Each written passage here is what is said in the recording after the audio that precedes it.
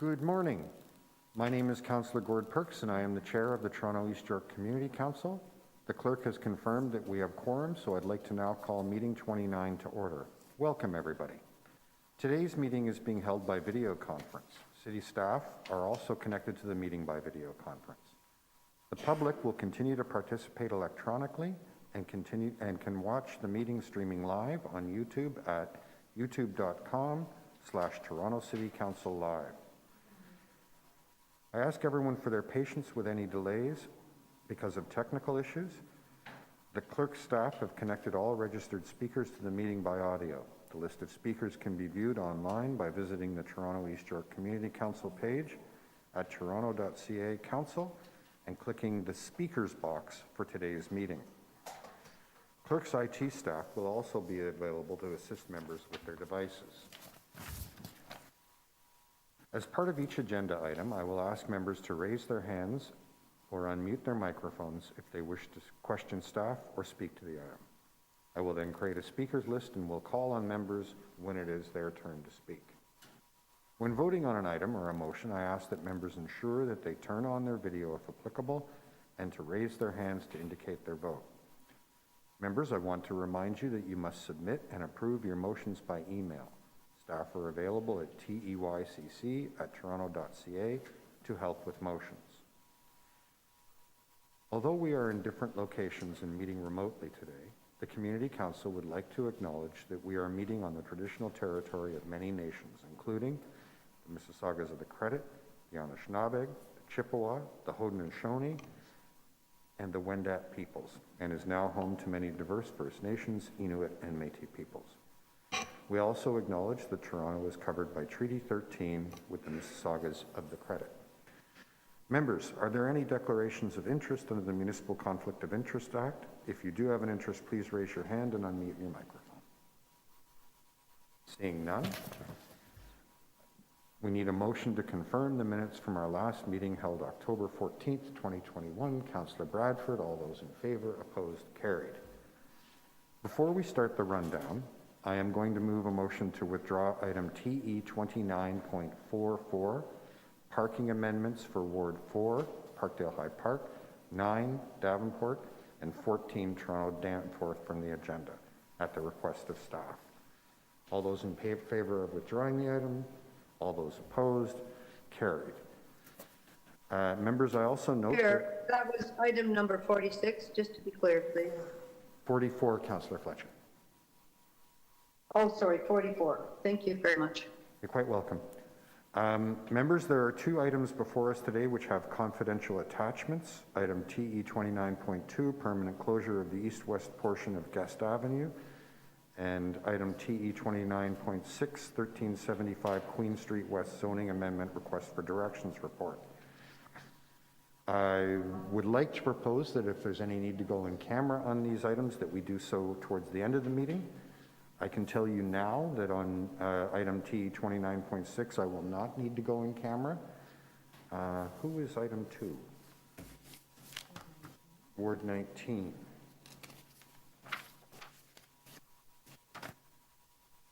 Councillor Bradford, do you anticipate needing to go in camera for that item?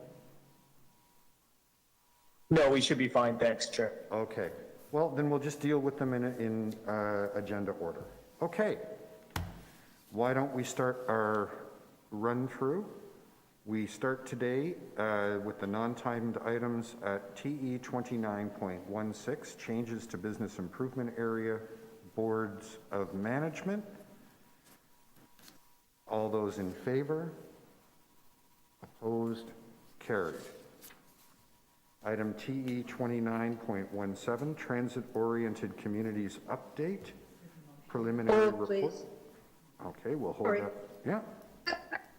We'll Pretty hold that. eager to hold that. That's great. It makes it easier for me to know. Item TE 28.9.18, 640 Lansdowne Avenue, zoning bylaw amendment application. That's in Councillor Bailau's ward. She's asked me to hold her items as she is running a little bit late. So I will hold that.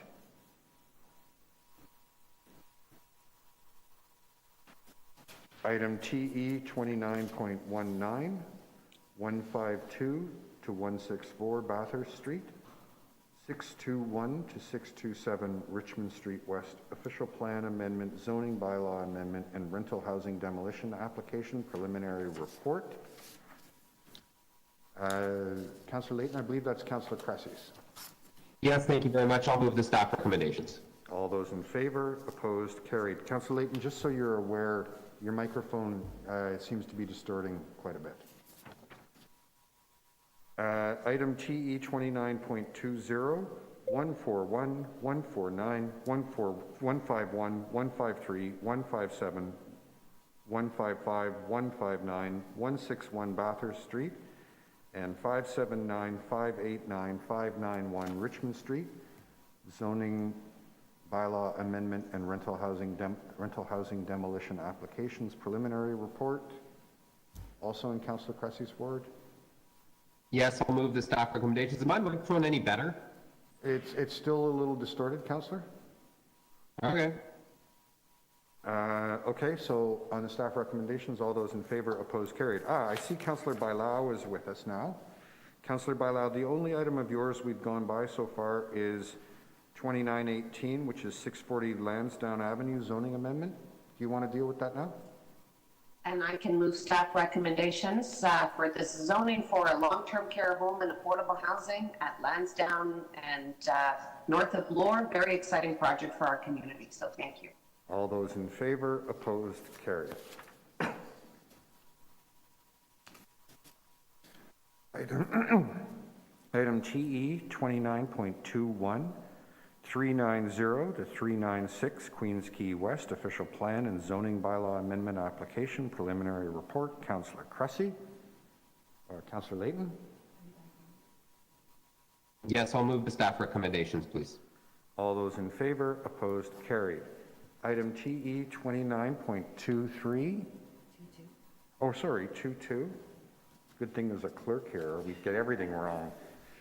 241 Richmond Street West and 133 John Street, zoning amendment application, preliminary report. Councillor Layton on behalf of Councillor Cressy.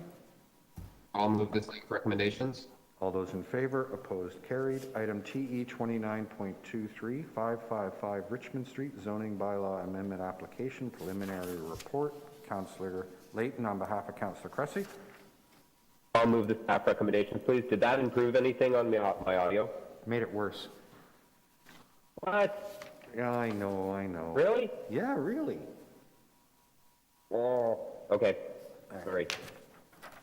So all those in favor, opposed, carried. Item TE 29.24, Van Ollie Street, official plan amendment and zoning bylaw amendment application, preliminary report. Councillor Layton on behalf of Councillor Cressy. I'll move the staff recommendations. All those in favor, opposed, carried. Item TE 29.25, 110 to 116 Avenue Road, zoning bylaw amendment application, preliminary report. Councillor Layton. I'll move the staff recommendations. All those in favor, opposed, carried. Item TE 29.26, 1235 and 1255 Bay Street, official plan amendment and zoning amendment application, preliminary report. Councillor Layton. All right, I put these goofy things on. That better be a little bit better. It's a little bit. No? Better. It's a little bit better.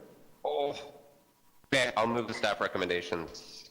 All those in Let favor? us know when the plane is landing, Councillor Layton. Yeah, that's Okay. Thanks a lot. City, I put my chair in the upright position and folded down the seat back in front of me. Okay. All those in favor, God. opposed, carried.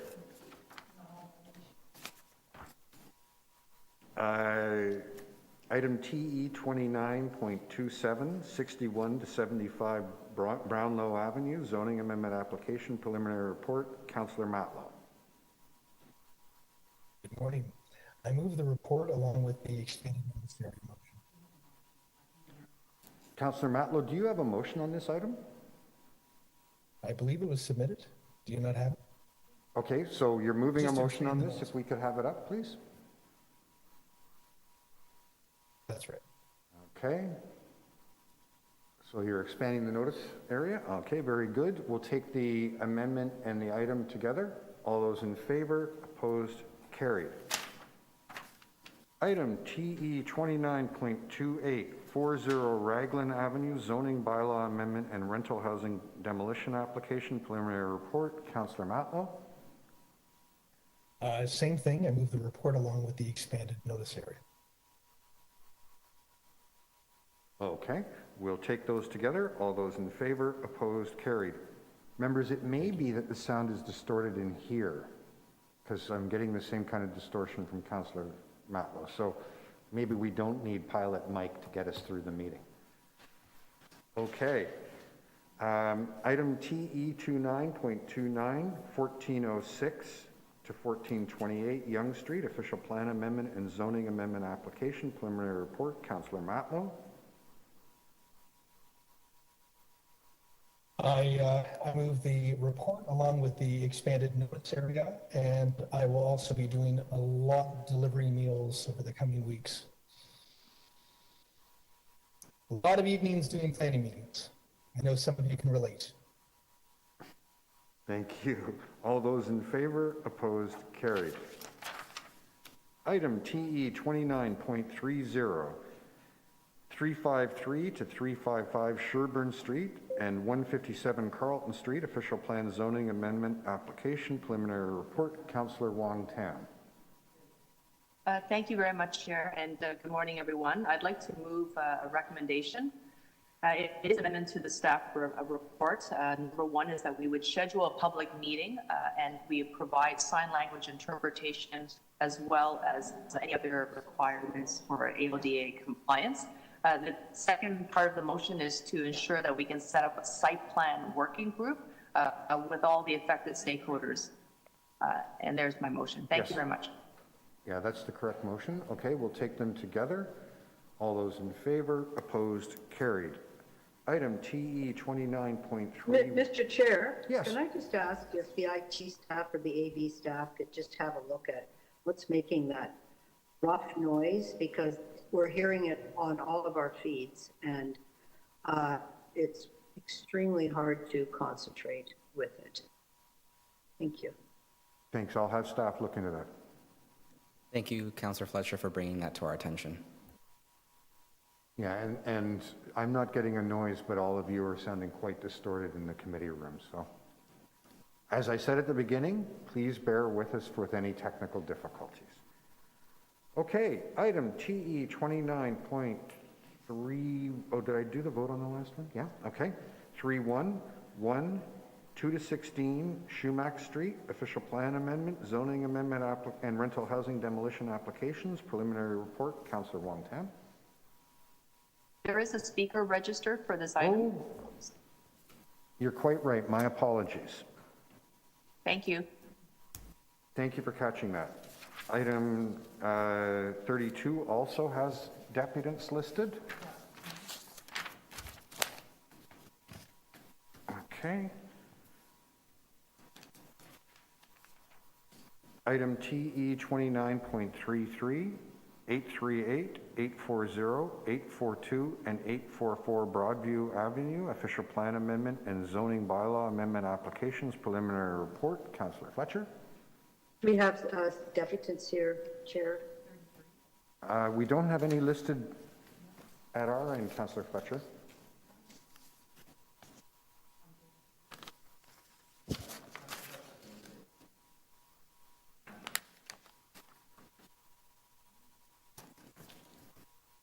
They're listed on the sheet. They're here online.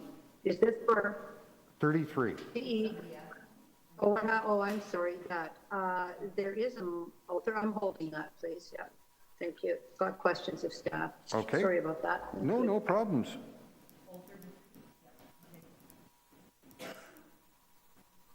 Okay, we'll hold that. Item TE 29.34, 33 and 39 Davies Avenue, zoning amendment application, preliminary report. Councillor Fletcher. Thank you. I did put some motions in, but it was late, and I'm not sure if the clerk needs a few more minutes. Okay, we don't Could have you those check, yet? please? We don't You have don't? those yet, so I'll hold that in your name. Oh, okay, thank you. Item TE 29.35, construction staging area, 400 through 420 King Street West at Charlotte Street. Councillor Layton on behalf of Councillor Cressy. I'll move the staff recommendations. All those in favor, opposed, carried. Item TE 29.36, construction staging area, time extension. Oh, members, I need a quick vote to reopen 35. All those in favor, opposed, carried. Councillor Cressy had submitted a motion on this. We could have that motion, please.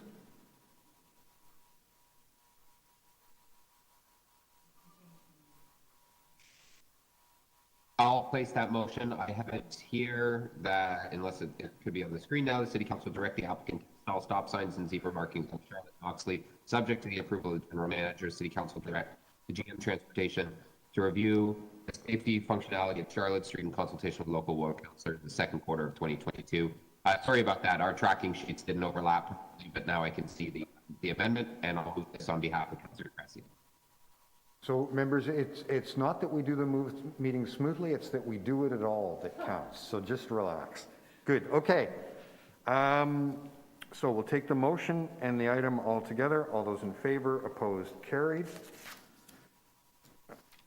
Item TE 29.36, construction staging area, time extension, Markham Street, Mirvish Village, phase 2 and 3. Councillor Layton. Thank you very much, Mr. Chair. I have an amendment to this motion with thanks to some of my residents for highlighting a couple of problems on the site. Okay, we'll take the motion and the item together. All those in favor, opposed, carried. Item 37 has a deputant.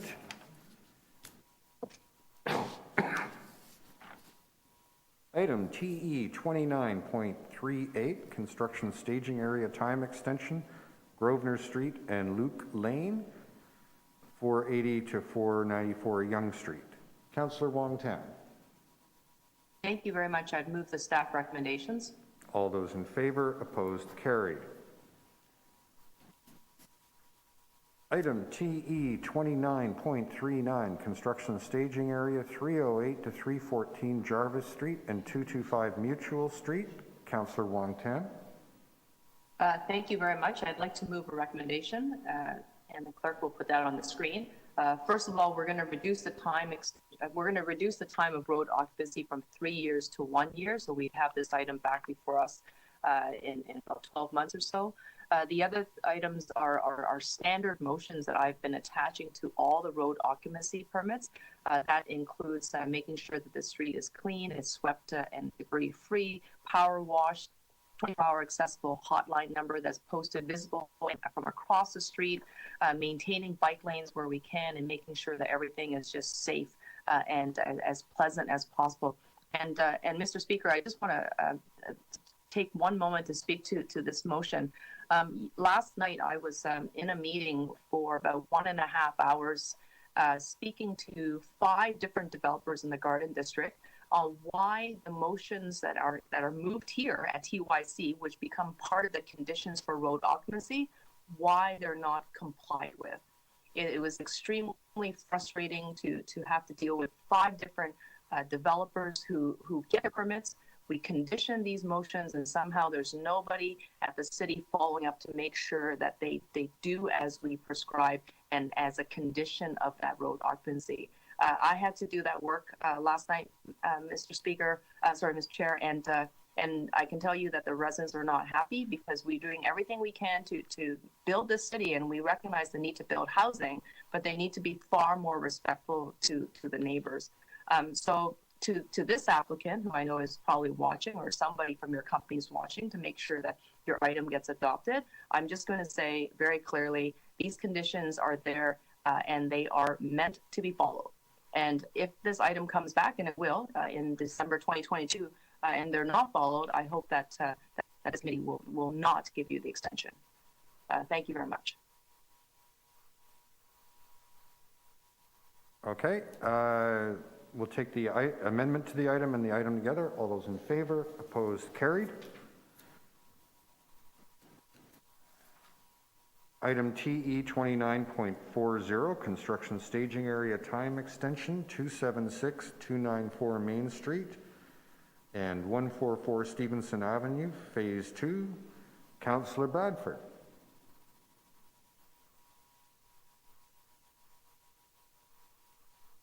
Thank you, Mr. Chair. I would like to move the staff recommendation, please. All those in favor, opposed, carried. Item TE 29.41, parking amendment, Dewborn Avenue, Councillor Matlow. I move the recommendations. All those in favor, opposed, carried. Item TE 29.42, parking amendment, Menin Road, Councillor Matlow. I move the recommendations. All those in favor, opposed, carried. We have deputants on item 43. Item 44 has been withdrawn, so we will go to item 45, accessible parking spaces, Runnymede Road, non-delegated. I'll move the recommendations. All those in favor, opposed, carried. Item TE 29.46, accessible parking spaces, November 2021, delegated. I'll move the staff report. All those in favor, carried. Item TE 29.48, removal of on, oh, 47. Sorry, look at that. I went right past 47. I apologize, Councillor Bailao. It was inadvertent. Item TE 29.47, removal of on-street accessible loading zone, Davenport Avenue. Councillor Bailao. Move staff recommendations. All those in favor, opposed, carried. Item TE 29.48, removal of on-street accessible loading zone, Perth Avenue. Councillor Bailao. Recommendations. All those in favor, opposed, carried. Item TE 29.49, Councillors Layton, Wong-Tam, and Fletcher. Somebody had a motion. You know which member had a motion? Councillor Fletcher, you have a motion?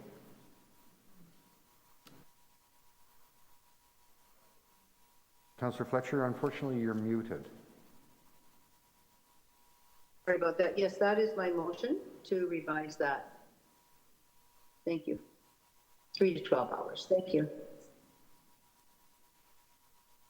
Okay, we'll take that amendment and the rest of the item together. All those in favor, opposed, carried. Item TE 2950, motor coach parking and loading zone amendments, various locations. Councillors Cressy, Layton, and Wong-Tam. One of you care to move it? Councillor Layton. All those in favor, opposed, carried. Item TE 29.51, parking machines and commercial loading zones, various streets intersecting Bloor Street West. I'll move that. All those in, oh, sorry. No.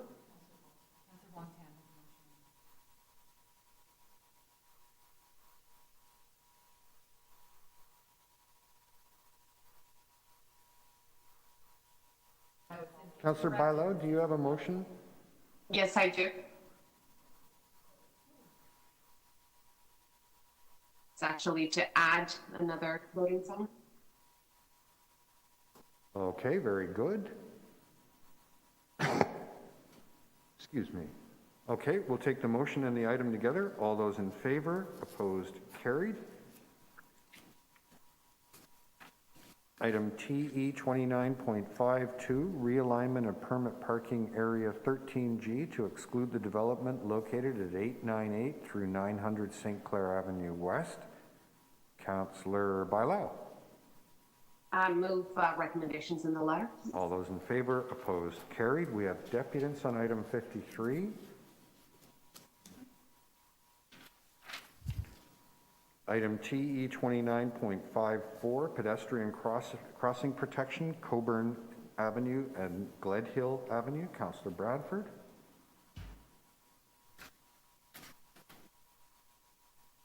Thank you, Mr. Chair. I'd like to move the staff recommendations. All those in favor, opposed, carried. Item TE 29.55, appointment to the Board of Management of Cecil Community Center. Councillor Layton. Yes, I'll move the staff recommendations. All those in favor, opposed, carried. Item TE 29.56, appointment of public members to the Moss Park Arena Board. Councillor Wong Tam. I would like to move the staff recommendations and welcome everyone to the Moss Park Arena. All those in favor, opposed, carried. Item TE 29.57, appointments to the Board of Management of the 519 Church Street Community Center. Councillor Wong Tam. Yes, I'd like to move the staff recommendations and welcome the returning members to the board of the 519. All those in favor, opposed, carried. Item TE 29.58, appointments to the Board of Management of the Ralph Thornton Community Center. Councillor Fletcher. That, I'll move it, Mr. Chair. Thank you. All those in favor, opposed, carried. Item TE 29.59, implementation of permit parking on Davenport Road between Berryman Street and New Street. Councillor Layton. Yes, thank you very much, Mr. Chair. I'd like to, it's been introduced, right? I can just move the recommendations in the recommendations in the report. Sorry, I was on the wrong item. Oh, hang on one moment.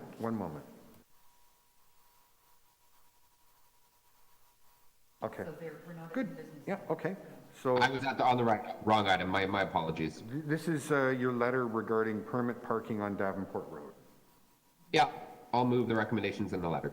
All those in favor, opposed, carried.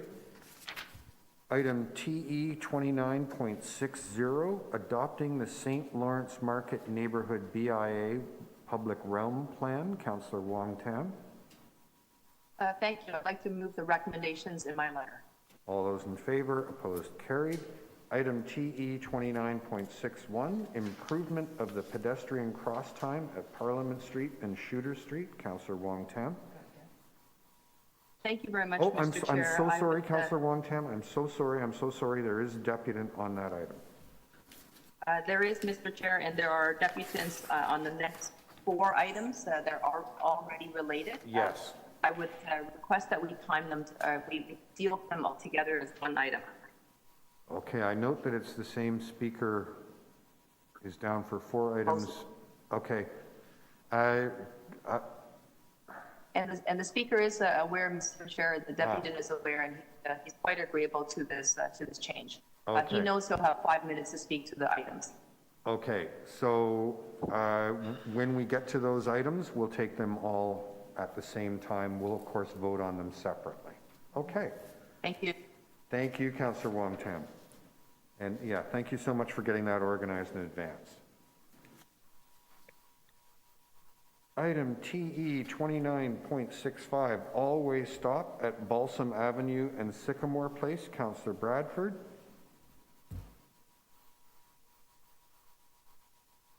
Thanks, Mr. Chair.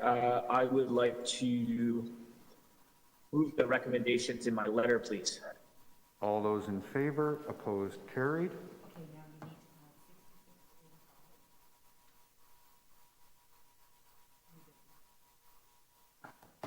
Okay, I need a motion to introduce items TE 2966 through 85.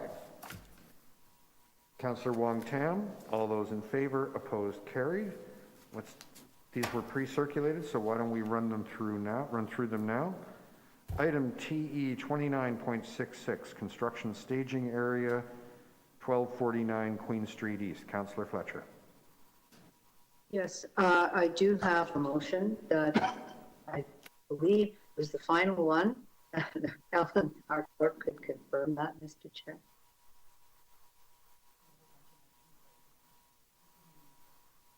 If not, we'll just hold it. We've been going back and forth. Okay. on that. Okay, we've only just received them this minute, and we need to process them through, so we'll hold that in your name, Councillor Fletcher. Thank you so much. Yeah, members, please be aware, the clerks receive like many motions from many different councillors all at the same time, so if you send them just a couple minutes ahead of your item, we may have to hold it down for a little while. I just think there's a volume. I believe it was sent earlier, but I understand completely if she hasn't had a chance to get at it, Mr. Chair.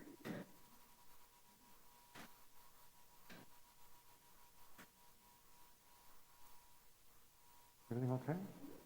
Okay.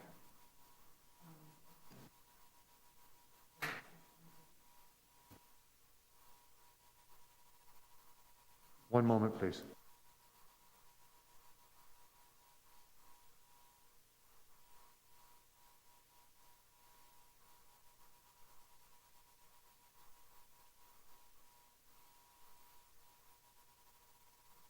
No problem.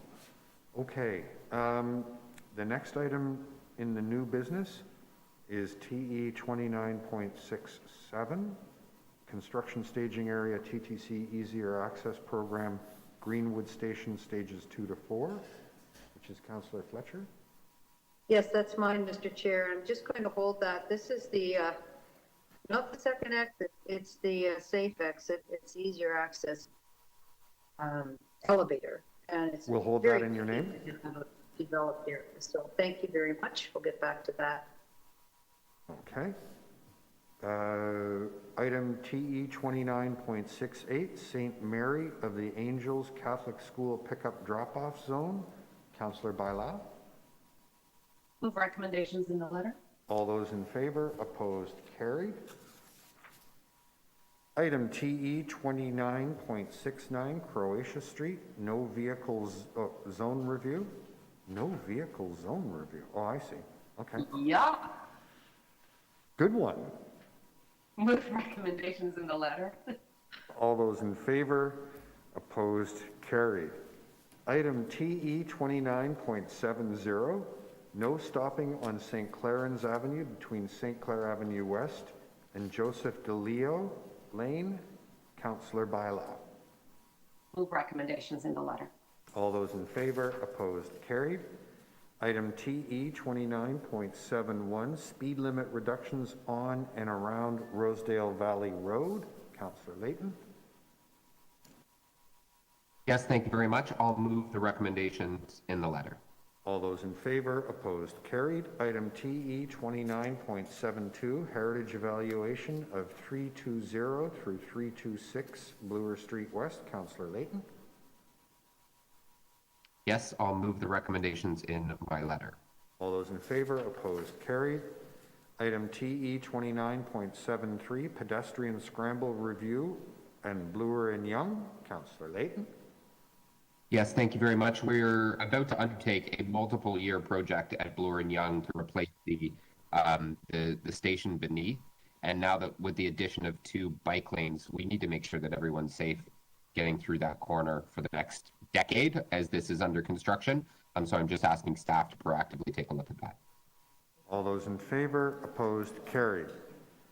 Item TE 29.74, additional speed hump on Hillsdale Avenue East between Yonge Street and Mount Pleasant Road. Councillor Matlow. I move the recommendation. All those in favor, opposed, carried. Item TE 29.75, parking amendments on Dewborn Avenue. Councillor Matlow. I move the recommendation. All those in favor, opposed, carried. Item TE 29.76, parking amendments on Redpath Avenue. Councillor Matlow. I move the recommendation. All those in favor, opposed, carried. Item TE 29.77, requesting pickup and drop-off parking amendments at the St. Michael's Choir School, 67 Bond Street. Councillor Wong Tam. Thank you very much. I'd like to move the recommendations in my letter. All those in favor, opposed, carried. Item TE 29.78, improving pedestrian and cyclist road safety on Shooter Street. Councillor Wong Tam. Thank you. I'd like to move the recommendations in my letter. All those in favor, opposed, carried. Item TE 29.79, Bloomfield Avenue and Greenwood Avenue traffic study. Councillor Fletcher. Yes, I believe that, please see the motion posted, please. Thank you. Just make sure the recommendation has May 2022. Thank you.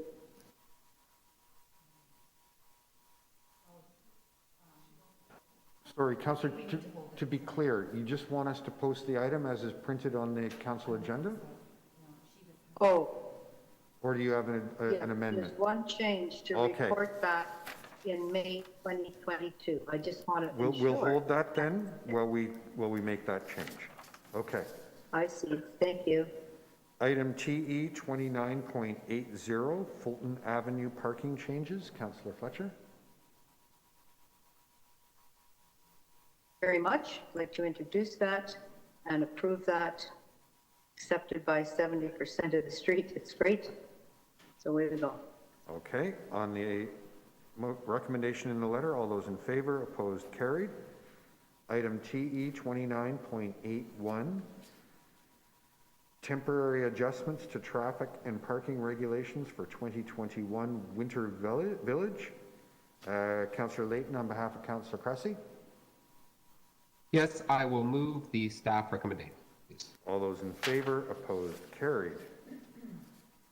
Item TE 29.82, temporary adjustments to traffic and parking regulations for the 2021 Winter Village, non-delegated. Councillor Layton on behalf of Councillor Cressy. I'll move the recommendations in the letter. All those in favor, opposed, carried. Item TE 29.83, temporary 24-hour permit parking extension for Winter Village in the Distillery District. Councillor Wong Tam. Yes, thank you. I'd like to move the recommendations in my letter, and that wraps up the parking situation in the distillery for the Winter Village. Thank you.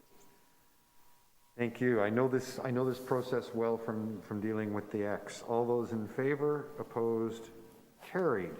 Item TE 29.84, 375 Queen Street West, Strata Air Rights Sale. Councillor Layton on behalf of Councillor Cressy. Yes, I'll move the staff recommendations. All those in favor, opposed, carried. Item TE 29.85, 545 King Street West, loading zone. Councillor Cressy, or Councillor Layton on behalf of Councillor Cressy. Yes, thank you very much. I will move the recommendations in the letter. Okay. And everyone gets a cookie because we completed our agenda run through. Chair? Yes. That item 2934, for which a motion was put in, I think the clerks now have it. I wonder if you'd like to dispose of that now. Please, dear.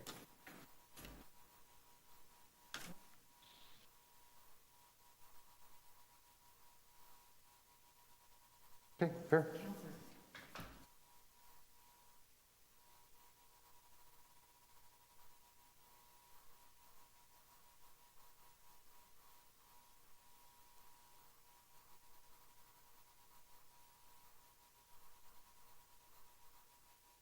Just come back later. Yeah, we will alert you when we're ready to dispose of it. Okay? Oh, great. Thank you so much. Yep.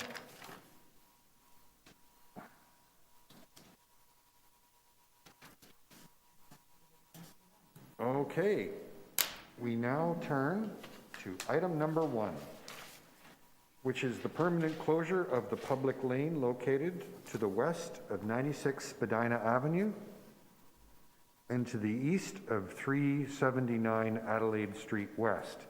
There are no deputants listed on this item. Councillor Layton on behalf of Councillor Cressy. Yes, thank you very much, Mr. Chair. I will move the staff recommendation. All those in favor, opposed, carried. And now the meeting truly begins. We have our first deputants for item TE 29.2, permanent closures of the east-west portion of Guest Avenue. The first deputant I have listed is Pedro Lopez. To the chair, one moment, please. Okay.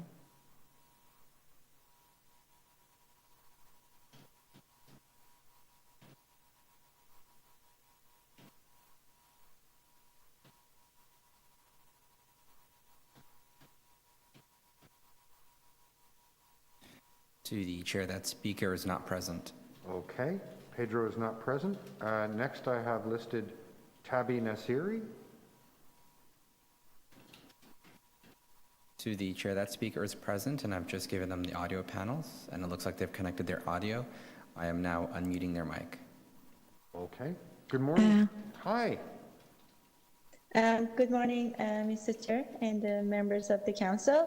Welcome, I'm Tabi. Tabi So Nasiri. you're going to be given 5 minutes to address the committee. You can begin whenever you're ready.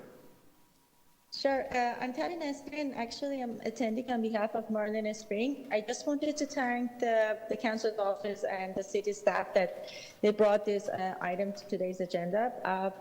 I don't have any particular item to speak to today, but I'm happy to answer any question that the council may have.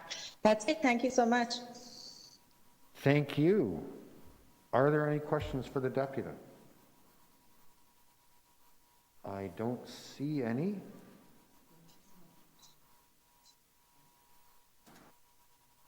Thank you for joining us and making yourself available today, Tabi. So, Awesome. Thank you. those are all the deputies. Councillor Bradford, are there any questions of staff? No? Councillor Bradford, over to you.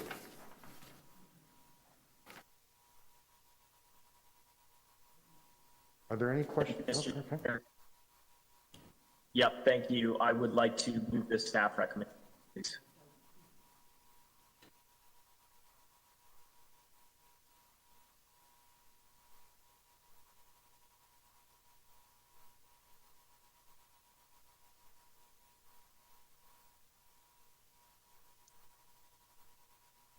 Sorry, did you hear me? It froze up a little bit for a second there, Brad. So, hang on. Me. Okay. Councillor Bradford, I do need 2 technical motions from you. One is to receive the confidential report for information, and the other is to approve the... It's just the recommendation about disclosing the confidential. Yeah, to approve receipt of the supplementary. Yeah. Your staff Okay. were alerted to this. Do you have, why don't we just put it up on the screen? Do we put it on the screen? Yeah, Please. that'd be great. Yeah.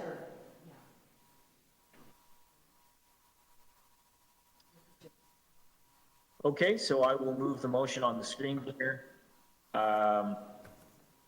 Okay, so we'll take that and the item, all those, oh, there's a second one? I'm sorry, guys. So much I'm doing today. Can we have the second motion, please?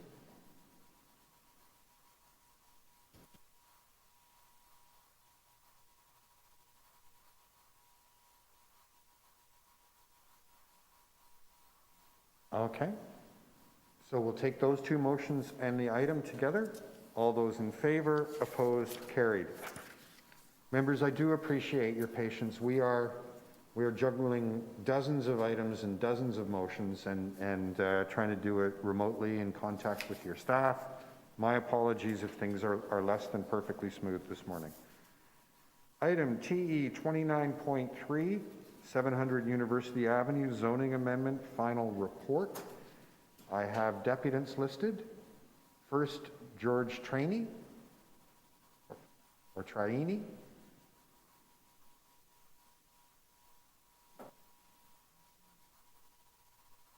To the chair, that speaker is not present. Okay.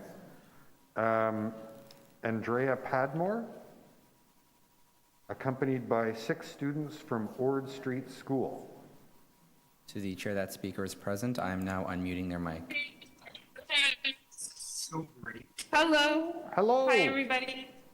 So I'm I'm Miss Padmore from Ord Street Public School, and I have 6 students here that would like to share some of their thoughts about the construction. First up, we have Maddie. Come on over, Maddie.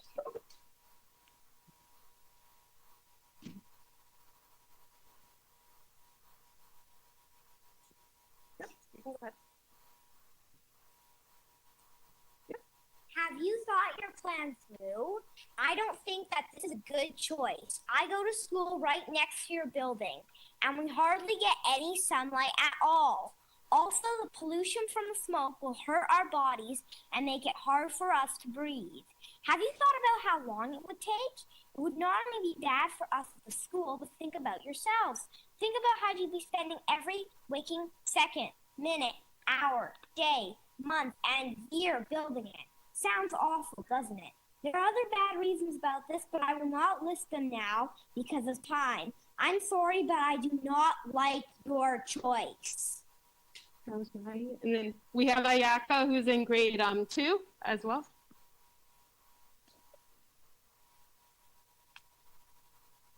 Hi, I am Ayaka. Did you know my school is right next to the Hydro building and it's 107 years old and I love it. I know that you want to build a 56-story building next to Hydro and I do not like that idea. I think you should not build a 56-story building because it will block the sun and make more wind and it will be colder. It will pollute our plants, trees, flowers, and animals. If you are going to pollute our plants, can you please plant some plants for us? I think it will be too noisy and stressful for the people in my neighborhood. It also might be too smelly, and at school we have to keep windows open to keep us safe from COVID. I hope you change your mind not to build a 56-story building. Thank you. And then we have Shuma, who's in grade 3. Did you know that Ord is over 100 years old? I really like this school because I get to learn a lot of things. I know that you want to build a 56-story building next to my school, but I totally disagree. First, I think it's a bad idea to build a 56-story building next to my school because it's going to be really crowded and we will not be able to social distance. Secondly, I don't want you to build a 56-story building next to my school because it's going to be really hard to concentrate with all the noise. Also, I don't want you to build a 56-story building because you did not ask us school kids for permission. Lastly, if you build a 56-story building, can you please plant some trees in our yard? And if you build the building, can you please add some flowers too? Please agree with my ideas. Thank you. And then we have 3 more. We have Mabel, who's in grade 2. Or we'll go to Agnes first, who's in grade 2. No, we're gonna go to Liam, who is in grade 2, and then we'll come back to Agnes and Mabel. All right, go ahead, Liam. I think making the building taller is a good thing and a bad thing because the good thing is people could get more money. The bad thing is the smell. I choose the smell because the trees could die. And if the trees die, we don't have enough air. That's why trees are important. Secondly, I think making the building taller is a bad thing because the noise. Because if the building is too noisy, we can not do our work. So making the building 24 stories tall, so it can make the construction a little bit shorter. And if you make the building 56 stories tall, it might block the workers from doing their work because of the sun. So don't make the building 56 stories tall. So do not make the building 56 stories tall. And I do not like your idea. Sorry, but still. Make the building 24 stories tall. Okay, but still, it makes people more money. What do you think? Thank you, Liam. Just 2 more. We're coming back to Mabel. You can do it, Mabel. Go. Hello. Did you know that I spend 8 hours a day at school? And it's 107 years old, and I love it. I know that you want to build the building tall. It makes me new, and I don't like it. I don't think it's a good idea because we already have a lot of construction. And with you building the building taller and building a new building, it'll be so loud. Next, it'll be polluting the air with all your trucks. And we already have a lot of trucks in our schoolyard. Also, it will be so cool. And the sun is so important to lots of people, plants, and animals. Lastly, you would be cutting down trees, and there will be less green space. So maybe you can give us more green space. Please change your mind. Thank you, Mabel. Great job. Okay, our last one up, Agnes, who's in grade 2.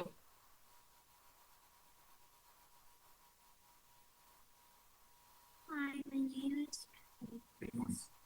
Do you know that? Do you like nature? If so, I think you should not make the hydro building taller. First of all, it might be unsafe. Second of all, you have not asked kids like me. Most of all, it will be taking away our nature. But it might be a good idea because as it will give more homes for people. But I think that you should just build it one story taller. Thank you. Thank you. Thank you, everyone, for listening. Thank you, Ms. Padmore. Please tell your students those were some of the best deputations we've heard in a year or two. Are there any questions of the deputants? No, seeing none. Thank you. Thanks again to the class and all the students for sharing your thoughts with us. Are there any questions of staff on this item? No, seeing none.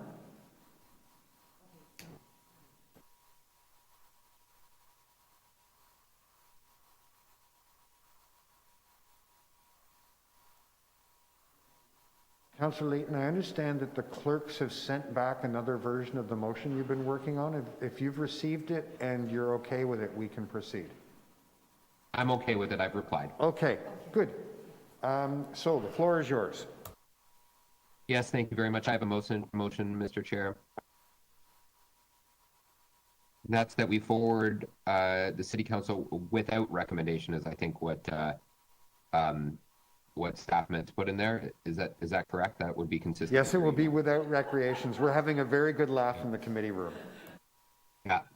And that two, that we request city staff to continue to work with the applicant prior to City Council to resolve outstanding concerns respecting the community benefits set at recommendation 3, including but not limited to recommendation 3A regarding the allocation of 8.2 million in section 37 contributions towards maximizing on-site affordable housing. And recommendation 3B regarding securing additional measures to address noise and dust impacts from construction on the adjacent school, public school, to address any health and safety concerns and any costs associated with abatement for dust or noise for the TDSB, both inside the school and the adjacent schoolyard, and to report directly to the December 15th, 16th, 2021 meeting of City Council on their findings. This is a tough project, right? Like, we're on top of a subway line. It's an existing, somewhat heritagey building. If you know the building, it's the big curved mirrored one.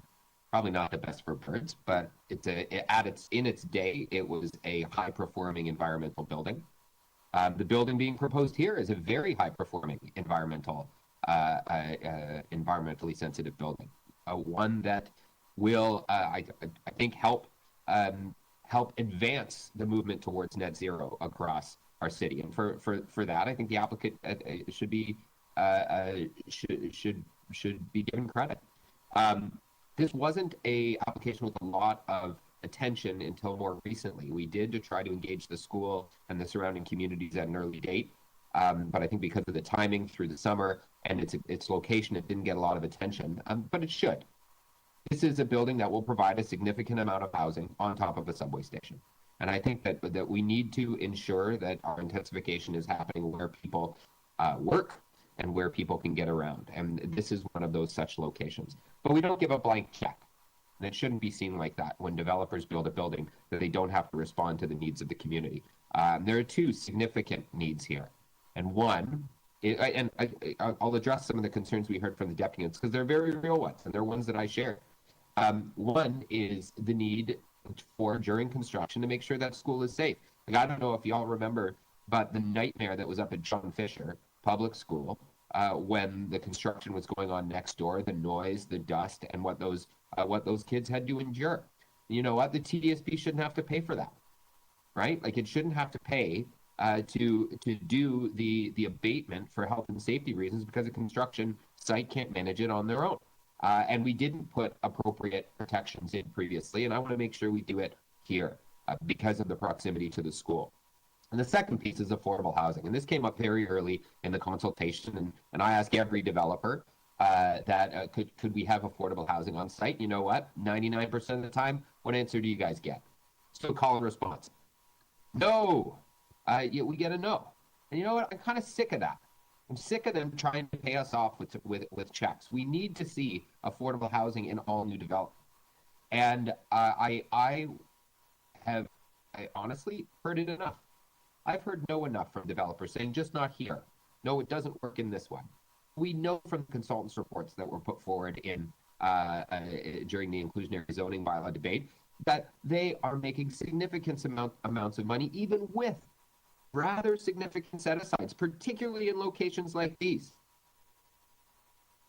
Now, there's $8 million on the table here, and rather than just force inclusionary zoning without any benefit onto the developer, I approached the developer about saying, what if we brought the open door policy and this $8 million, how much could we build? Let's be ambitious. Let's get some on-site affordable housing. Well, I got a no, and for my trouble, you'll see in the communications, we got a threatening email saying, if you push this on us, we're going to take you to the board and we're going to fight that Section 37 set aside. You know what? Enough is enough. Let's get affordable housing in every building. If we have to put on the table the Section 37, I'm happy to do so in this case. But I want to see the developers start saying that we're going to be more inclusive in these new developments. Because you know what? This building, it's right beside the university, and it's right beside the hospital district. You know what? If people that work in the hospital or that go to that university can't afford to live here, we've done a disservice. Now, to the shadowing, I know it's a real concern in this school and in all schools. I think even a single-story addition in this building would maintain a shadow on the schoolyard. I think what we can do is, in order to help address some of the concerns, is through the process of developing a construction management plan, we can do our best to protect those kids. And I'm prepared to put that work in, as I know it will have an impact. But in the longer city building initiatives of the city, putting housing around public transit is a net positive, and this building is actually particularly good on the environmental angles and will create what is a much more inviting pedestrian and public domain in front of the building that's right now just kind of a set of stairs and some recessed patios. So I appreciate your support on this, and hopefully we can get it resolved by council. Okay. Any questions of the mover? Any questions of any other members wish to speak? No? We're ready? Okay. We'll take the amendment and the item together. All those in favor, opposed, carried. By the way, members, we may want to consider bringing a rule to the next meeting that all deputants at this community council must be under 10 years of age. I think the meetings would go much better. Okay. That brings us to item TE 29.4, 212 to 218 Dundas Street East, and 279 and a half George Street zoning amendment applications final report. I have a deputant listed, Michael Goldberg. Good morning, everyone. It's Michael Goldberg. Hi, Michael. I can hear you, but you're a little bit faint. Could you get closer to your microphone or work with the volume somehow? I'll try. How was that? It's a little bit better. We can hear you, but please speak up as much as you can. Okay? Michael, I'm going to give you 5 minutes to address the committee. You can start as soon as you're ready. Thank you so much. I can report that I am in excess of 10 years old, and I apologize for that. But having said that, I really don't have anything to add to the staff report. The applicant worked very closely with the counselor and with the staff to arrive at this positive recommendation, and we thank both the counselor and the staff for this. And I'm really here just to say I'm available for any questions should there be any. Thank you very much. Thank you, Michael, and thank you for making yourself available. Are there any questions of the deputy? No, seeing none. Michael, have a very good day. Thank you for joining us today. Are there any questions? Are there any questions of staff? Seeing none, Councillor Wong-Tam, I believe the floor is yours. Thank you very much, Chair. I have a motion I need to have moved. The clerk will put that on the screen. We're going to amend the recommendations and to add 2 additional items. The applicant will withdraw its appeal of the Garden District Heritage District plan. So that is an appeal that's gone to the OMP. The applicant will also withdraw its appeal to the Priority Retail Streets City-initiated zoning bylaw amendments. And that's going to be on top of the other withdrawals that the applicant has before us. This before everyone, is there static on everyone's line, or is it just me? It is, just one moment, please.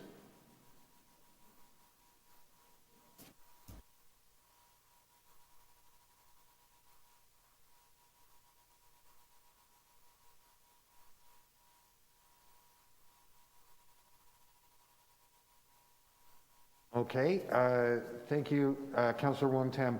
I just got a stern talking to from IT. Somehow this is all my fault, so I'll fix that now. Okay, so Councillor Wong Tam, the floor is yours. Okay, thank you very much, Chair. I want to just recognize that this application is actually affecting Fillmore's, the hotel that many people will be aware of. It's right at the corner of George Street and as well as Dundas. It is a pretty iconic location. It's just where Dundas Street East just does that little bit of bend, and everybody's either walking up or perhaps driving or cycling will sort of see it sort of rise on the horizon. The application itself is going to be preserving the Fillmore's Hotel. There is obviously going to be density that's added. And I want to recognize that, this is an area of tremendous change and transformation. Directly across the street, we're building the world's largest business incubator and accelerator with the Indigenous community. And it's going to be a significant asset for our area and neighborhood. And one of the things that we're now working on, which is now in the Fillmore site, or this particular location, is to see if we can actually build more high quality commercial/community space in this site. So therefore, perhaps we can try to bookend this corner and do something very meaningful. There are obviously significant challenges. This is not a straightforward little square box. And the building itself has a bit of a flat iron feel. So it is certainly iconic. It's a very important asset in the Garden District HCD area, and we'll look forward to getting it right as we move towards council. There is no Section 37 package that's agreed upon as of yet. We are still working through that. We are not exactly lined up and close with respect to the numbers, but I can assure members today that the contributions from Section 37 will go to a combination of affordable housing as well as dedicated community space on site. I want to thank the community. They're not here today to dispute against it. They're not here today to dispute for it. I think they're largely aware that this application is one that they're going to work really hard to make sure that the applicant is going to build in a respectful manner, respect the community with respect to noise and vibrations, impacts around construction. They have built directly across the street from us before, and they did that over the past 3.5 years. That particular location is now finished. I think the community is largely happy with that outcome, and we're now going to embark on basically building up what is an underutilized site. This is simply a parking lot that's attached to the hotel. The hotel will stay and be repurposed, and the parking lot will see construction that will ultimately become new homes for people in the area and perhaps people moving into the city. And we'll look forward to that. Thank you very much.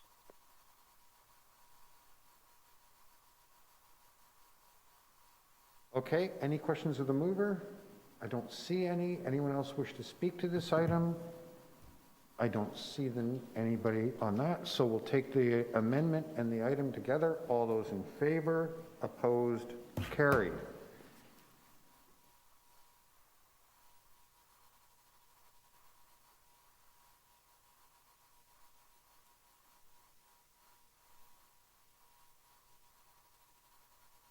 Item TE 29.5, 230 to 232 Carlton Street, and 33 and 39 Aberdeen Avenue, official plan amendment and rental housing conversion applications. Final report, Councillor Wong Tam. We have no deputants on this item. Yes, thank you very much, Chair. I'd like to move the recommendations in the staff report. This is a fairly straightforward application. There will be no material change physically to the building. The only change that we're seeing is simply amendments on paper. Thank you very much. Okay, thank you. All those in favor, opposed, carried. All right, next. Item TE 29.6, 1375 Queen Street West zoning amendment, request for direction report. We have a deputant listed. Rick Amos. Rick, are you with us? Yes, I am, Gord. Hi, Rick. So you've got 5 minutes. You've done this before. Start when you're ready. Thank you very much, councillors.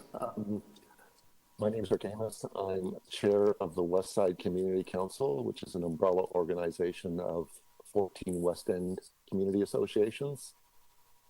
In reviewing the documentation, some confidential and not publicly available for this item, the proposal is an agreement to rezone for a height of 7 stories, down from the original application of 8 stories, is not in compliance with the current height restriction 14 meters or City Council approved increased height restriction 20 meters.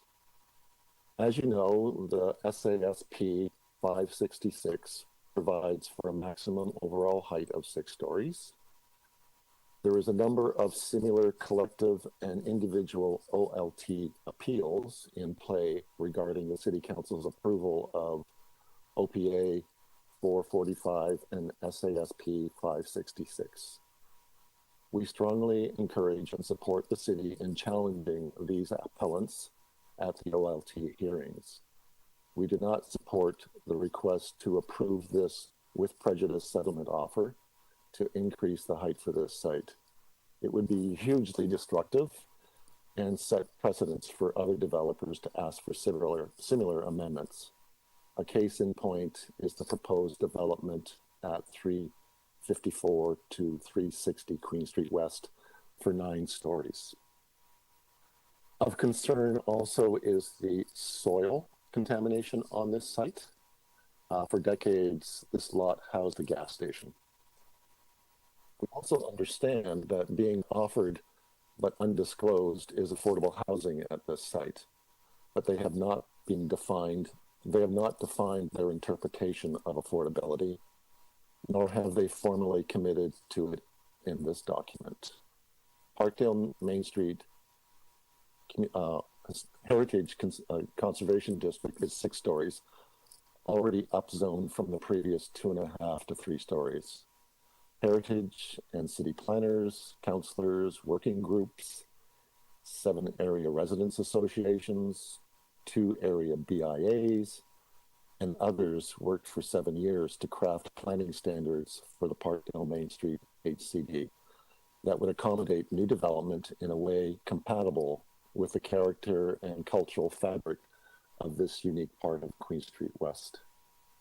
Toronto East York Community Council and City Council must respect this huge effort and reject applications asking to amend the official plan and the associated up-to-date heritage-sensitive zoning being put in place for the Parkdale HCD. The Westside Community Council feels there is a good case for what City Council finally approved being considered by LPAT. Now it's up to City Legal to mount a strong case, saying no to what the city planners have negotiated going before you is the better option. Let LPAT make the decision. I know the outcome may not be in our favor. Fingers crossed. Thank you. Thank you. Are there any questions of the deputants? Deputant? No? Any questions of staff? All right, seeing none. I'm going to move the staff recommendations, which are to adopt the confidential, authorize the release of the confidential if the item is adopted by council, and the recommendations, and direct that all other information in the confidential remain confidential. I want to address this briefly.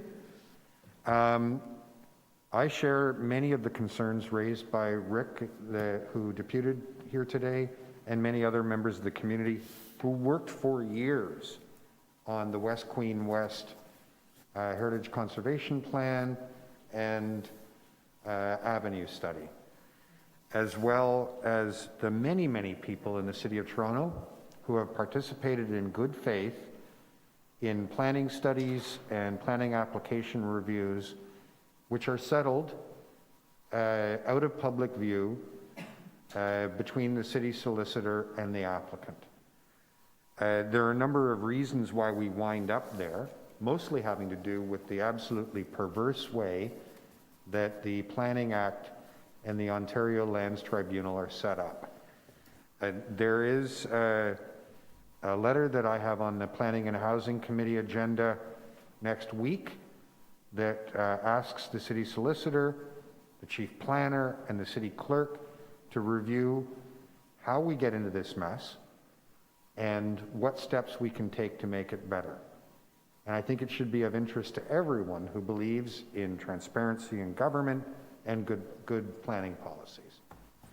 I wish I could say more about that, but unfortunately, like all of my colleagues who find themselves in this situation, I'm legally bound not to say anything more. So with that, members, reluctantly, I'll be moving the report. All those in favor? Opposed, if any? That carries.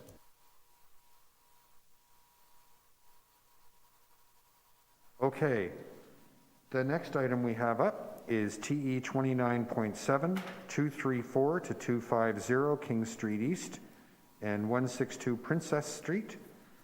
Zoning bylaw amendment application, request for direction report. Councillor Wong-Tam, there are no deputants on this item. Yes, thank you very much. I would be moving the staff recommendations. All those in favor? And to oppose the application in its current form at the OLT. Very good. All those in favor? Opposed? Carried. Item TE 29.8, 429 through 455 Richmond Street East and 69 through 75 Ontario Street. Zoning amendment application, request for direction report. Councillor Wong-Tam. Yes, thank you. I'll be moving the staff recommendations once again to oppose the application at the OLT and to hopefully continue dialoguing with the developer. It's all in the same area. There's a lot of aggressive development coming in, ambitious development, asking for more than they need, more than they deserve, to be quite honest, and more than is suitable for sustainable development. And we'll be spending some time at the OLT. Thank you. Thank you very much. All those in favor? Opposed? That carries. Item TE 29.9, 212 Dundas Street, alterations to a heritage property designated under Part 4 of the Ontario Heritage Act. I have no deputants. Councillor Wong-Tam. Thank you. This matter should have been dealt with the previous item, also sharing the same address, 212 Dundas Street. So I'll be moving the staff recommendations. Thank you.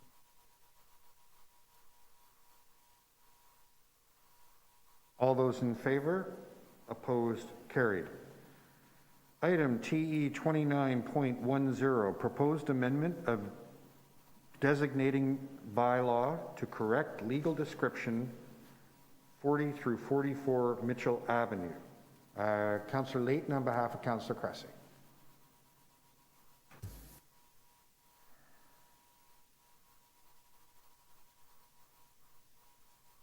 Councillor, I'm afraid you're on mute. Thank you very much. I just called you Madam Chair, so that's why I had a little laugh on my smirk on my face. I would like to move the staff recommendations. Okay, Councillor, you need never apologize when you've got your happy face on. It cheers all the rest of us up. Sure. Thank you very much. Okay. So on the item, all those in favor, opposed, carried. Item TE 29.11, residential demolition application 464 and 466 through 468 Winona Drive. Okay, that's it. I have no deputants on the item. Councillor Matlow.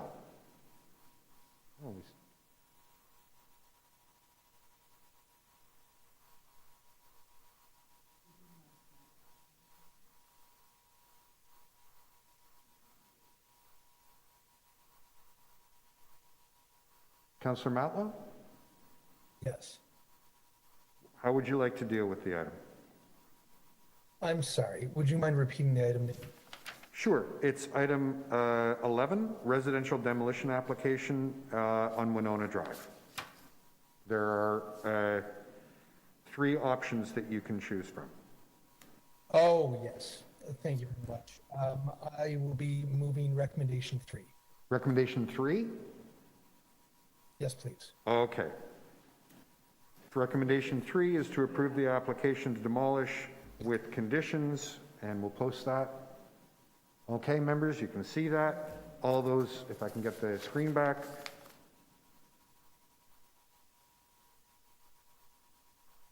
All those in favor, opposed, carried.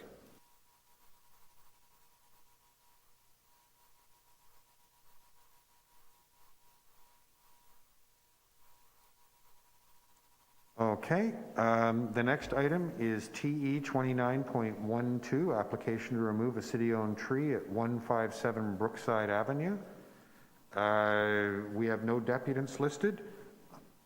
I'm going to move the staff recommendation, which is to deny the permit to remove the tree, the city-owned tree. All those in favor, opposed, carried. Item TE 29.13, application to remove a city-owned tree, 108 Watson Avenue. There are no deputants listed. I'm going to move the staff recommendation to deny the request to remove the city-owned tree. Item TE 29.14, application to remove a private tree, 81 Walnut Avenue. We have a deputant listed, Alan Gordon. Alan, are you with us? Yes, good morning. Good morning, Alan. So you're going to have 5 minutes to address the committee. You can begin whenever you wish. Sure. We're not debating that the tree is healthy, but we're a little bit fortunate to have probably combined with the front and backyard about 750 square feet. But we have 5 mature trees within that area. We have 4 in the back and 1 in the front. This one in particular is right in the middle. It's like a forest all the time. There's very little sunlight. So that's why we've gone through this process. It's difficult to enjoy the backyard when it's in the dark. We have a building that's almost 20 feet beside us and obviously just fencing. And our other neighbor has a tree that's probably the largest on the block. So it's a complete canopy pretty much at all times. So that's why we're looking into removing this particular one that's located almost in the center of the backyard. I don't have anything really further besides that, besides making a kid-friendly green zone for a young family. And this tree, even though we love trees, obviously we maintain the other 4. This one in particular, I think we'd be better off with more sunlight and enjoy the area. Thank you. That's about all the comments I have. Thank you, Alan. The application. Thank you very much. Are there any questions for Alan? Okay, seeing none. Alan, thank you for coming and sharing your thoughts with us today. Okay, that was the only deputant I have listed. Are there any questions of staff? No? Councillor Layton on behalf of Councillor Cressy. Yes, thank you very much. I've spoken to the local councillor, and I don't think that deferring the item so that he could hear from the deputant would change the result. And therefore, I'm prepared to move the staff recommendation to deny the removal of the tree. I think there's a number of reasons. One, it's a very large, very healthy tree. Our canopy goal of the city is quite clear.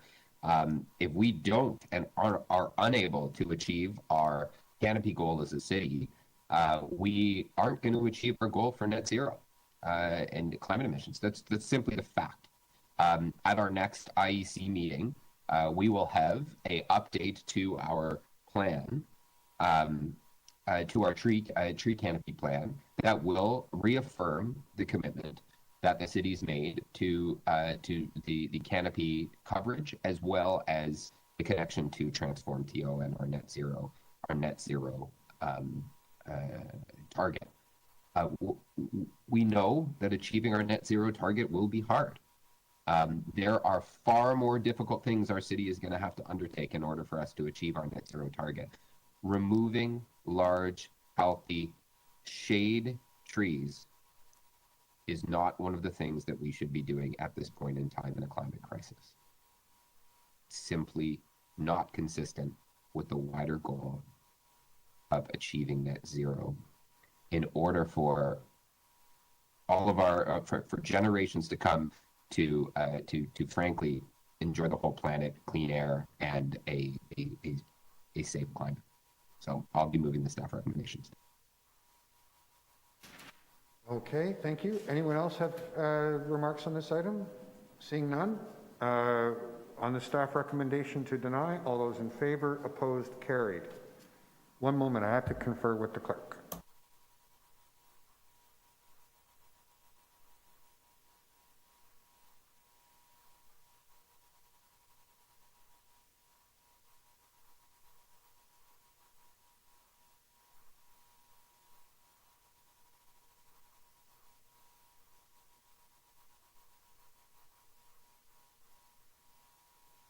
Okay.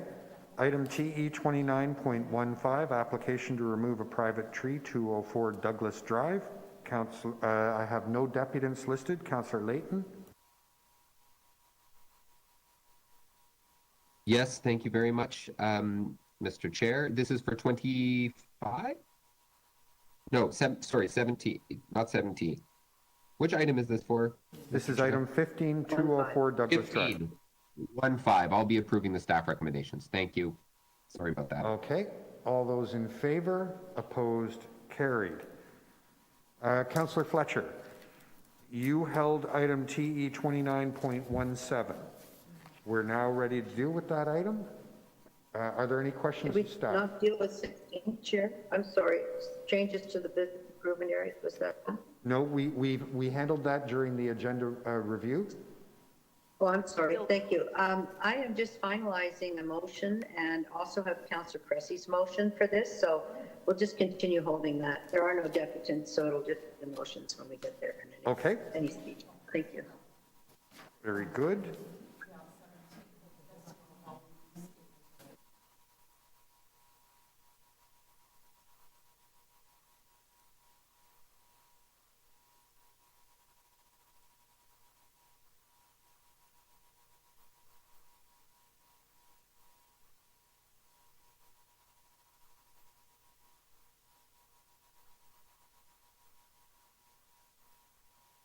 Okay.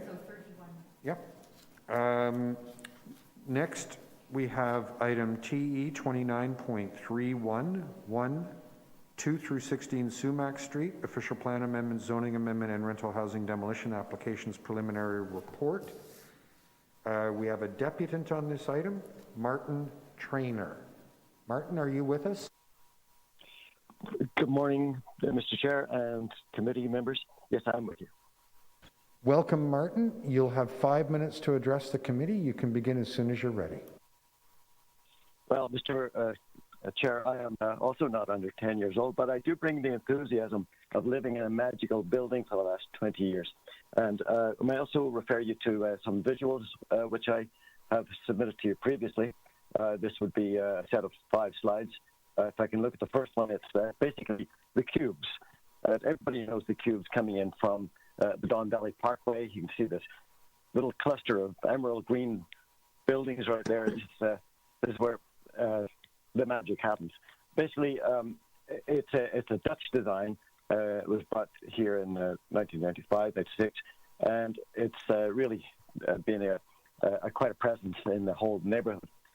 You can see from the slides there that the community and myself have really brought the gardens to life with tulips, and there's lots of wildlife. There's a groundhog, all this.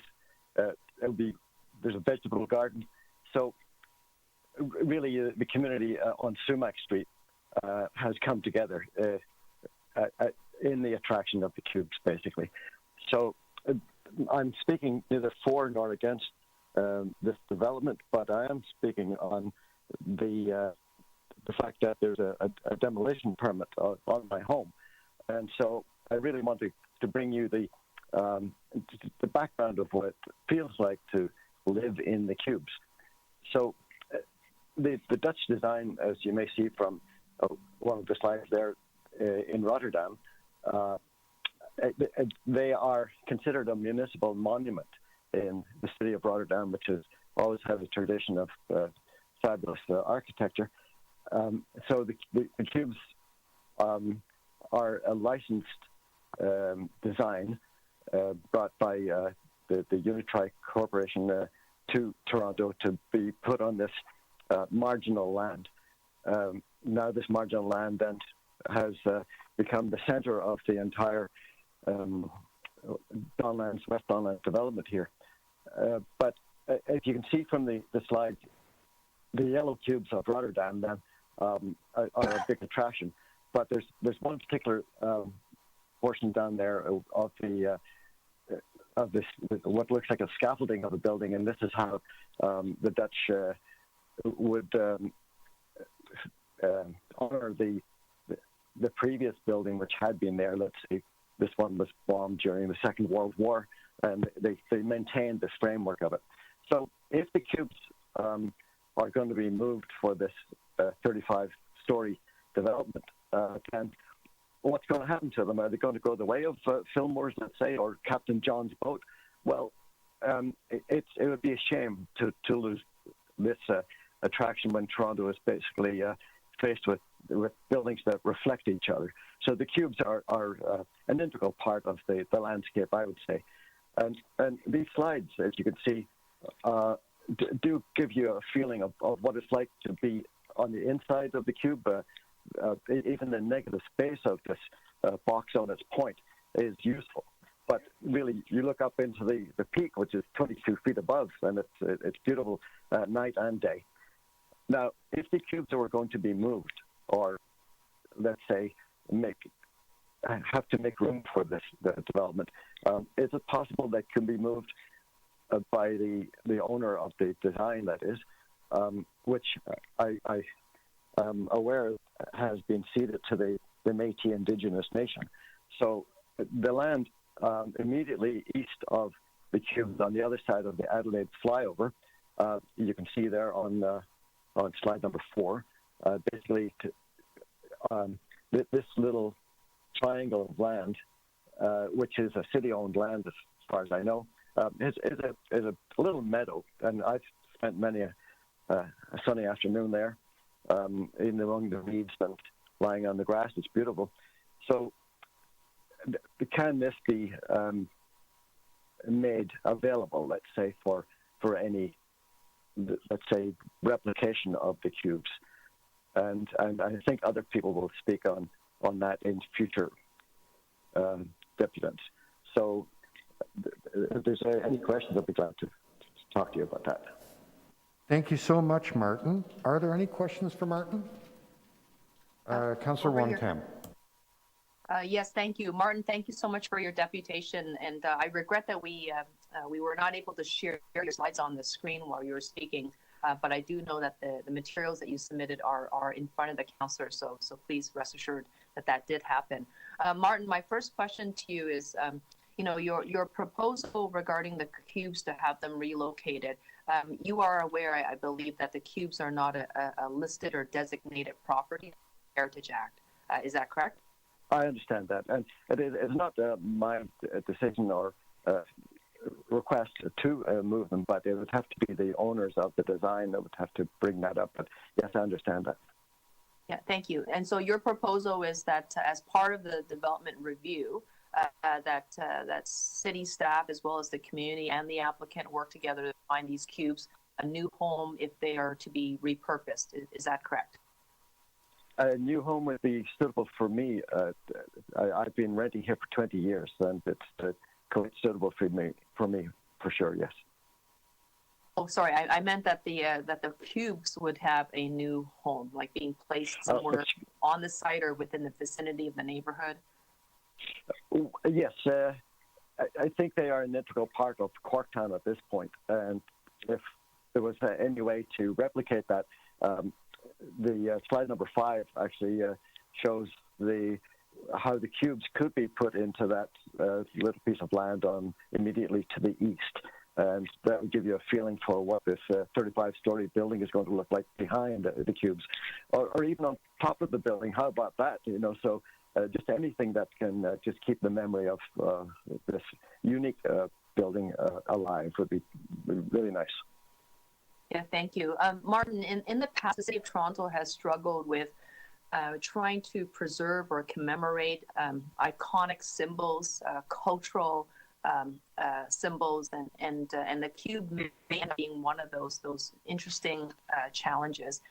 When the Sam the Reckerman store was being demolished, there was a bit of an outcry to save the signs, although they were not listed or designated under the Heritage Act. I think the same thing happened with the Tip Top Tailors building. People kind of wanted to hang on to the sign, even though there was really nothing that bound by law that we could use to compel a developer to do it. In your words, why should the city do it? What is the cultural value of these cubes? Is it connected to the identity of the neighborhood? Is it connected to the identity of the city? Why should council do this? It is totally connected to the identity of Corktown in this case. And the entrance to the city from the east is really, this is the welcome that people get as they come into here. So it's a memory for sure for many people. But it's really something that should be preserved in some form. As you were talking about Fillmore's earlier on, this is something that people tend to see as their neighborhood, and when parts of the neighborhood are gone, then what is the city? It could be any city, anywhere, but you need these unique items of rare architectural beauty that can fulfill that. Yeah, so thank you. And my final question is, the staff recommendation here is to propose a demolition of the 4 existing rental dwellings, which is known as the cubes. But you're actually here before us, not necessarily proposing that we stop this development or that we refuse the report. You're proposing that we proceed with the consultation with the community, and that part of the consultation will be a conversation and a constructive dialogue on how to repurpose this dynamic structure. Is that correct? That is correct. In fact, there are 3 cubes. It's a tripod. Each cube is on a single pole that goes all the way up through each unit. So it's 3 cubes that are standing there. People are often unaware that it is a habitat, and so it would be very good to see these being repurposed. Okay. Martin, thank you very much for your deputation and for answering my questions. And thank you for your time. Thank you. Are there any other members who have questions for Martin? No? Martin, thank you so much for giving us your time today. Have a good afternoon. Or a good morning. Bye-bye. Okay, bye. Yep.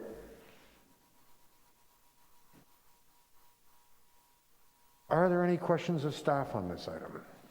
I don't see any. Councillor Wong-Tam, the floor is yours. Yes, thank you very much, Chair. I would like to move a motion to amend the staff recommendations.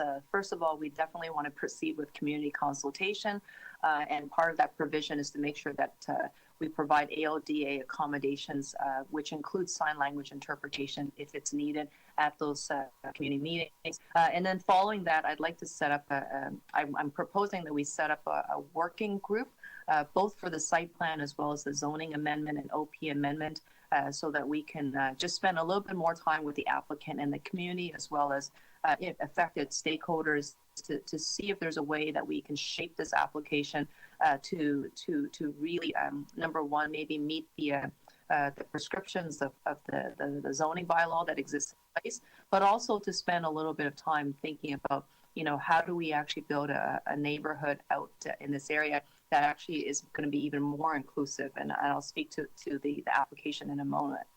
But an additional part of the work that I'm hoping that we can do is, as a community coming together to think about how can we repurpose the cubes or the cube house, depending on how you want to affectionately call them. And I think that it's worth an exploration. So this will be an intellectual exercise where we're going to have to think creatively on how to try to take advantage of a cultural asset that we've probably taken advantage of. And have not necessarily spent a lot of time speaking of, but yet we all know it's there. It's a gateway, as Martin has correctly spoken to, when we come into the city from the east end.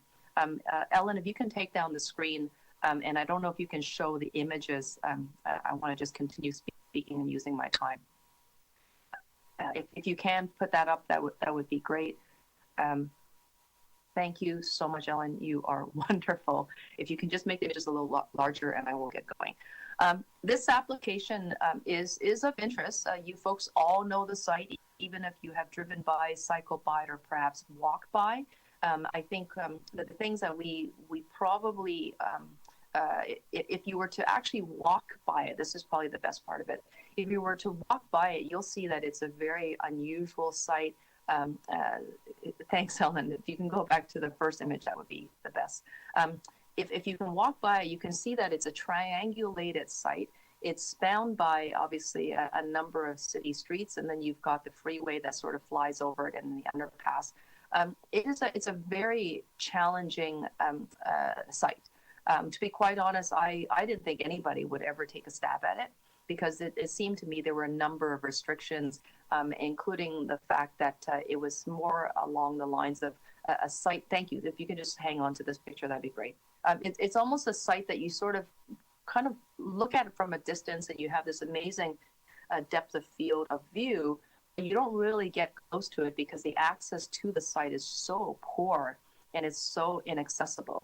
So from a distance is how you imagine and enjoy this particular parcel of land, which is such an iconic gateway marker from the east end to the west end to the downtown.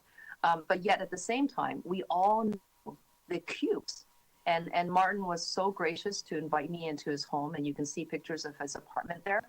He's been a resident for over 20 years. And I got a really intimate look at the cubes. I was able to understand the charm, and is it something that we would build in terms of massive density and housing in the city? Probably not for our North American sensibilities. Have the Dutch done it?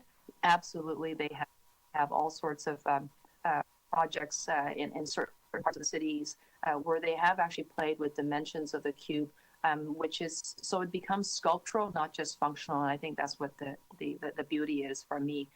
And you'll also see on the image here, there's some land that perhaps the cubes can be perhaps repurposed. Obviously, they won't be housing, but is there a way for us to interpret and allow for that interpretation and commemoration to take place in a new development? I don't know the answers to that, but I certainly am very curious, and I'm very eager to explore that conversation further with the applicant, which is Marquee Development. The application itself is pretty interesting, and I don't spend a lot of time talking about preliminary reports. Very few of us actually do, but I do want to recognize that this application is unique. They're proposing a 35-story building comprised of 443 dwelling apartments.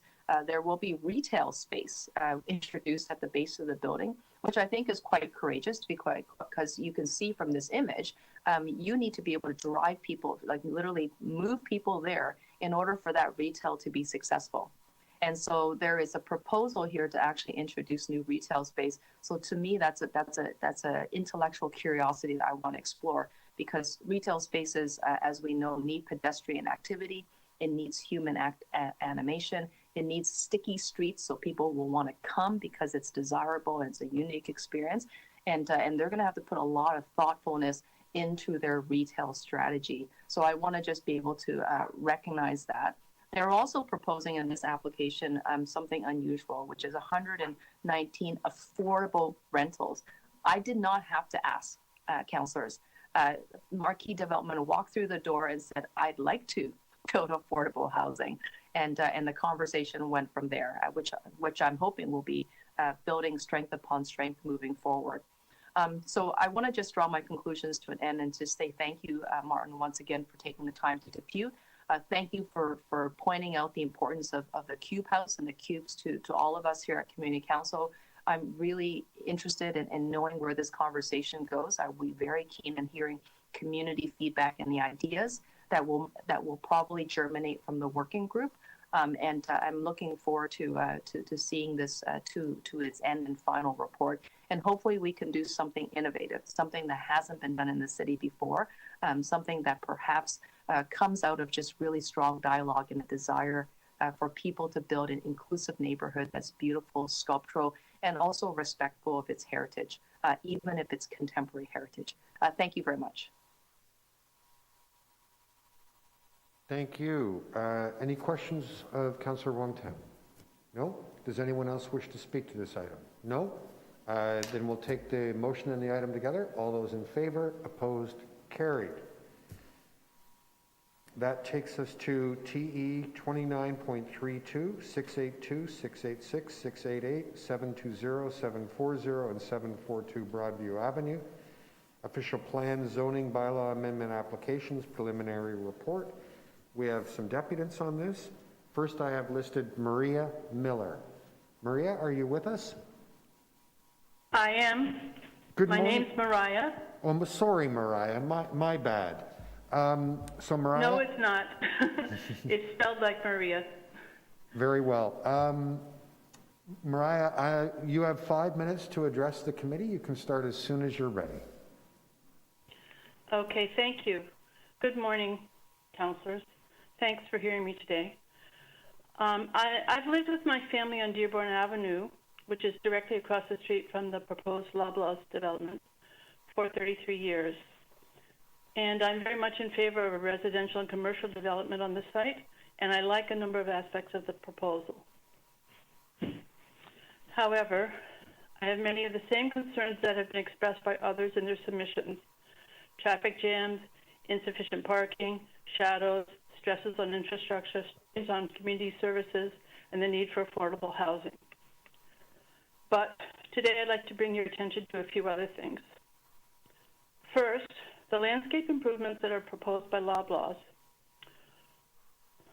On paper, it looks like the project would create a pleasant parkland setting and a lovely view for the enjoyment of Toronto residents. In reality, the view available to the public would be uninspiring at best. If you look down into the valley from the site, you should look right down onto the on-ramp to the Don Valley Parkway. If you look west across the valley, you see the not very beautiful buildings of the City Adult Learning Center and some high-rises beyond. And if you look southeast, you see a little snippet of the Toronto skyline. There's no expansive vista of Toronto or the lake. You can see the CN Tower, but most of it is hidden behind another building. And in the view, such as it is, is obstructed by many trees, which I hope nobody plans to cut down to improve the view. According to the proposal, the public would be able to access the Don Valley and Riverdale Park from the site. However, the slope down the site into the valley is very steep. The route down the slope would have to be regraded or have a number of switchbacks to be walkable. And at the bottom, the path would have to run along next to the on-ramp to the DVP. All in all, the landscape proposals sound nice, but they're not at all what they seem. So I can provide you photos that support these comments if you wish. And then with respect to the building itself, I have a few questions. Are you sure, have the engineers determined beyond a shadow of a doubt, that this land right at the edge of the valley can support the weight of a building so heavy and so tall? Have the possible climate change effects been taken into consideration? Is there a possibility there will be mudslides after the paths down the slopes are cleared? Would the proposed retaining wall hold up the bank through the years? I just ask you please make sure that these questions are answered in full. And with respect to the height of the 35-story building, last week I heard a representative from Loblaw speak about this proposal. I don't remember him mentioning anything about how the building would fit in with the existing land cityscape on Broadview and Danforth. I figure he didn't mention this because he knows there's no way such a tall building will fit in. This building is larger, twice as tall as anything, nearly twice as tall as anything, or would be twice as tall as almost anything in our ward. This giant building would be way out of scale with the neighborhood. Next to it, our existing shops and houses would seem like small, insignificant playthings. If this building is built as designed, it would change the character of the Danforth completely. I understand that there are pressing requirements to meet density targets and increase housing in this part of the city. Although building one massive building might seem like a simple solution, aside from other problems, it would set a dangerous precedent.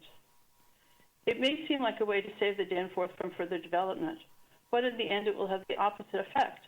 It will not protect the lively historic streets that people all over Toronto have come to love. Maybe not today while you're still sitting on council, but before too long there will be other giant buildings marching down the Danforth, and the place where Torontonians and visitors come from all over to eat, relax, shop, and enjoy will be gone. I ask you to ensure that all the concerns about this proposal that have been submitted to council be fully investigated. And I request that you ask Loblaws to be a good corporate citizen and consider how it can modify its proposal to benefit the city and preserve the Danforth. Please ask Loblaws to build a mid-rise building that will add many people to the neighborhood, but still protect the future of the Danforth. So those are my comments for today. I know there are many other concerns about the building, and I hope that we find a way forward to somehow resolve a lot of the problems that this building would present. Thanks. Thank you, Mariah. Are there any questions for Mariah? Thank you. I'll ask a couple, Mr. Chair. Hi, Sure. Mariah. How are you? Hi. Thank you. I think you attended that consultation, the pre-consultation meeting that I held, right, the other night. That's correct. This notion of the major transit assessment areas where the province is now just allowing heightened density around transit stations, kind of requiring that without, hopefully with the city being able to still have some authority over planning. Was that really clear to you in that meeting? That it was very clear to me. I understand it's a real problem, meeting density targets and increasing populations around nodes. I realize it's very important. I think that if with a low-rise building a little taller than the base building that's proposed right now, you could add a lot of people to the neighborhood. There will be other options for development, say, for example, at Broadview and Danforth intersection. That could also include mid-rise buildings. And I realize it's not easy, but I think we should look elsewhere and maybe think about how to add density within residential neighborhoods without increasing the height of these buildings, because it's going to make the Danforth seem like it's just not going to be the Danforth anymore. Right. And people won't want to come here. And right now it's an attraction. People love to come here from all of Toronto, from all over the world. And right. It's changed, it's not I'm just asking if you think that that's been clarified enough in the meetings by city planning. Oh, I see. I think I understand that the province is legislated this and that you have to do what the province requires. I just think that the city has to look harder for other ways to do it. I realize that it's a huge challenge. Would it be helpful if we were clear on what the actual area is and what the requirement is? That wasn't really clear that night. I didn't feel. I don't know if you did. Like, what's the zone and how many people and all of that?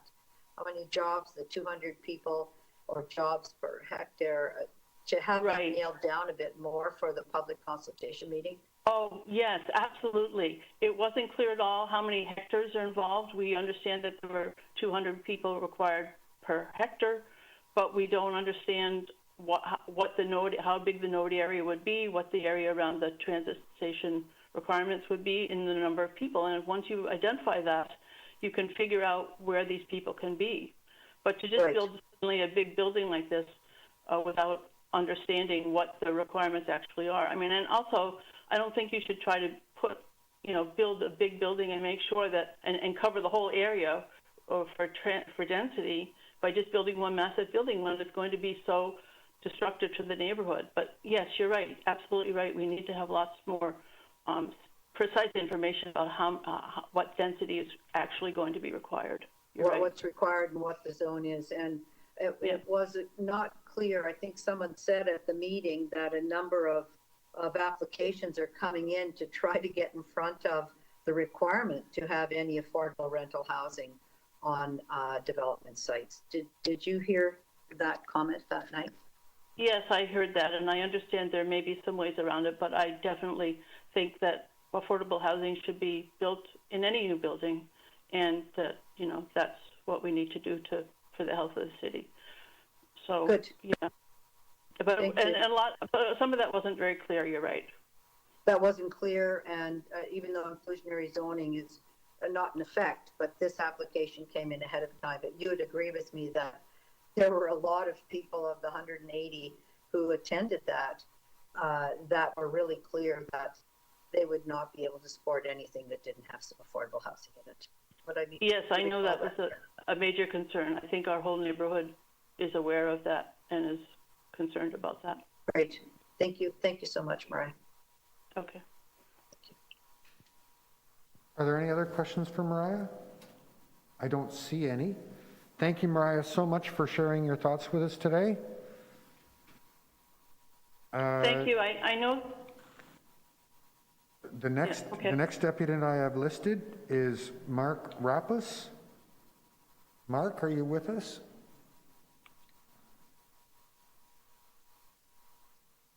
Sorry, this is Anna Lim from TRCA. We were accidentally put on the speakers list. Sure. You don't actually need to speak. Sorry, I did not. Could you just repeat your name for us, please? My name's Anna Lim. So Mark Rappas is my senior planner from TRCA. We were requesting to be part of the meeting, but we don't actually need to speak. Oh, I understand. Okay, thank you very much for letting me know. And once again, there's proof that doing meetings virtual is not a perfect process. Okay, the next deputant that I have listed is Andrew Scorer. Andrew, are you with us?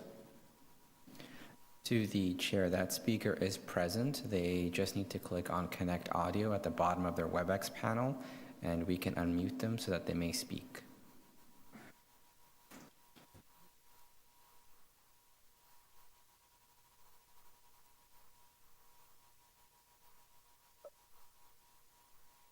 To the chair, it looks like they've done so now. I am unmuting their mic.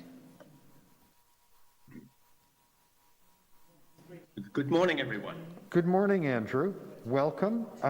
So you'll have 5 minutes to address the committee. You can begin as soon as you're ready. My name is Andrew Scorer, and I live on Broadview Avenue, close to the Loblaws development site. I'm addressing only one of many issues that has a few consequences. The proposed 7-story building will look odd and out of place behind 682, 686, and 688 Broadview, and will spoil the look of these 3 listed heritage houses. And if this 7-story building is built as proposed, it would be much too close, 13 meters, to the adjacent 5-story existing apartment building, invading privacy and the view of about 30 households. It would require removing many mature trees, including a 6-story high black walnut tree, which is on the heritage property and maybe more than 100 years old. The whole project proposes removing 133 trees. I propose making the backyards of the 3 heritage houses part of the planned public park and leaving many trees standing. Thank you for the time to speak. Thank you, Andrew. Are there any questions for Andrew? I don't see any, so Andrew, thank you again for sharing your thoughts with us today. Okay, that concludes the list of deputants on this item. Are there any questions of staff? Yes, thank you, Chair. I'll just ask forestry staff about the trees that Mr. Skier brought up, and how many of those are above 30 centimeters. Through the chair, this is a wardrobe coming from the Urban Forestry Department. So we don't have the total number of the trees that are over 30 centimeters for the sites in total. But overall, Urban Forestry does not support this kind of proposal because it's going to require large, healthy trees to be removed. Okay, so when we get to the, I'll ask Ms. Bowman, when we get to the public meeting, will that information be very clear since there's high interest in this, please? Yes, I can check with the staff to get those details. I'm just asking the planners who are going to run the meeting now. Yeah, we can. Thank you, Councillor. It's Carly Bowman speaking, and through the chair, we would be pleased to work on those details in advance of the community consultation meeting. And hopefully we could have those, know that before that, right? Through the chair, we are conducting our detailed review at this point, and that is among the items that we will investigate. Thank you. And the top of bank issues. Is any of the top of bank owned by the TRCA or the city, or is it all owned by the applicant? Through the chair, I know we have the TRCA with us today. Could they assist? They were going to dispute, but now they can answer. Yeah. Hi, Carly. Through the chair, this is Anna Lim. I'm the planner who's reviewing the file at TRCA. So currently, the city owns a portion, I believe, or no, I think it's privately owned, but it is privately owned, the top of bank, and there is an erosion hazard on the site. So typically the erosion hazard, we don't support new development and it needs to be set back from that. And so as the proposal is currently outlined, it's not something that TRCA is in support of. So it can't be supported because of the erosion hazard into the ravine and valley, need to be changed. It can't be supported at this point because of the number of mature trees that would be taken out according to city forestry. So those are some high hills. But I'll just ask planning. Those are some pretty high hills for this application. Would you agree with me? Through the chair, go ahead, Carly. Go ahead. Through the chair, Councillor, I completely agree. That's something that we're investigating with the Conservation Authority, Urban Forestry. The site has some pretty substantial environmental considerations due to its proximity to the Don Valley Ravine, so careful consideration of that adjacency is being undertaken by staff. So that could be when the public, sorry, I'll just ask you again, Nader. Thank you for being on camera because I hate talking to little circles with initials in them when I'm addressing real people. For the preliminary report, for the public meeting, will you undertake to include those very specific issues? So it would mean doing some work on this preliminary report because it's not in there.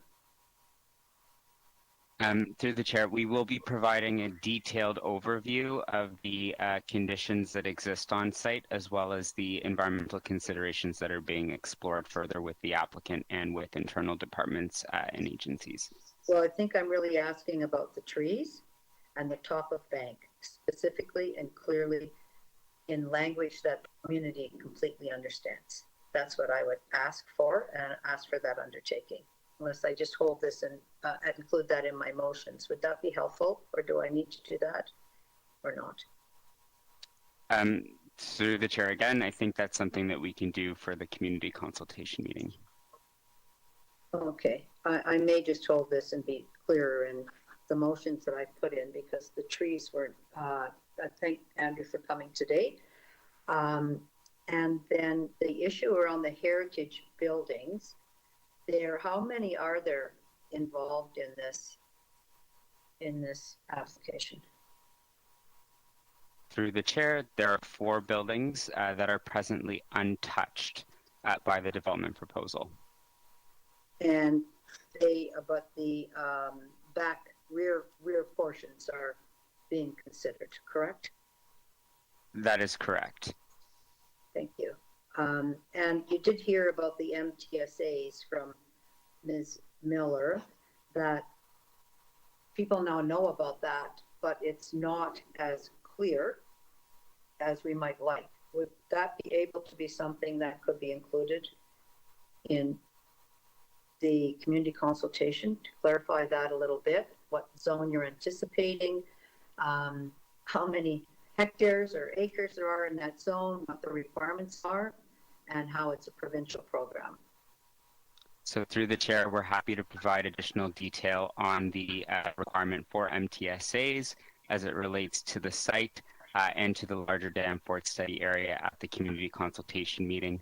Just at a high level, I'd like to note, though, that it is 500 to 800 meters under the growth plan, and that through the Danforth study, we are trying to narrow down the vision for that Broadview node, which we will provide additional details on for the meeting.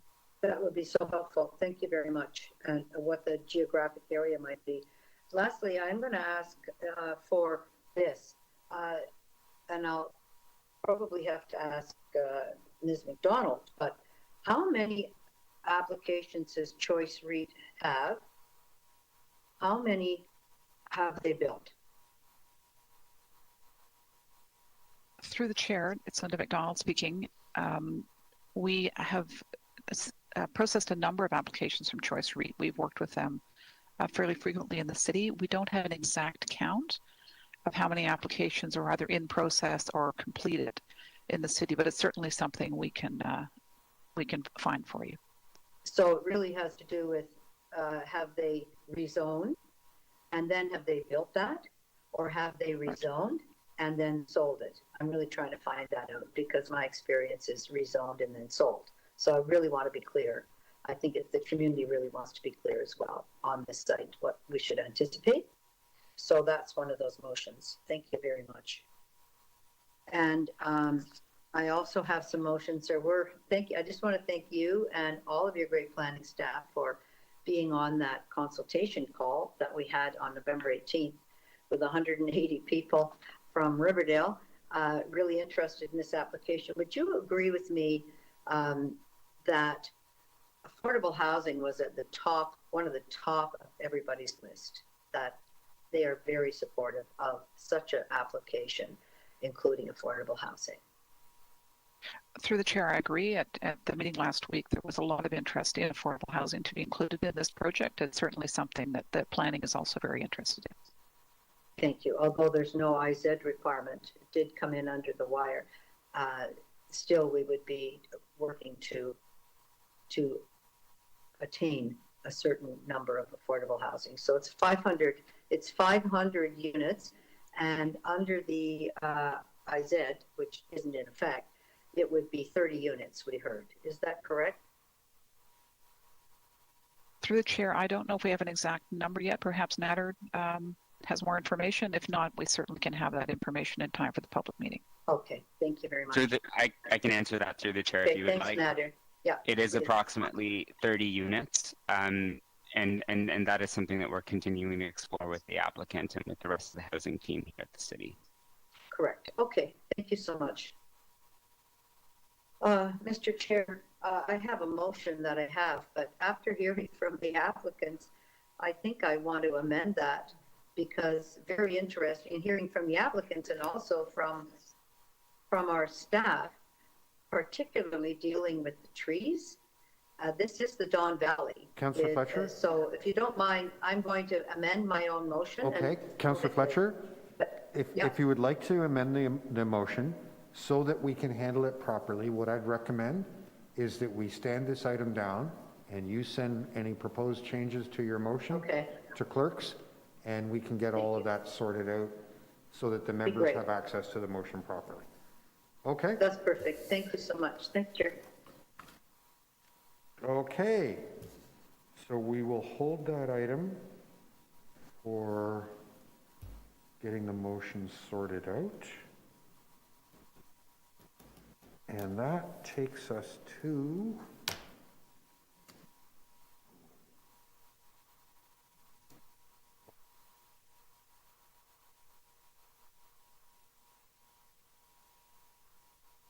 Great. Great. Okay, yes.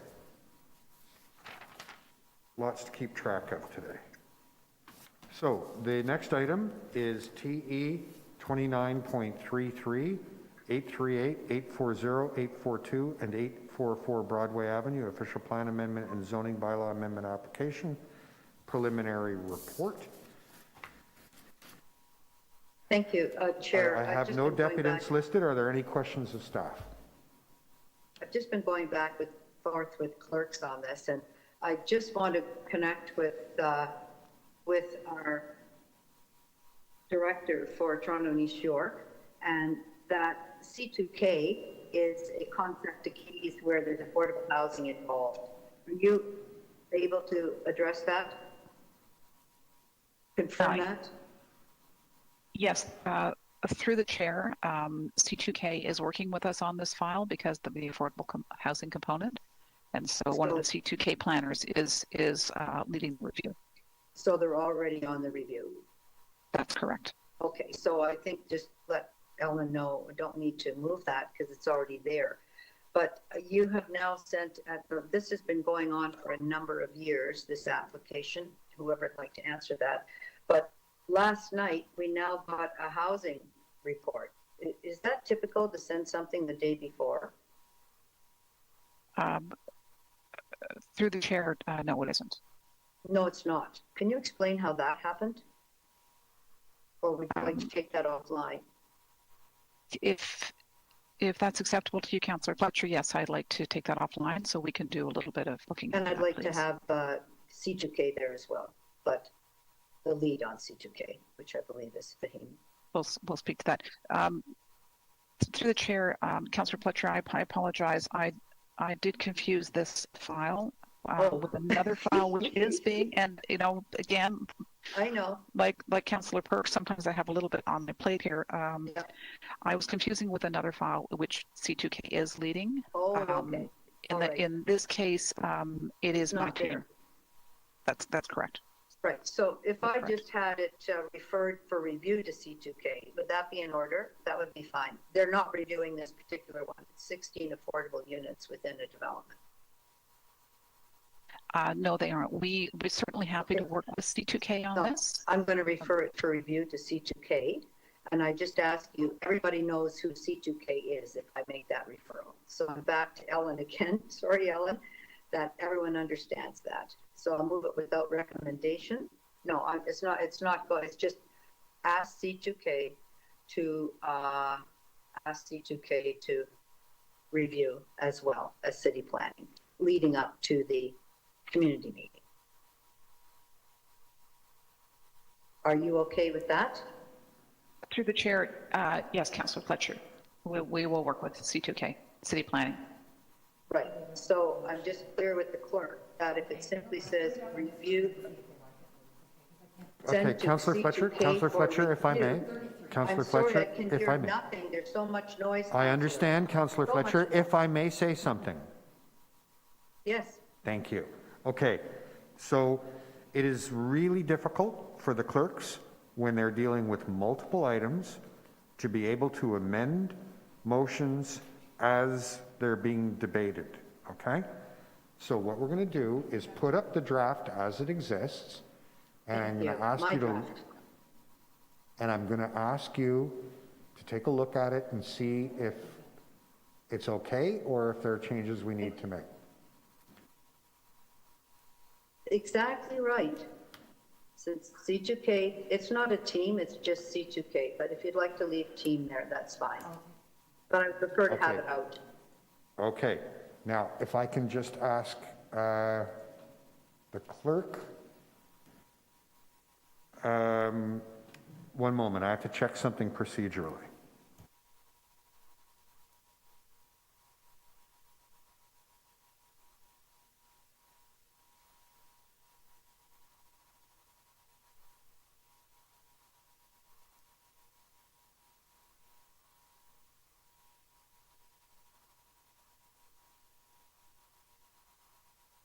Okay, Councillor Fletcher, I need to make sure that we understand the effect of referring it to that staff group or that process, which is that that effectively puts on hold all the recommendations in the report.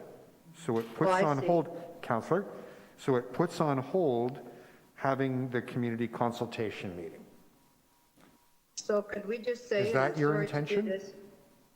No, my intention is to simply have them review that as part of the process leading to the community consultation meeting, Mr. Okay, Chair. give us 30 seconds. Yeah. Thank you so much.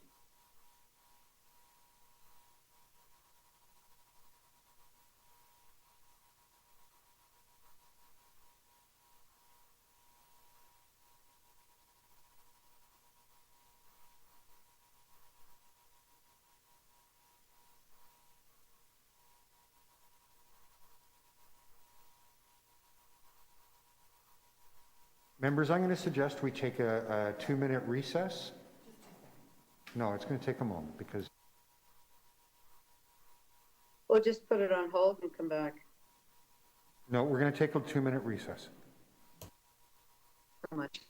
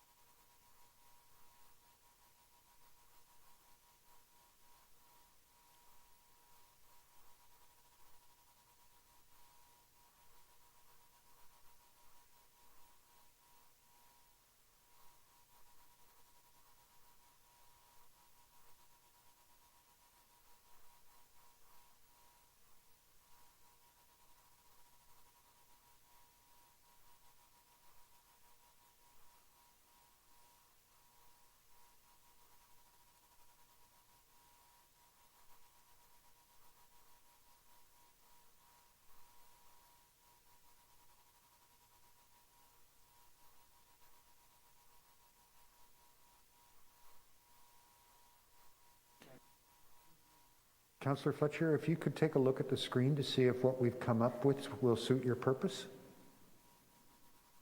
We'll post it in just a second. Or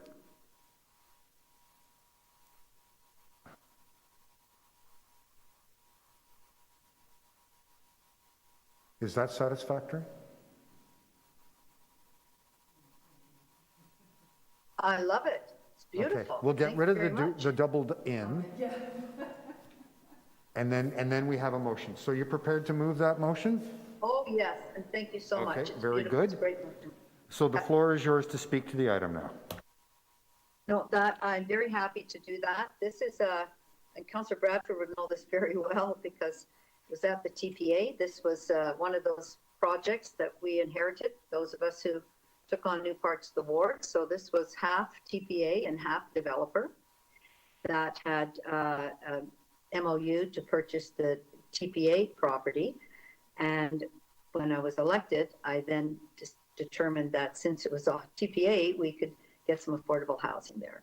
And through very long negotiations with CREM and CREATE, and I'd say very extended negotiations, quite difficult, I would have to say, this finally got approved, that the deal got approved with the inclusion of one floor or 16 units of affordable housing.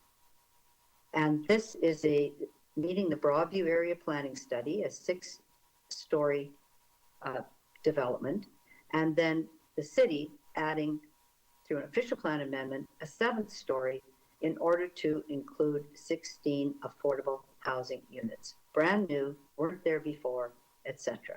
So given the kind of long winding road here and final achievement of one floor, although Housing Now had wanted us to go higher, but there is already an OPA amendment there for 6 stories.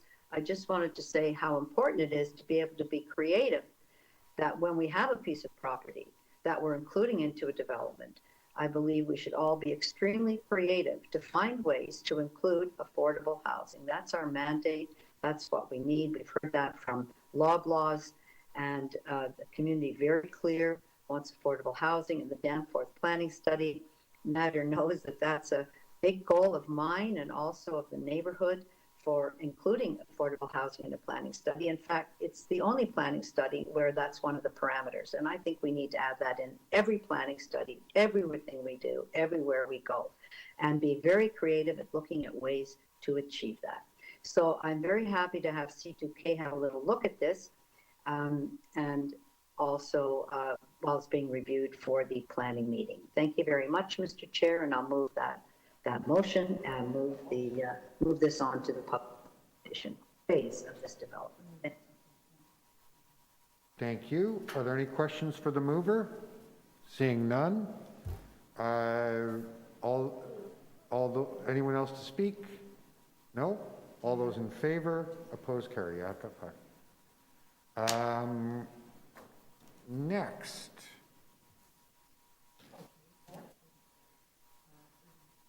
Item 34, TE 29.3,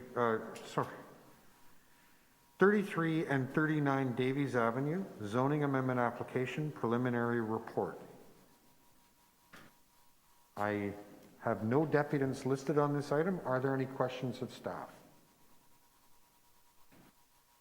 Seeing none? No, I have a question of staff. Sure. For transportation staff.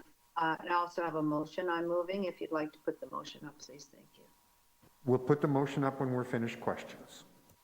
Oh, okay. Thank you. Had to do with questions. So just for transportation staff, just Davies Avenue, there is a traffic study that the developer has put in, correct?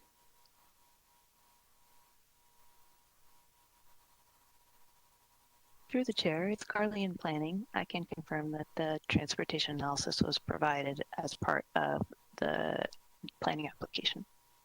And it's a very small street.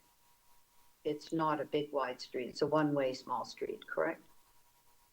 Through the chair, I would invite my colleagues in transportation services to speak to the details of the street network. Thank you. Are those all the questions? I'm just Already here from transportation. I have my colleagues here that hopefully can answer that from either traffic operations or traffic planning, gentlemen.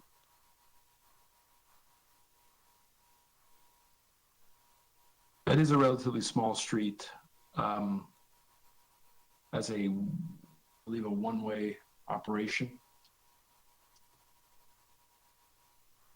Did the traffic study from the developer note that or note any issues with that? They didn't note any issues, no. Oh, I see. Okay, fine. That's my only question. Thank you. I'll move my motion.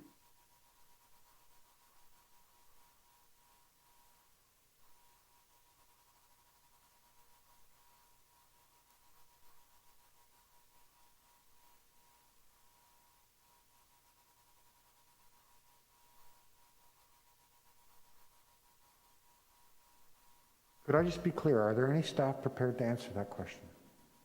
Oh, I said I'm fine, Chair. I'll move my motion now. Okay, thank you. Got the answer. All right. It was, There's no I'm sorry, staff we're there. having a little bit of, I'll just move the motion Okay. and make it less painful. So there we go. This is a really interesting issue, colleagues, because I very much want the staff to be looking at that from the point of view of the constructability.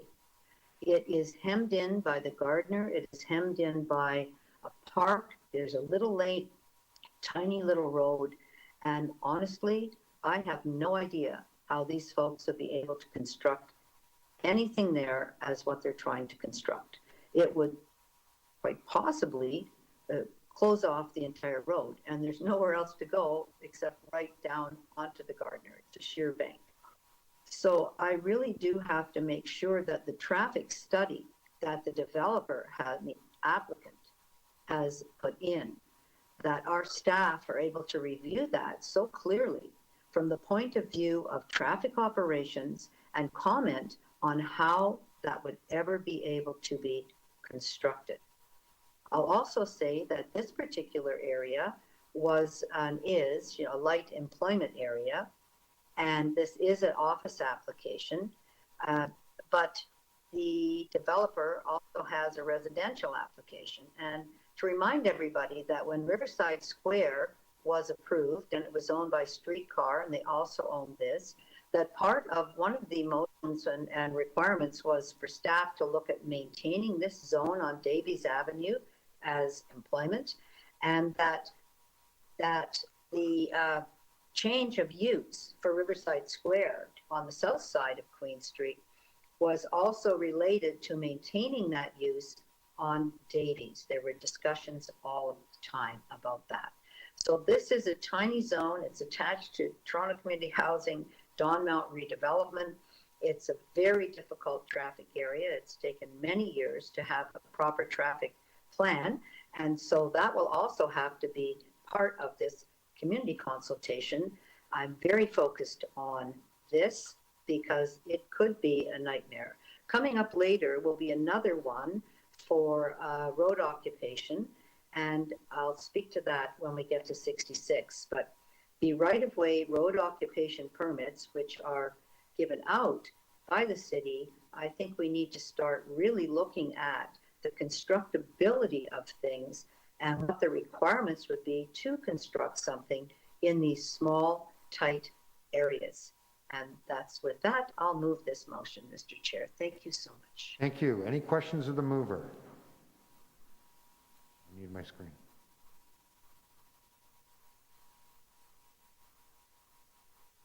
I see no questions of the mover. Does anyone else wish to speak to the item? Seeing none, we'll take the motion and the item together. All those in favor, opposed, carried.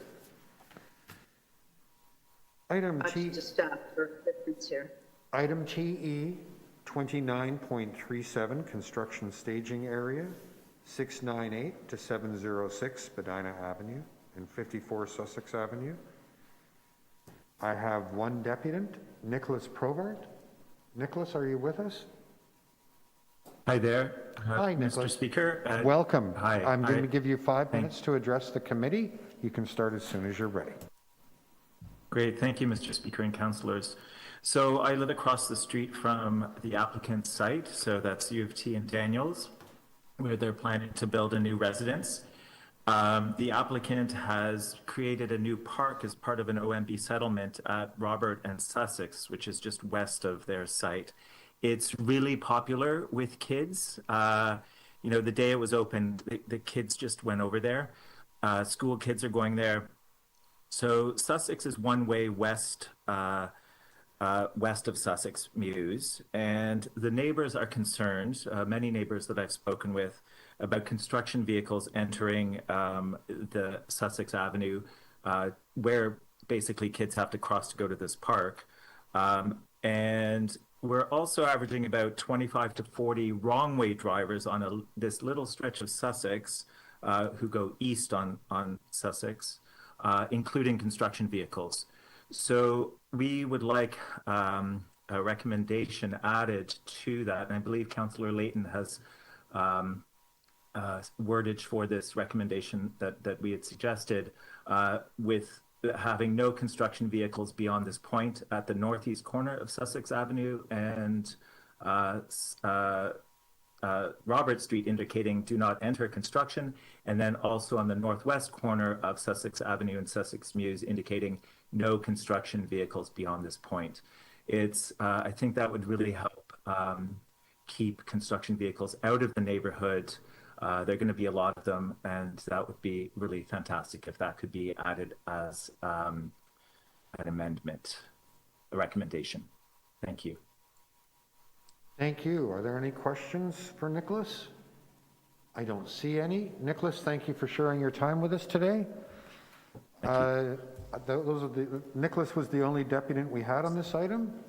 Are there any questions of staff? I don't see any. Councillor Layton, the floor is yours. Yes, thank you very much. As the deputant had mentioned, I have a motion.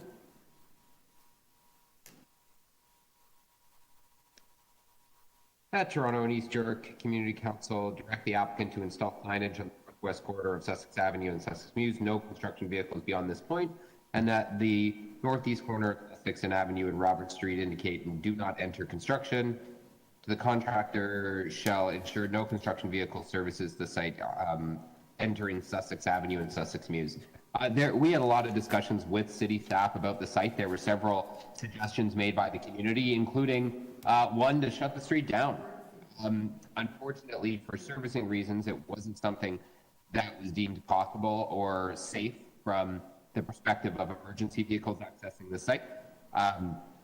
So we were trying to look for other opportunities. You know, we just need to, and this was said earlier by one of my colleagues, I can't remember who, we need to hold to account and have better ways of holding to account these construction sites. They will agree to things that they have no intention of following, and then it calls from us constant emails from our community associations and neighboring residents until we finally get even a road cleaned or a sign put back up or some graffiti taken. There just needs to be greater accountability and responsibility on the part of the developers in this case, and we need to have the authority to ensure that they comply. So with that, I'm hoping that this will address some of the concerns that have arisen from the neighbors. Thank you. Questions of the mover? Seeing none. Anyone else wish to speak? No. All those in favor? Opposed? Carried.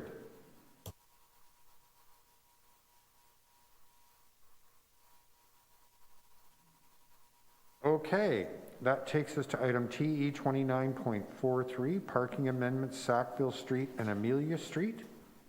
We have 6 deputants listed. First is Howard Bortenstein. Howard, are you with us? Yes, I am. Can you hear me? Yes, Howard, I can hear you loud and clear. You're going to have 5 minutes to address the committee. Please start as soon as you're ready. Thank you. I'll be as brief as possible.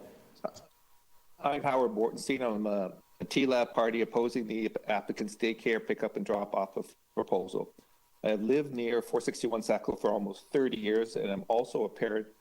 I was also a parent volunteer for 6 years at our daughter's elementary school that also had a daycare on site, so I have some experience on this matter. The report from Transportation Services is basically a cut and paste from the applicant's traffic engineer and makes no mention of the 2 other professional traffic engineers that testified. The applicant's proposal was inherently unsafe, and this daycare should not be sited at this location. There's no evidence Transportation conducted any safety analysis which answers this critical question. Is the proposed pickup and drop-off process safe? You don't have to take my opinion. There are expert opinions. Mr. Prince, traffic engineer from TMIG hired by the city, testified. Given the operational limitations of the one-way road network in the immediate vicinity of the site, the impacts on parking resulting from pickup and drop-off, and staff parking demands, the increased exposure to pedestrian risk, it is recommended that the 80-student daycare not be approved at this location. Mr. Lloyd and Mr. Sanker from BA Consulting testified the requested minor variance should not be approved due to the uncertainty surrounding the ability to provide such on-street spaces, potential impacts to area residents, and the wider issues related to daycare operating on the property without appropriate pickup and drop-off facility.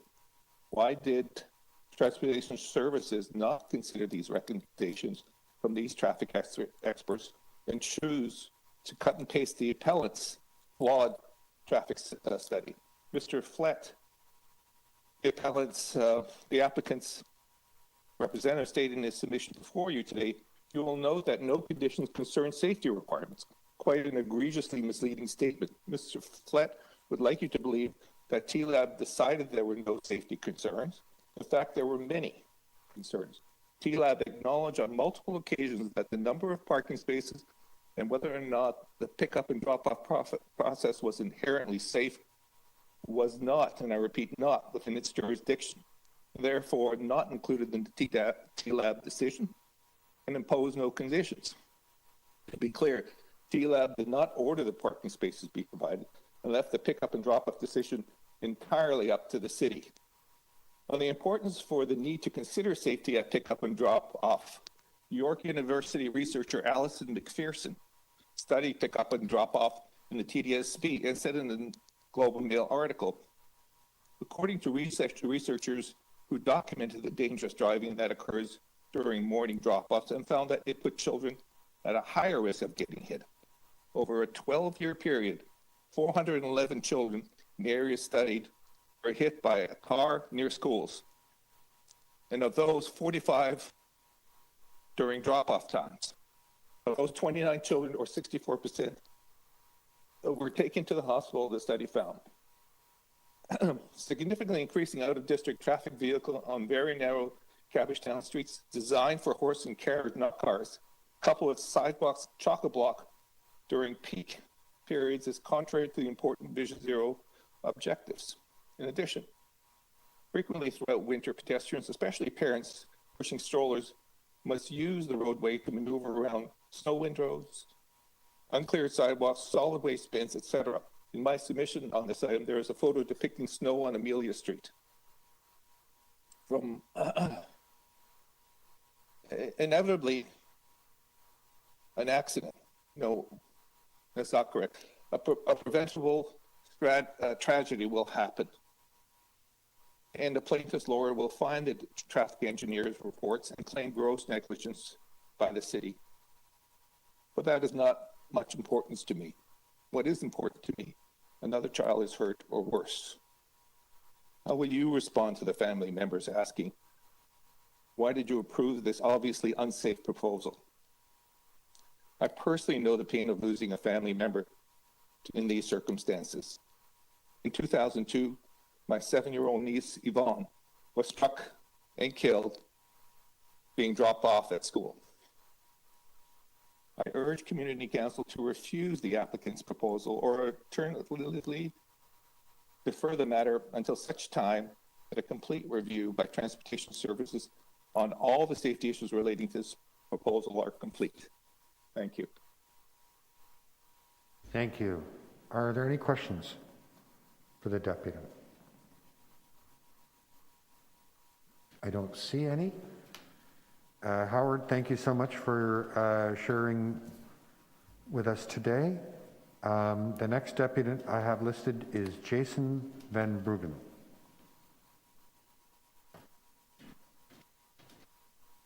To the chair, that speaker is present and they've been provided with access to the audio panels. They just need to click on Connect Audio at the bottom of their WebEx panel and we can unmute them. We've also sent them the same message through WebEx chat a few minutes before they were due to speak. Thank you. We'll give Jason a moment. Jason, please let us know if you connect. I should be connected. Oh, hello. Welcome, Hi. Jason. So thank you so much for joining us. You'll have 5 minutes to address the committee. You can begin as soon as you're ready. Terrific, thank you. Hi, councillors, attendees, community members. My name is Jason Van Bergen. I live on Amelia Street at the corner of Sackville. I live across from the proposed development site and have done so for over 10 years, just to provide some context. I'm also a father of 2 young children and I support affordable daycare in the city in almost all cases. I think others who've spoken today or will can talk to some of the more technical issues at hand here, but I'm intending today to speak to you specifically about the key issue of safety at this site. To set the stage for you, the development process will put 80 children and 15 staff, so 95 total, into a building at the intersection of 2 narrow one-way streets. For those of you not familiar with the area, many of Cabbagetown streets are very narrow. In fact, Amelia Street is so narrow, it doesn't even meet regulations. A development of this size and scale at this location is unsafe. And even with the PUDO, the pick-up and drop-off solution proposed, the transportation report before you is, in my view, and that of many others, dangerously fraught. So there's a few key points I'd like to make today. And I hope everyone had a chance to look at and digest the visuals that I submitted. Is that the case? We do circulate the visuals to all members of Community Council. It's just a little bit too complicated to be able to post them in the middle of a deputation. So we do have it. Okay, great. I just hope everyone's had a chance to look at it. So I mean, it's especially relevant for those attendees, such as yourselves, who maybe had not been able to look at the physical site. I think those pictures paint a pretty dramatic, sort of setting in terms of legitimate risk and challenge at this intersection. You'll follow along, so I'll refer to certain images. First of all, and to reiterate, the site is at the corner of two one-way streets. Both have speed bumps because speed is already an issue that's been identified as an issue for this quiet residential neighborhood. They mostly work, but as a member of the Cabbagetown Parents Facebook group, I can tell you there's a lot of chatter about the issue of speeding in our neighborhood. Things like, I'm quoting here, I live on Sumac Street and watch traffic speed the wrong way down the street several times a day. Mostly commercial traffic, and I've never seen a traffic ticket handed out. I want enforcement and more speed bumps. And I live on Sackville, and I'm always amazed at the amount of speeding traffic and huge trucks and other equipment coming down the street. And anything that slows down traffic on Sackville is a good thing in my mind. These are the very real concerns of neighboring parents who also support daycare. The transportation report before you recommends that 4 spaces be essentially reserved for the use of daycare during 2 periods per day. What's interesting is the transportation report almost identically mirrors the report proposed by the developer's expert, not taking into account, as Howard pointed out, the other 2 reports that were available, including that of the city itself. But what is more interesting to me is what is left out.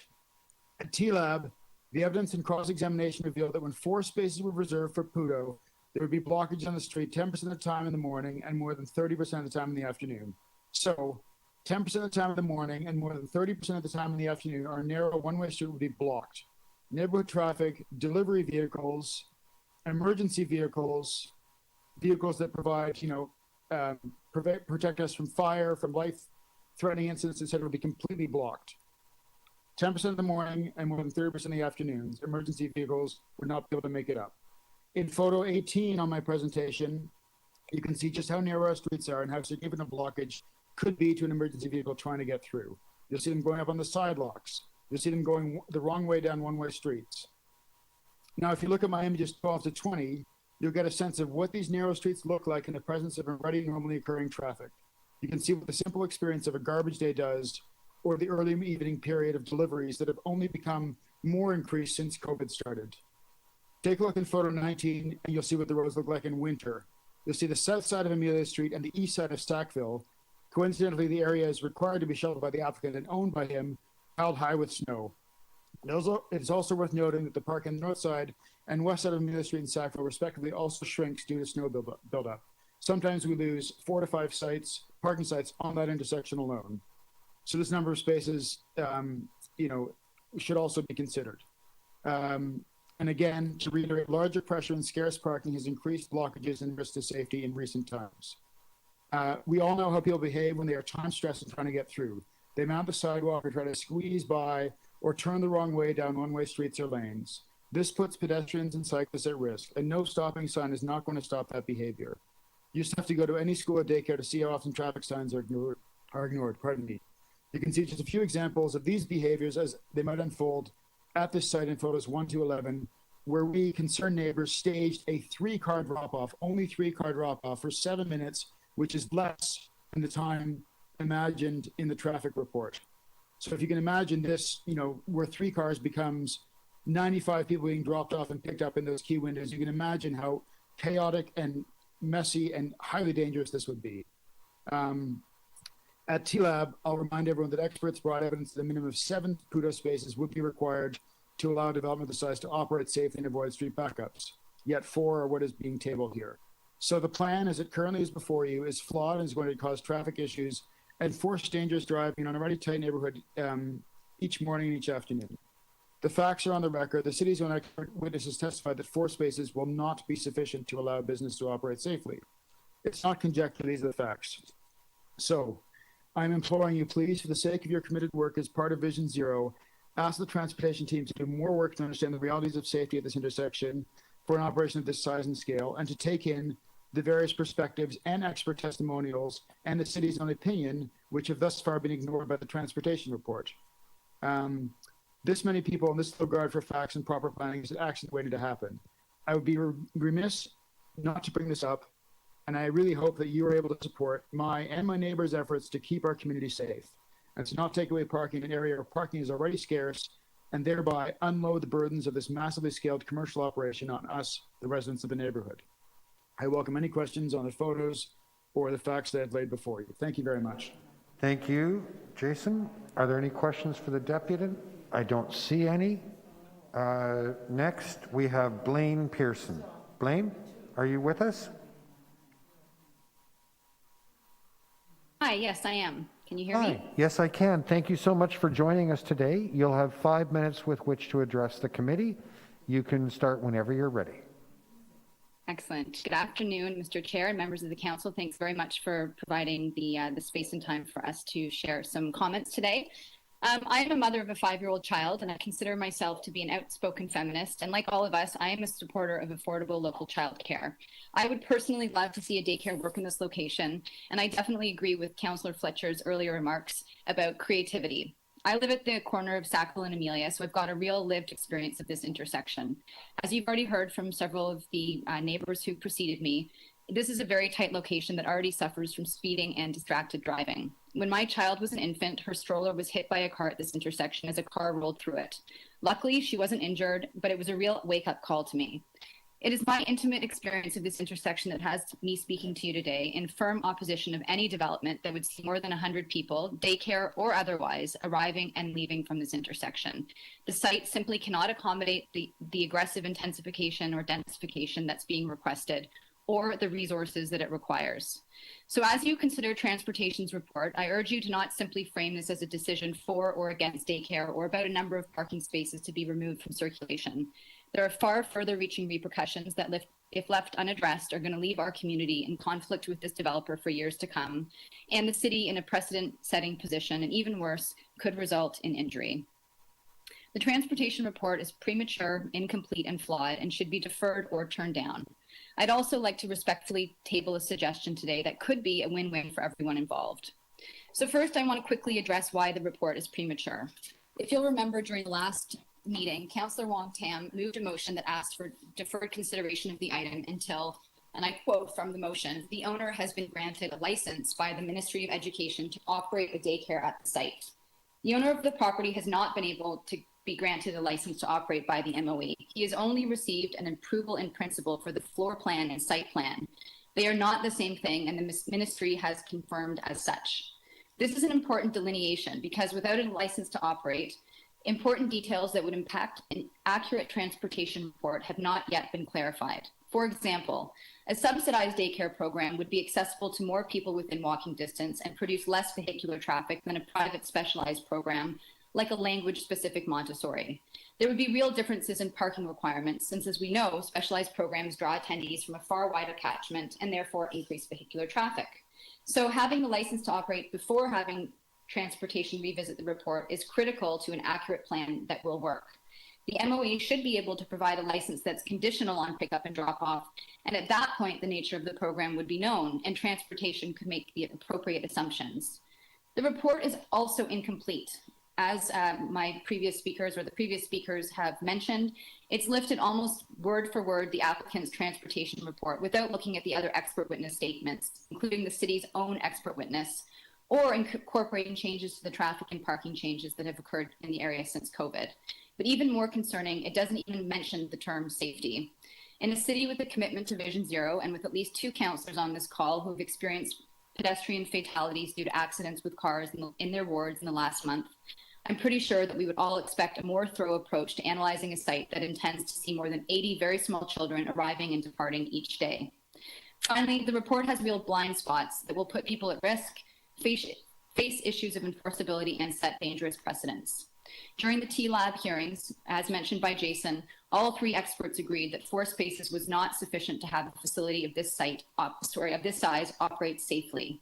It was agreed that with 4 spaces, 30% of the time, all the spaces would be filled. It was also agreed on the record at the TLAB that when in a rush and lacking accessible parking, people are more likely to disobey traffic rules and thereby make unsafe choices. I also want to point out to you that permit holders are allowed legally to park in time-limited spaces. So if this is going to work, it is going to require daily enforcement. When there's nowhere else to park, which there frequently is not, permit holders in the area will use these spaces and risk the ticket. So daily enforcement will cost the city and create conflict with neighbors who pay for already very limited permit space. Also, the way the report is written, the spaces aren't even connected to the daycare use. So in theory, anyone could use them. The building on the north corner of this intersection currently hosts a massage therapy clinic, but perhaps it won't stay there that way forever. And perhaps the future use would also benefit from the use of these spaces. And then we are left with 3 groups of people vying for the spaces. The rules around disallowing stopping at any time on Amelia and Sackville also preclude the delivery of pickup of anything to the site, and would do that without entirely blocking the road. Finally, these changes, if made, have no way of being turned around and would set a precedent for other commercial enterprises elsewhere in the city. Blaine, can I ask you for your final thought, please? You're over time. Absolutely. So I respectfully suggest you consider 2 actions today. First, you defer or turn down the transportation report until a complete license to operate, including the type of program, is achieved and the full scope of operations understood, and a complete report has been undertaken by transportation staff. Thank you so much. Are there any questions for Blaine? No, seeing none. Members, we have exactly 5 minutes left, so I'm going to ask for the next deputant, Jane Pepino. To the chair, Jane Pepino is present and they've been provided with the audio panels.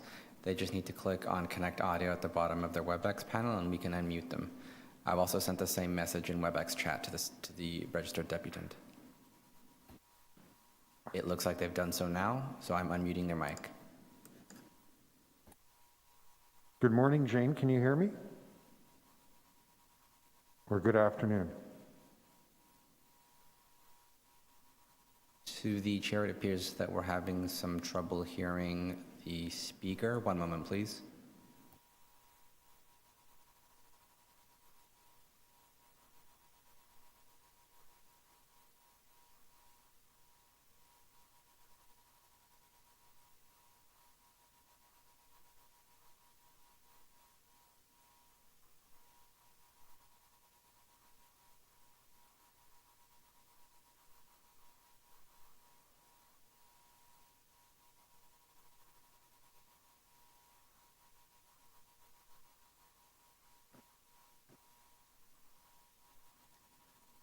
To the chair, I'm attempting to reach out to the registered speaker in WebEx chat. What I'm going to suggest, I mean, we've only really got like three and a half minutes left, and we've got another 3 deputants, and there will doubtless be some conversation in this item.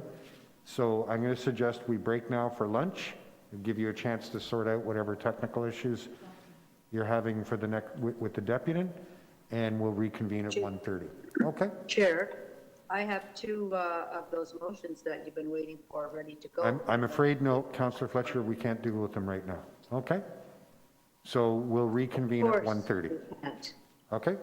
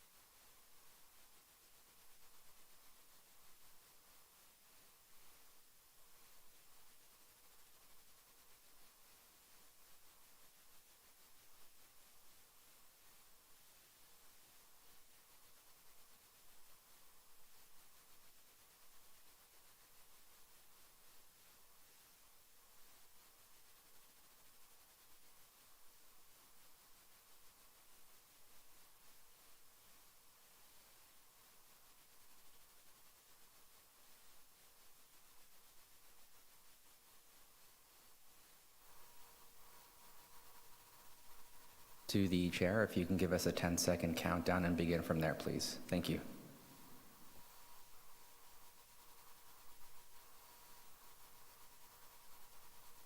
Okay, welcome back. Meeting 29 of Toronto East York Community Council is now reconvened. When we broke for lunch, we were considering item TE 29.43, parking amendments Sackville Street and Amelia Street. We have 3 more deputants listed. The first is Jane Pepino. Jane, are you with us?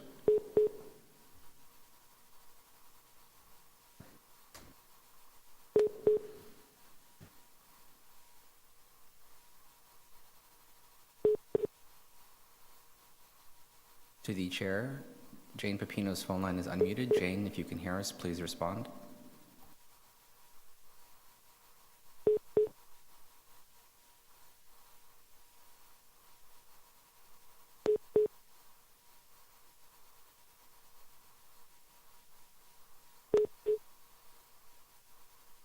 To the chair, one moment, please.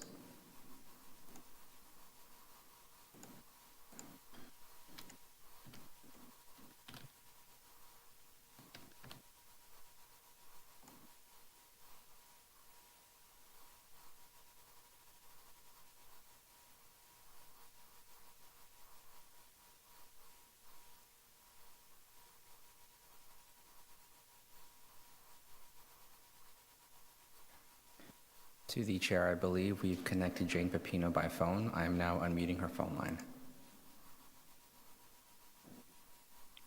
Thank you. Hello, Mr. Chair. Hello. Hi, Jane. It's Gord Perks here. So you connected to the meeting. You'll have 5 minutes to address the committee whenever you're ready. Thank you. Much appreciated. I have filed a written submission, and I think I'll just try to summarize very briefly. I agree with and support all of the comments that were made by prior deputants. At the TLAB, the thrust of the evidence in the decision and, in fact, the conditions were really to ensure 2 things. First, that the daycare could function, and I think it was agreed that in the absence of pickup and drop-off, it simply wouldn't operate. And certainly, secondly, that it wouldn't operate safely because of the traffic implications of backups and all the things that you've heard about. As a result, as was previously noted, the TLAB said determining the number of parking spaces is something that should be left to the city. And there were therefore 2 conditions put in. First was that the license, even conditional, be known and available so that you could understand the nature of the operation. That was the thrust of condition number 1. And then condition number 2 required that there be consideration by your staff of the appropriate number, and it goes on to say, for the purpose of the pickup and drop-off of daycare children. And it is that the report before you was intended to address, and I say has entirely missed the mark. First, you've heard there was no consideration of the evidence at the hearing. Second, you have heard that given current circumstances, COVID, people working from home now in a way that they didn't previously, that there has been no current data. And most importantly, there has been no data that is applicable to all seasons of the year in this neighborhood. And the report before you entirely misses the mark on that. But I think more importantly, what I'd like to focus on is the legal implication of the fact that the requirement that the pickup and drop-off be secured, quote, for the purpose of the daycare children has not and cannot be satisfied by the recommendation that you have in front of you. First, I've outlined at page 2 of my letter to you all of the reasons. This is not tied, the recommendations are not tied to this particular site. They are not tied to the use of this site as a daycare.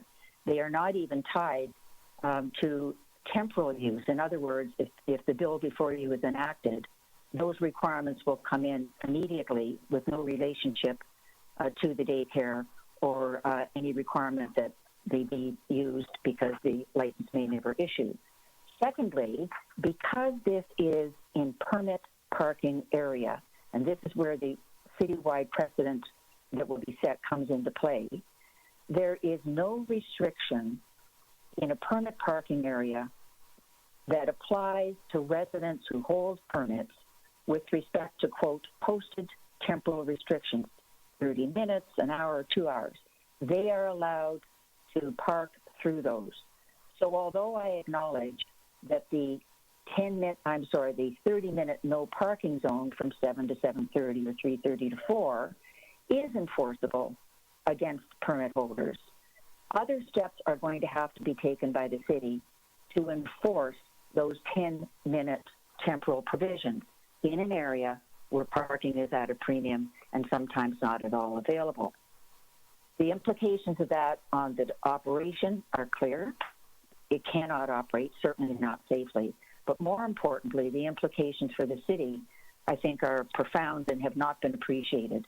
They are that in order to secure exclusive use for this commercial use of permit parking, there will have to be additional steps taken, and those would presumably have to be citywide and apply to all permit parking areas. It is this which I meant when I referenced the unfortunate precedent that would be set. I think I've said enough. You have my written submission. I'm happy to answer any questions members of the committee might have. Thank you very much for your comments. Are there any questions for Jane? No? Seeing none. Jane, thank you so much for joining us today. Thank you very much. You're quite welcome. The next deputy I have listed is Alexandra Gillespie. Alexandra, are you with us? I am. Can you hear me? Yes, I can. Very well. So, Alexandra, you'll have 5 minutes to address the committee. You can begin as soon as you're ready. Okay. Thank you, Mr. Chair and Council. I live on Amelia Street. Hello, this is the host. I apologize for the interruption. I just had to mute the speaker for a moment. To Alexandra, I think you're also listening to this meeting on your end, on YouTube, I believe. You are connected by phone and also another device, so I'm just going to ask that you stop listening to the meeting on the other device so that we don't get an echo in the room. Thank you. I am now unmuting your phone line. Welcome back, Alexandra. Would you like to start again?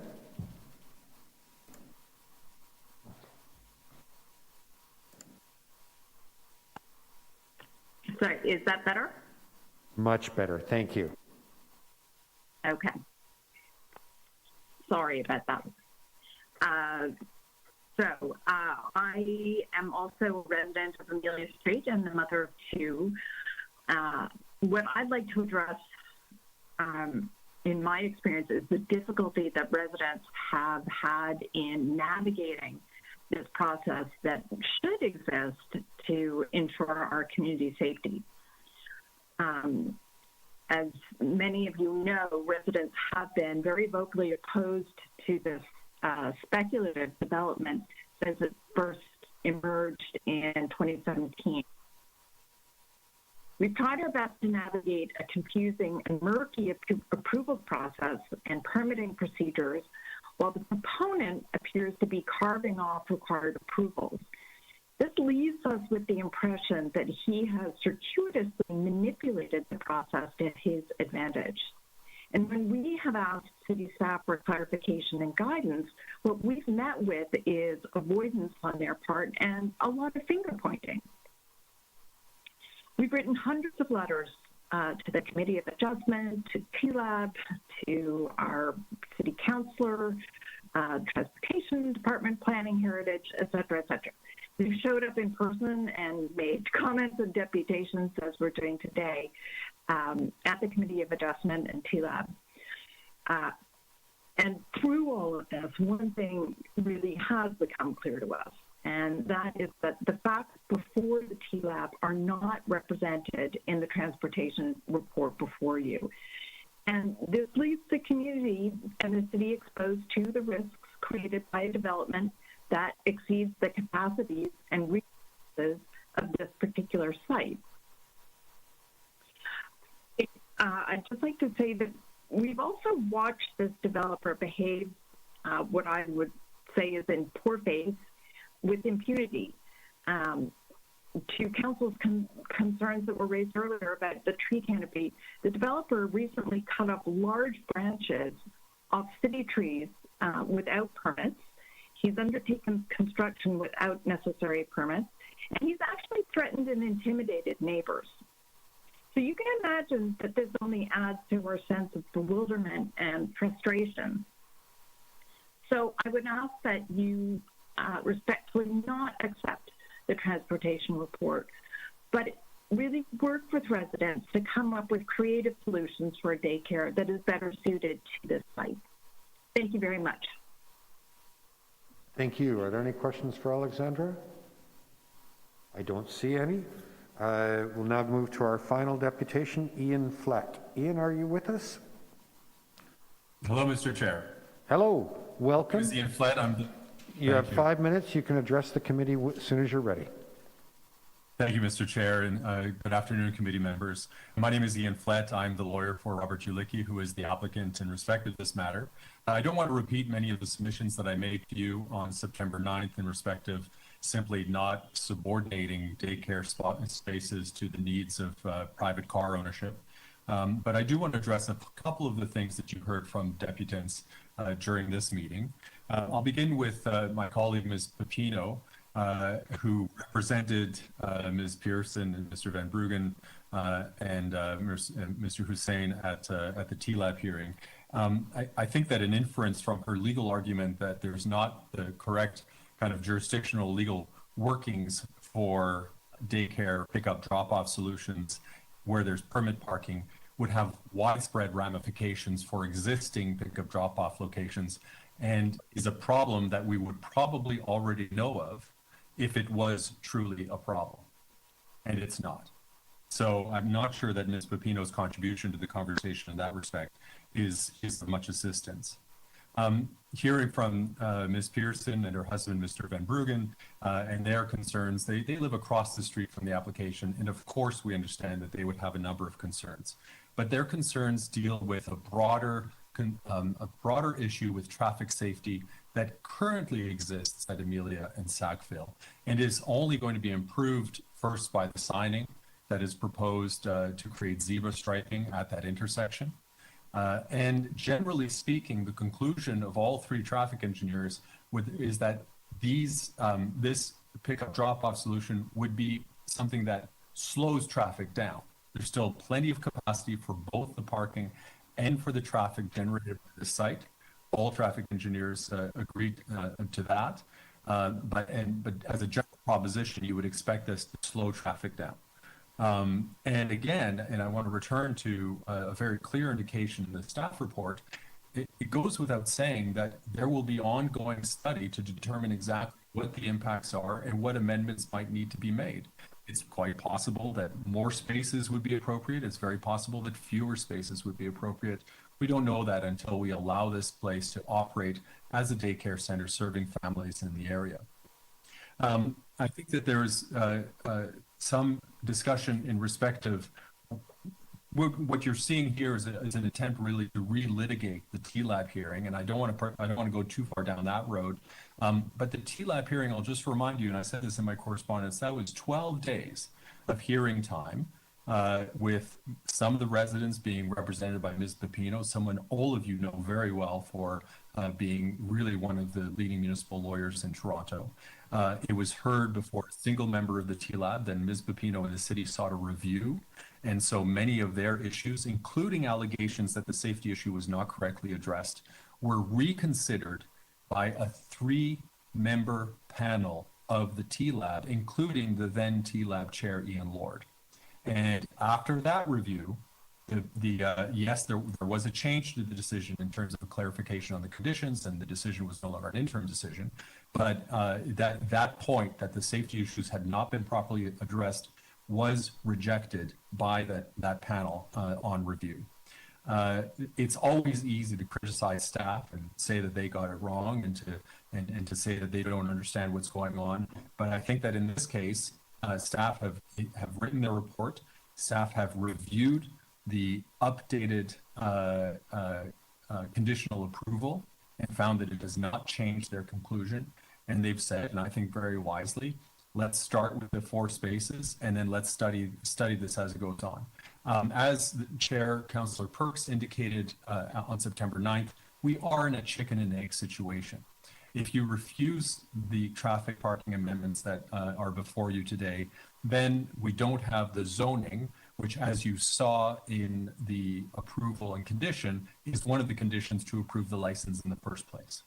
The only thing left in terms of the approval from the Ministry of Education is that zoning, and then of course to inspect the building itself when it is completed. My very last submission is to endorse Councillor Perks' suggestion that you withhold the bill until the daycare is actually operational. It doesn't make sense to remove that capacity until we actually need it, and that I agree with fully. I'm here to answer any of your questions and thank the Community Council very much for its time.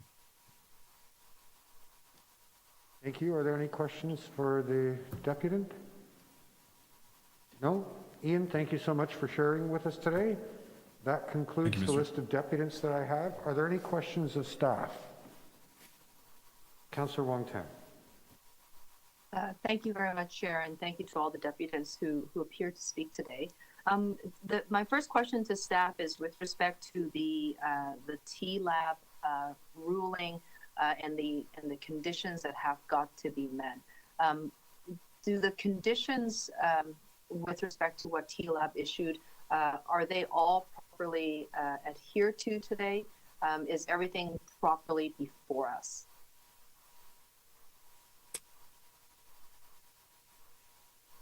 So, Councillor, it's Kelly Matsumoto. I'm actually going to defer to my colleague Matt Longo, who was the lawyer who handled the matter, and he's on the panel right now. Yeah, thank you, Councillor, and through you, Mr. Chair. The matter that's before Community Council today is the delineation of on-street parking spaces. That is the only matter that was referred back to the City and Community Council for decision, and that is properly before the community today. Thank you. And I guess to the point that some of the points that were made by a number of the deputants, is it a matter of us having to ensure that all the conditions are met, or is this the one and only thing that's before us today? Because as you know, I've struggled with to make sure that we can have this cascading response in a sequence that makes sense. Which is why I deferred it the first time, but I just want to make sure that is there any reason whatsoever we cannot proceed on making a decision right now? Through you, Mr. Chair, the creation and the dedication of on-street parking spaces is the one matter that remains for Community Council to decide. The other 7 conditions that were imposed upon the applicant were theirs to satisfy, and they do not need to return to the City for approval. So is it entirely possible that even if council committee today makes a decision to proceed with the staff recommendations and the applicant does not meet the other 7 conditions on the TLAB ruling, that there may not be a licensed daycare operations at the end of the day? They've got to meet all 8, but we only have 1 of them before us. Yes, that's through you, Mr. Chair. That is correct. The key piece is that the applicant will need to obtain approval from the minister for the operation of the daycare. The only matter that's before council now is the creation of those parking spaces, and the other matters are not before you today. Thank you. And I think because we deferred this matter at the September TYCC meeting, wanting to make sure that we had some time to review a fuller package, what has materially changed since then that has brought this procedural motion and this report back to us?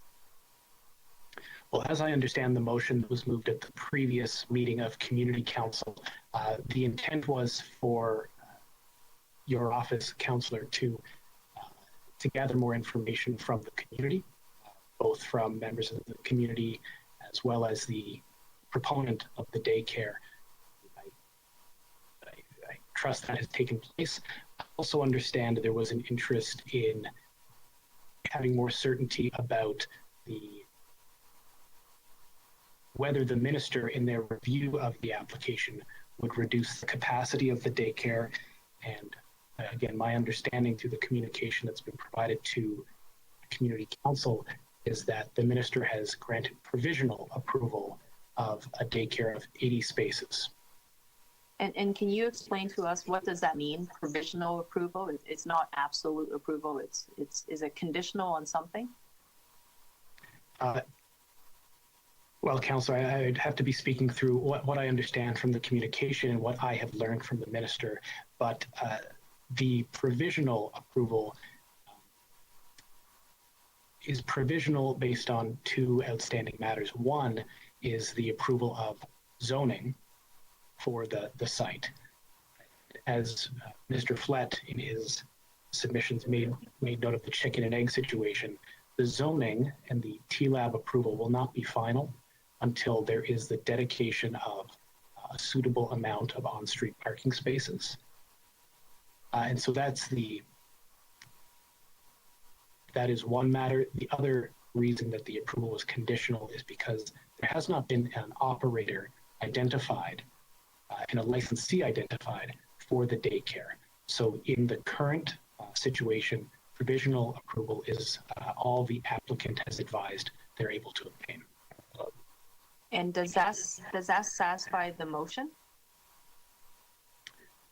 Well, Council, I think in terms of what I understand the intent of your motion to be in terms of information gathering and in terms of having some degree of certainty of the capacity of the daycare, it seems that you have that information now. There has not been literal approval to operate a daycare on the site, but as the applicant has advised, this is the closest they can get to an actual operation license at this point.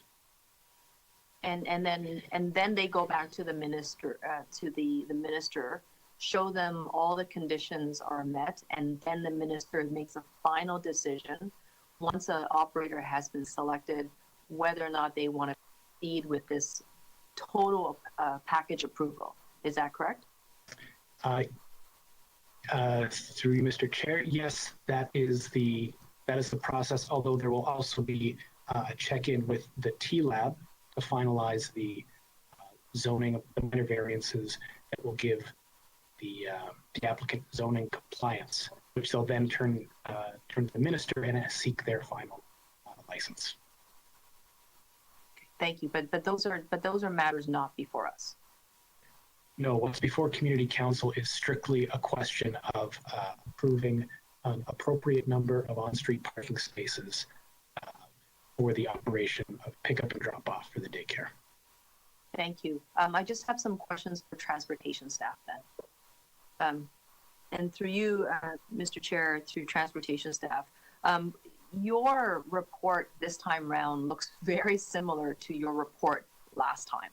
And I was hoping that you give us a little bit more information, and what I'm seeing is that there's no new information. So it seems to me that you haven't changed your opinion whatsoever. You still strongly believe that that the staff recommendations is what this committee should proceed with. Is that correct? Through the chair, yes, that's correct. No, there was very little change between the two reports, simply because the approval or conditional approval did not change. The number of pickup drop-off spaces was based on the number of students that would be attending the daycare, and that did not change. Therefore, we felt it prudent to maintain the previous recommendations regarding the parking changes. Thank you. Mr. Clement, can you share with us, because this information is not in the report, but you may have it in front of you. At least I hope so, because I know that it might be material, at least it might be helpful to all the members here. 80 spot daycare, 15 or 16 full-time staff persons. How is this compared to other daycare facilities, roughly same size, same operational scale, and perhaps in the same type of urban context? Are we very different here in this neighborhood, or do we line up with what other daycare facilities with the same number of spots for children and staff? Is this recommendation before us comparable to everything else that you've done, or at least the city has approved in the urban context?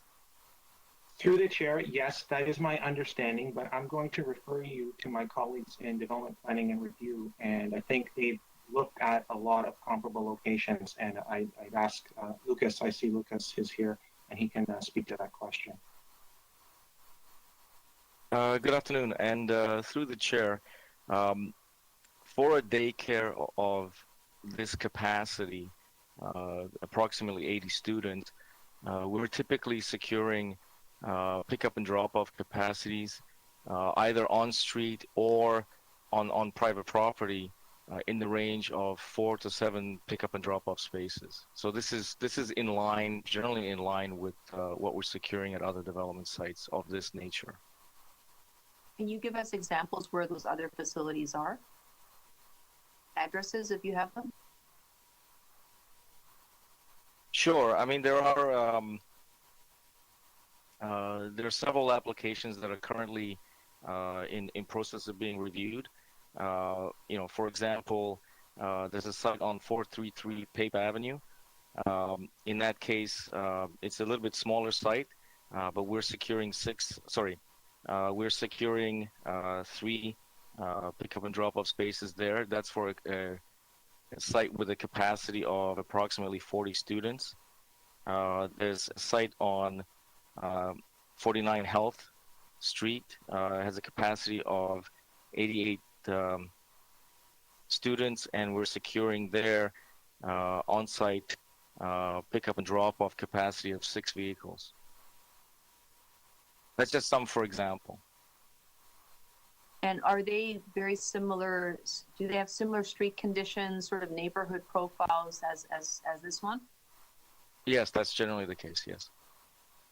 And so I guess there, with respect to on-street permit parking, because I know that there's been some expressed concerns that this could create some additional conflict, not having enough spaces in the area. Can you tell us the level of on-street permit parking subscriptions that are here? Is there enough space? Because I know sometimes areas are like 100% subscribed, 110% issued. Are we close to those numbers here? Through the chair, I mean, that's something that I would defer to my colleagues. However, I will note that the recommendations before us do not change the on-street permit parking supply in the area. Essentially, the recommendations are to introduce short-term parking that can serve the pickup and drop-off activities for the site outside of the hours of permit parking. Thank you. Lucas, who can answer that question, just out of curiosity? Vince Laferty here from Transportation. Through the chair, the subject location falls within the boundary of permit parking area 7D. That permit area, and we're currently at the tail end of the current permit term, we're at a capacity of about 90%.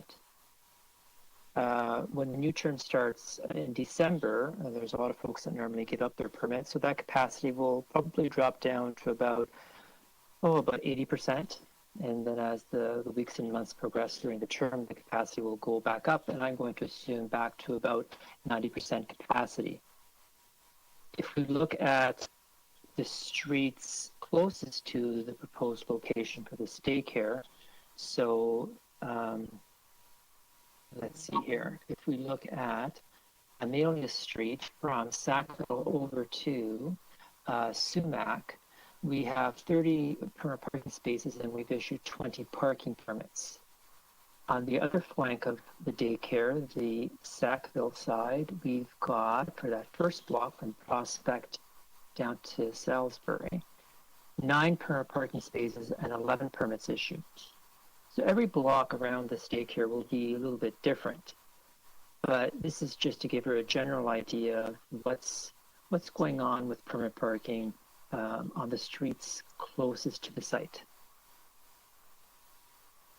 Thank you. So what I'm hearing from you, and what we're all hearing from you, I think, is that there is flexibility in the system, that there's no street that's 100% subscribed or beyond 100%. Is that correct?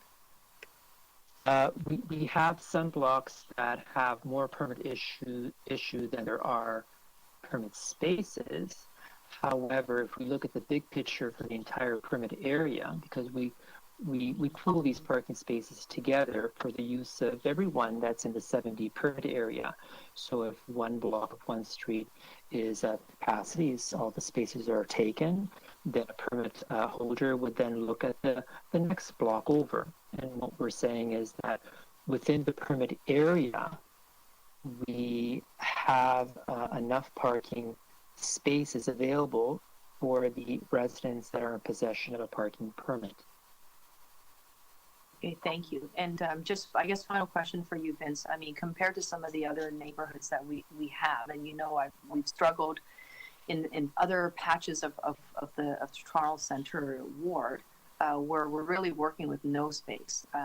Is that the situation that's here? Because I want to make sure that we have room to maneuver here. I think in this particular neighborhood, from statistics and from site visits and observations, it is similar to many areas of the city where there's a combination of things that are happening with parking. So the numbers that I've given you are for permit parking, which is an overnight parking program that where permit holders is exempt from daytime temporal duration. So during the day, the street is shared. So the street is shared with people, vehicles not displaying parking permits, so visitors. Every area is going to be a little bit different in terms of, how many people are going into the area and visiting and occupying parking spaces, because the visitors will actually, residents will be competing with visitors to obtain a parking permit, because, no one is guaranteed a spot in front of their home, but whereas they're guaranteed a spot within their permit area. However, that is solely during the permit parking hours. Outside of those hours, it's more of a free-for-all. And so you need to take into consideration the residents with valid parking permits and their visitors, tradespeople, people coming into the community for short visits. Just keep that in mind when it comes to parking availability in this area.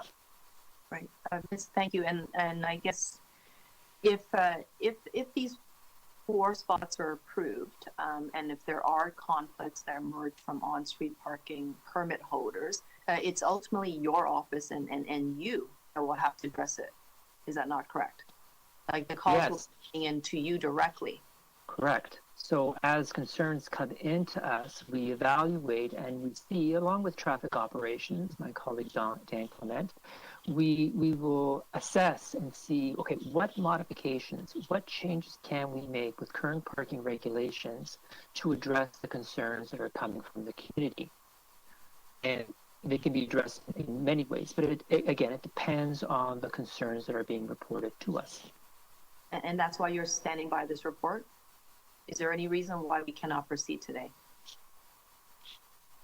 Dan, I don't know whether you want to comment on that. Through the chair, no, I don't see any why we can proceed today with the right recommendations therein. Certainly, as noted in the report, we do have the ability to, and we will, obviously follow up, undertake site visits, as required, and make changes as required. What is being approved here today is not written in stone, and if we do need to make adjustments, as we often do, meeting around schools, it's a contentious issue everywhere, and we're open to working with the community and finding a solution that works best for everyone. But with respect to what we've recommended here today, I don't see any operational issues at using this as a starting point. Thank you. Dan, thank you. Mr. Chair, I do have one more final question. I should have asked it earlier. May I have continue to have the floor? Sure. Thank you. I'm sorry, guys. I want to just go back to the issue around the bills. So the operator's not been secured, so therefore there's no facility opening tomorrow. There's still significant renovations that have to take place.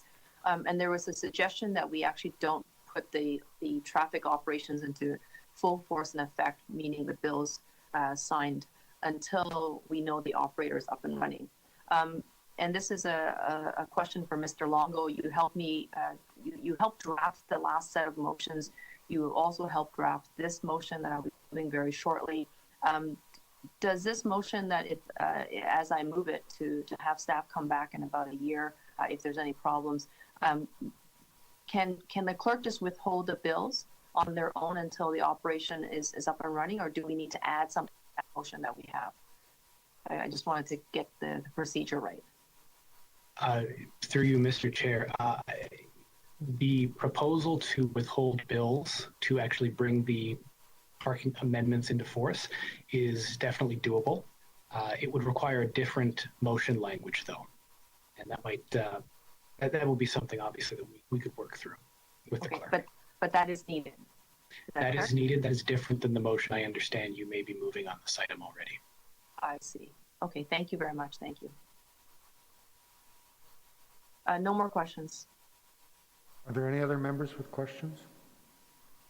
No? Councillor Wong-Tam, the floor is yours. How would you like to proceed? Well, thank you very much, Chair. I'm sorry that I'm dragging this out, folks, and it's really not my intention to belabor this or expend any more time. But I think through the process of the deputation and through the process of questions to staff, I do need to hold this down so I can work with Mr. Longo to amend what is going to place. So if I can just ask for that indulgence, We'll hold this item? Solve that in about 10 minutes. Thank you. Sure. Okay. Members, I'm trying to get through the items with deputations first, so if you have other items that you're waiting to get to, please be patient. We have essentially 2 more items with deputations, although one of them has a fair number. Okay, next, we have item TE 29.53, removal of permit parking poll results, Pine Crescent, Glen Ames, Long Crescent, Glen Oak Drive, Balsam Road, Pine Glen Road, and Glen Stewart Crescent. I detect a theme. So the first deputant we have listed on this item is John Hartley. John, are you with us?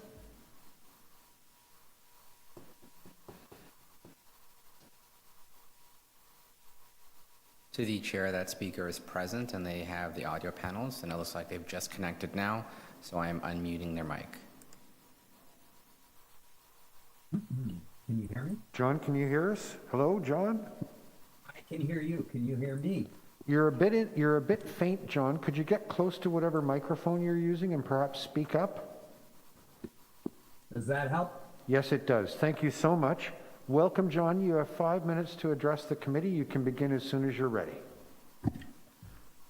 Thank you, sir. Hopefully I won't take that long. Thank the members of the council for the opportunity to address you and for your attention. You got that one. Clearly, the parking, permit parking should not be removed on these streets, and I urge you to so decide.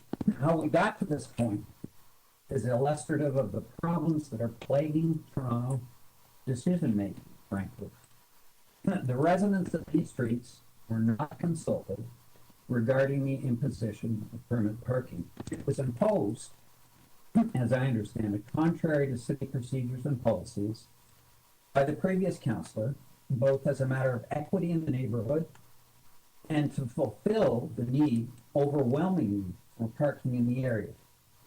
One might wonder how it was possible that she was able to accomplish that, but she did.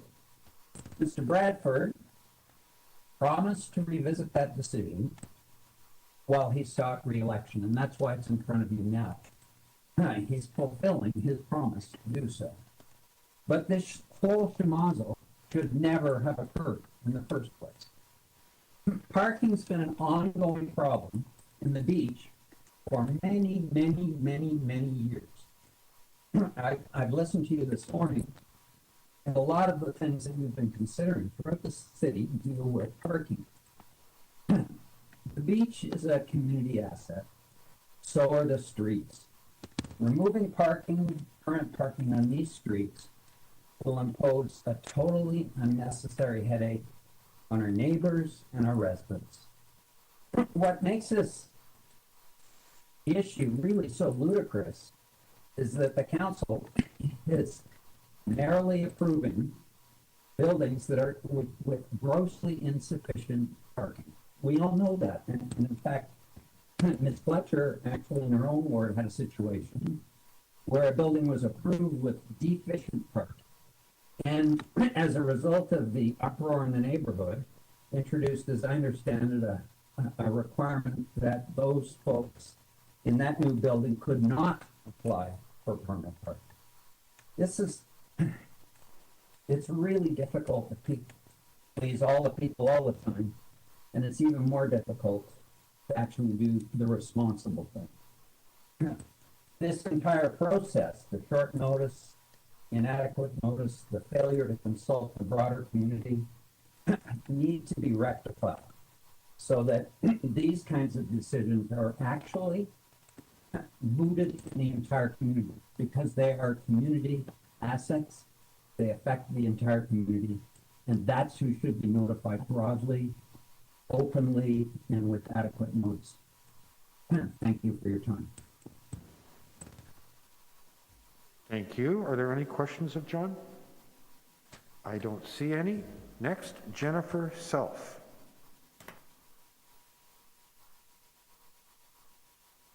Jennifer?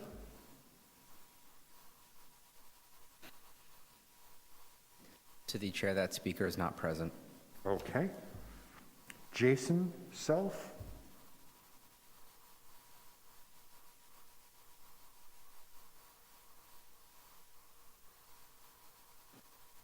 To the speaker, to the chair, that speaker is not present. You can call me speaker if you want. I won't object. Although Speaker Nunziata might. She could be listening. Okay. I'm here in a minute. Next, Kathleen Holmes. I am here. Hello, Kathleen. Good afternoon and welcome. You have 5 minutes to address the committee. You can start whenever you're ready. First of all, let me apologize. My AirPods may die. It's been a long day on this call, and I have construction going on right now, or a toilet being fixed. So good afternoon, Council. First of all, thank you to everyone who works very hard to make our city a great place to live. I do believe it is, and it's because of your efforts, so thank you to everyone. I'm here today as a first-time speaker, and I'm impressed by all those who spoke before me. My topic of concern is the possible removal of overnight parking permits, even though transportation services have recommended to keep the permit parking. I'm at the corner of Glens and Southwood, and have relied on permit parking for a number of years. We have made family choices relying on that parking, as I'm sure is the case for many of my neighbors. I am speaking today in support of the recommendation put forth by Transportation Services to keep overnight permit parking on the mentioned streets. Since I live on Glen Eames, I will specifically discuss the impact if overnight parking is removed on my street in particular. I know it's slightly different for everyone.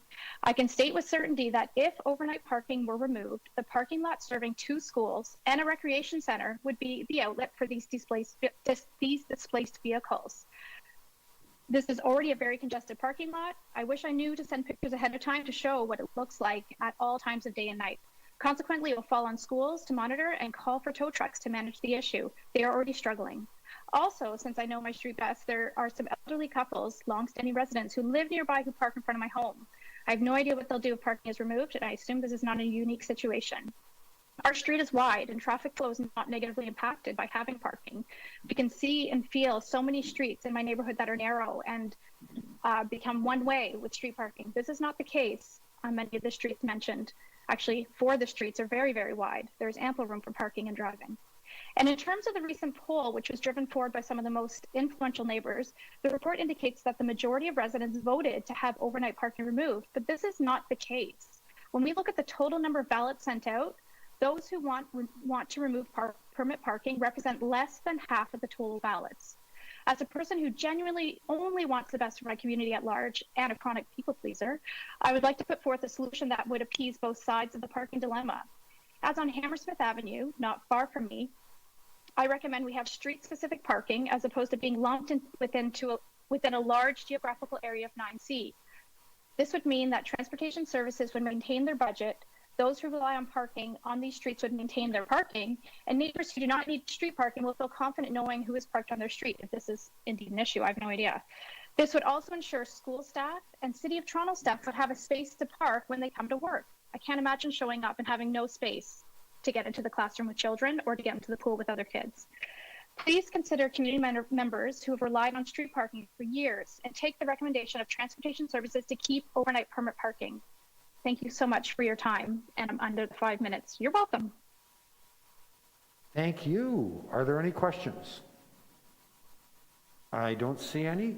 The next deputant I have listed is Daniel Holmes. Daniel, are you with us?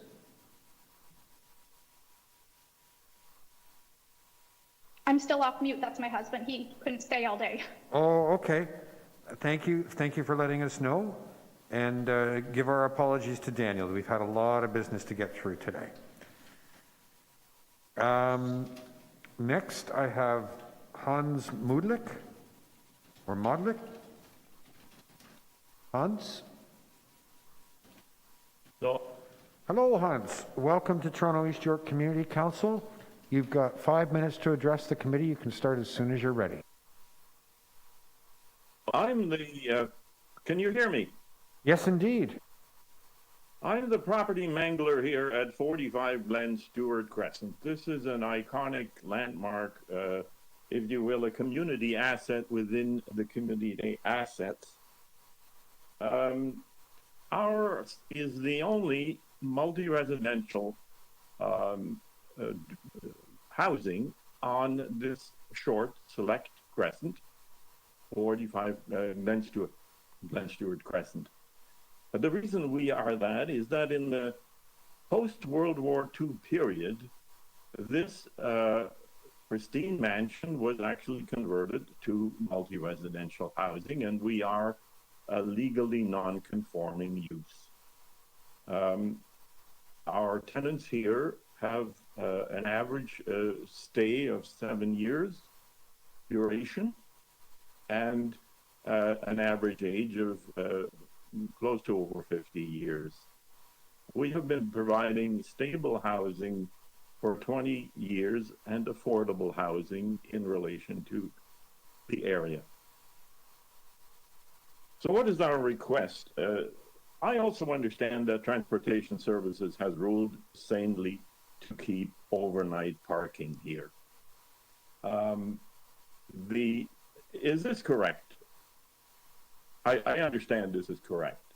And I heartily endorse John Hartley's comments and the previous speakers. So I'll try to be short. If you should rule to remove permit parking, we would nonetheless ask you to consider exempting us, because there already exists an exemption, and that is proposed to be retained for the northbound leg of our crescent. The main reason for that is that apartment buildings, low-rise, ancient old apartment buildings on Kingston Road 567 and 69 have been relying on parking on the northbound leg of this crescent. Similarly, we on the southeast end of this crescent would, in that eventuality that you remove permit parking, that you exempt us from this removal, because we have 160 feet, more than ample parking to accommodate some of the very senior residents that live here. I would like to point out that we enjoy a good deal of bipartisan support. Even some of the pro-removal residents have written into Councillor and to Michael Cood, head of permit parking Transportation Services, that we should be granted an exemption. This exemption would be simple to implement by simply not removing at a corner post the permit parking sign that already exists. So once again, I'd like to support the recommendation in an offhanded sort of a way. If you look back since the World War II period, we have been pioneering, proselytizing, good example of inclusive zoning, which is the latest buzzword, which I heartily endorse for the council. I think to be consistent to adopt the recommendation from Transportation Services. Thank you so much. Thank you. Are there any questions for Hans? No? Just very quickly. Yes, go ahead. Sorry, Mr. Chair, very quickly. Thanks very much for your deputation, Hans. It has just been a pleasure working with you on this, well over the past year. I just want to clarify if there was a alternative recommendation that would provide permanent parking in front of the property of the building that you've referenced. Would that be a good compromise for you and your tenants? I think that's the gist of what we would be asking as a compromise. Very good. Okay. Can I just amend? It doesn't make economic or ecological sense for us to remove half of our front lawn to provide boulevard parking. So that option, in my opinion, is a non-starter. Yeah, that's fine. We're not going to ask you to do that. Thanks very much for deputing today, Hans, and sorry everyone's had to wait so long for us to get to the item. We'll talk to you soon. Thank you. Thanks, Mr. Chair. Thank you. Any other questions of Hans? No, I don't see any. Hans, thank you so much for joining us today. The next deputant I have listed is John P. Desjardins.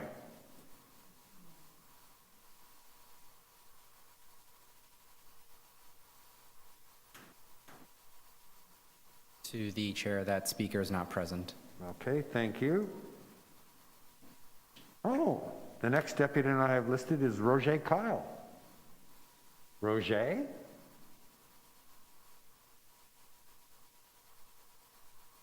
To the chair, that speaker is not present. Okay, well, the next one I have is Yuta Lehrer. Yuta? To the chair, that speaker is present and they have access to the audio panels. They just need to click on Connect Audio at the bottom of their WebEx panel and we can unmute them so that they may speak. And it looks like they've done that now, so I'm unmuting them. Hello, Yuta. Can you hear it? Yeah. Hi. Where's Roger? Hi. Well, he has to teach. Oh, okay. Welcome and thank you for joining us. You have 5 minutes to address the committee. You can start as soon as you're ready. Yes, sorry, after I have to look up my notes now. Can I actually take the opportunity to read out the notes of my previous neighbors that were not able to be present? Please go ahead. At this time? Yep. Okay. So I want to read out the note of Jennifer Self. She is a neighbor on Belfair. She says, I strongly ask you to reconsider this. Parking in the beaches is already desperately low. It's almost a joke how bad it is already. I've seen people get super upset about bad parking jobs, i.e. taking more than one spot by parking in a sloppy manner, etc. on more than one occasion, because parking spots are so precious. In fact, when I was 8 months pregnant, I got screamed at with profanity by a fellow neighbor for accidentally parking 1 foot over his driveway. Things are tense in the parking world already here. It is super competitive to even find a parking spot in the beaches at night as things stand right now, let alone removing the permits from these 7 streets. I cannot imagine what would make the city think that this is a good idea. It is so tough to find a spot, especially in the summertime when tourists flood our beautiful neighborhood and take up valuable spots, not to mention the fact that condos keep going up and more people without a spot will require a parking permit. We live on Belfair and have a detached home with 1 parking spot. My husband has a permit for his car. I think in the terms of time, I just move on over to the next one, which was written from Susie Balgopal. She is also on the speakers list, but not present. She also does not support this proposal. She doesn't see that it's adding to the value of the neighborhood. She has lived here for 20 plus years and finds very difficult parking spots. And she says that in the proposal, I see that there are 27 households with a need to park on the road. These people will need to find parking elsewhere in the neighborhoods, which I find fundamentally unfair to them and others in the neighborhoods. So they will move basically into our neighborhood. So my comments, which I would like to, my God, now I'm getting nervous because I can't find my own notes. Yes, so I found them. So here's my notes. So I'm, as some of people know on this call, I'm teaching urban planning at York University. And I think that this proposal is probably pretty much against the grain of where planning should go these days. It's to remove the parking on these neighborhood streets is, first, I want to give 2 points, is antisocial behavior of some neighbors toward the collective on several points. And these points are, it will eliminate the parking spaces of 27 residents that are living along those streets. These people will need to find parking in adjacent streets, and with that will increase the pressure for the entire neighborhood. It is also a class issue, since probably the majority of those 27 permit holders might be renters of basement apartments along these streets. The already overcrowded situation along many of the beaches streets will become even more difficult and hostile when it comes to finding parking spots overnight. The second point, it is really a financial loss to the city. We know that the financial impact on the operating budget is about $17,000 per year. And in my mind, this is quite substantial. If we actually continue with this way of thinking, then I would not be surprised if one day the property owners on these crescent streets will ask that their streets should receive gates so that the general public can't drive through them anymore. All the logic of planning, good planning, solid planning is against what this proposal is saying. So I'm totally objecting this, and I was also speaking for 2 of my neighbors, and there's more of us that not all of them can be here. And Roger, of course, is also against this. Thank you. Thank you so much, Jutta. Right on 5 minutes. Are there any questions of the deputant? No, I don't see any. That concludes the list of deputants. Are there any questions of staff?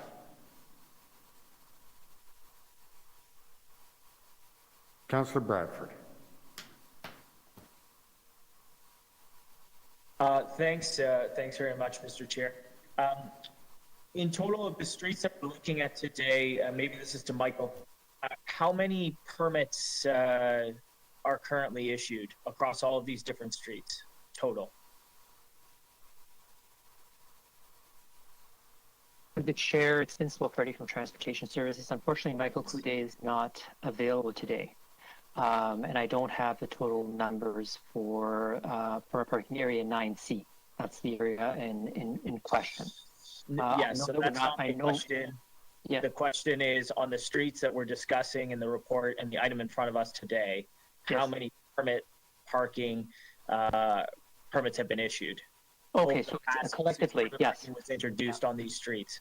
Yeah, so collectively, we're looking at 27 parking permits. Total across all these different streets, 27? Correct, yes. Okay. Where were folks parking those 27? You presumably, if you took out a permit, you were looking to get permit parking. Where were those folks parking prior to the introduction of the permit parking on the 32 some odd streets in this part of town? Through the chair, we can only assume that they were parking on the street. Right.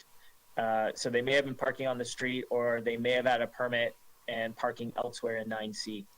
Correct. There's 2 scenarios here. The streets previously fell and currently fall within the boundaries of permit parking area 9C.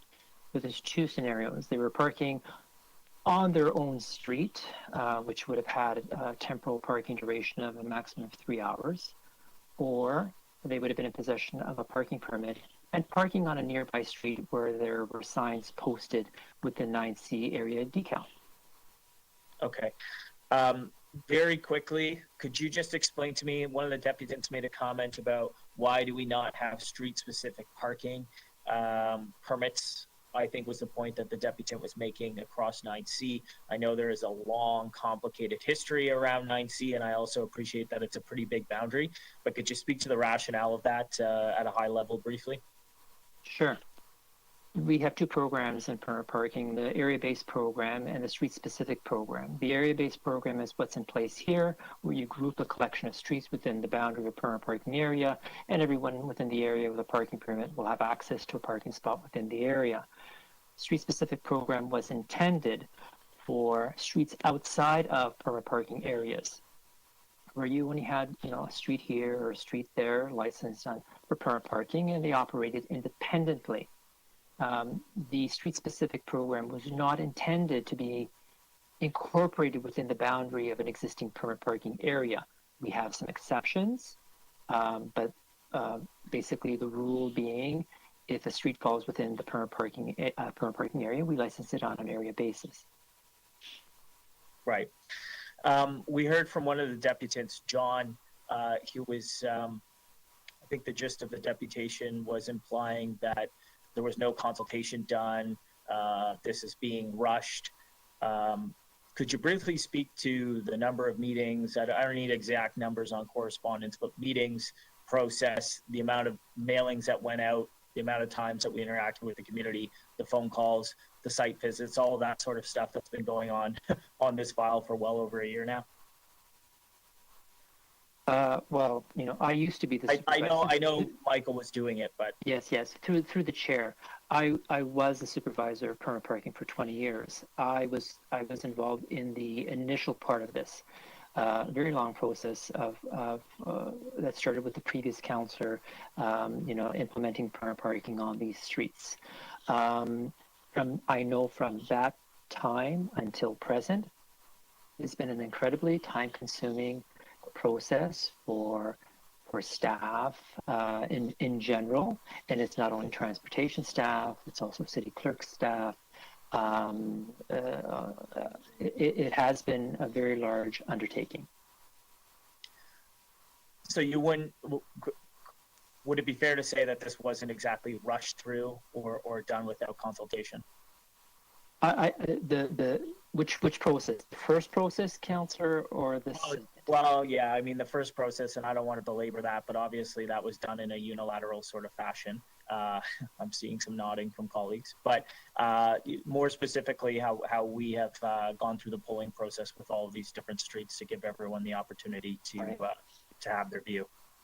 So through the chair, we did receive direction through Toronto Eastern Community Council to undertake some rather large-scale polling of the odd 30 or 32 streets that had the permit parking implemented without the polling process.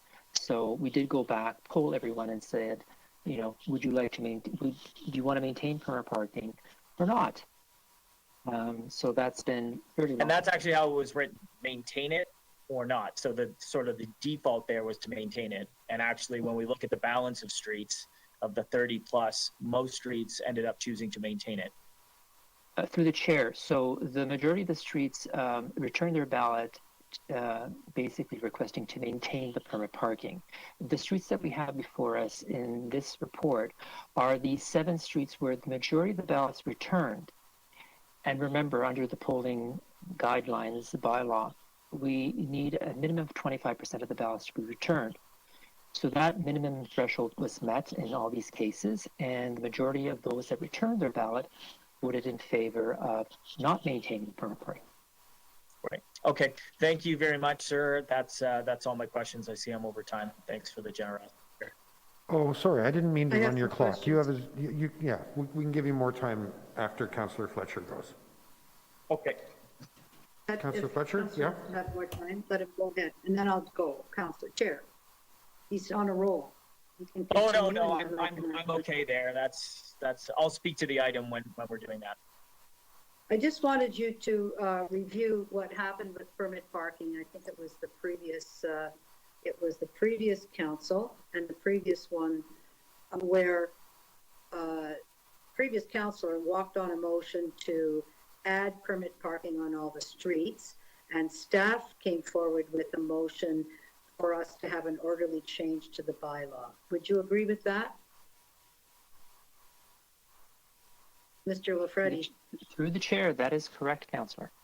So in wards, Old Ward 4, Old Ward 9, Old Ward 30, 29, 30, anyway, that there was a process where there was notice that this was going to happen, there was public meetings this was going to happen, and then it came to community council and went to council for a bylaw change that would say, city streets, here they are, and we want to introduce permit parking. And everybody had a chance, and staff had an orderly process. Is that right? Through the chair, that's correct. And let me just add that on top of what you've just mentioned, we also did surveying to obtain public opinion. And public opinion. So that the result has been that in the new wards 4, 9, and 14, permit parking has been seamlessly introduced in areas that it wasn't there before. And staff were working to find ways and talk to people about the introduction, correct? Through the chair, that is correct. And you were able to move boundaries so that some areas, let's say in my ward, just close to the Danforth in the old ward 29 were chock-a-block at 100% or over 100%. And you were able to shift the boundaries to give a little bit of a valve to allow more, just to recreate boundaries that assisted people, right? Through the chair, that's correct. The principal reason for doing that is to, maximize parking, give people more parking flexibility, remove any waiting lists. That was the point of that.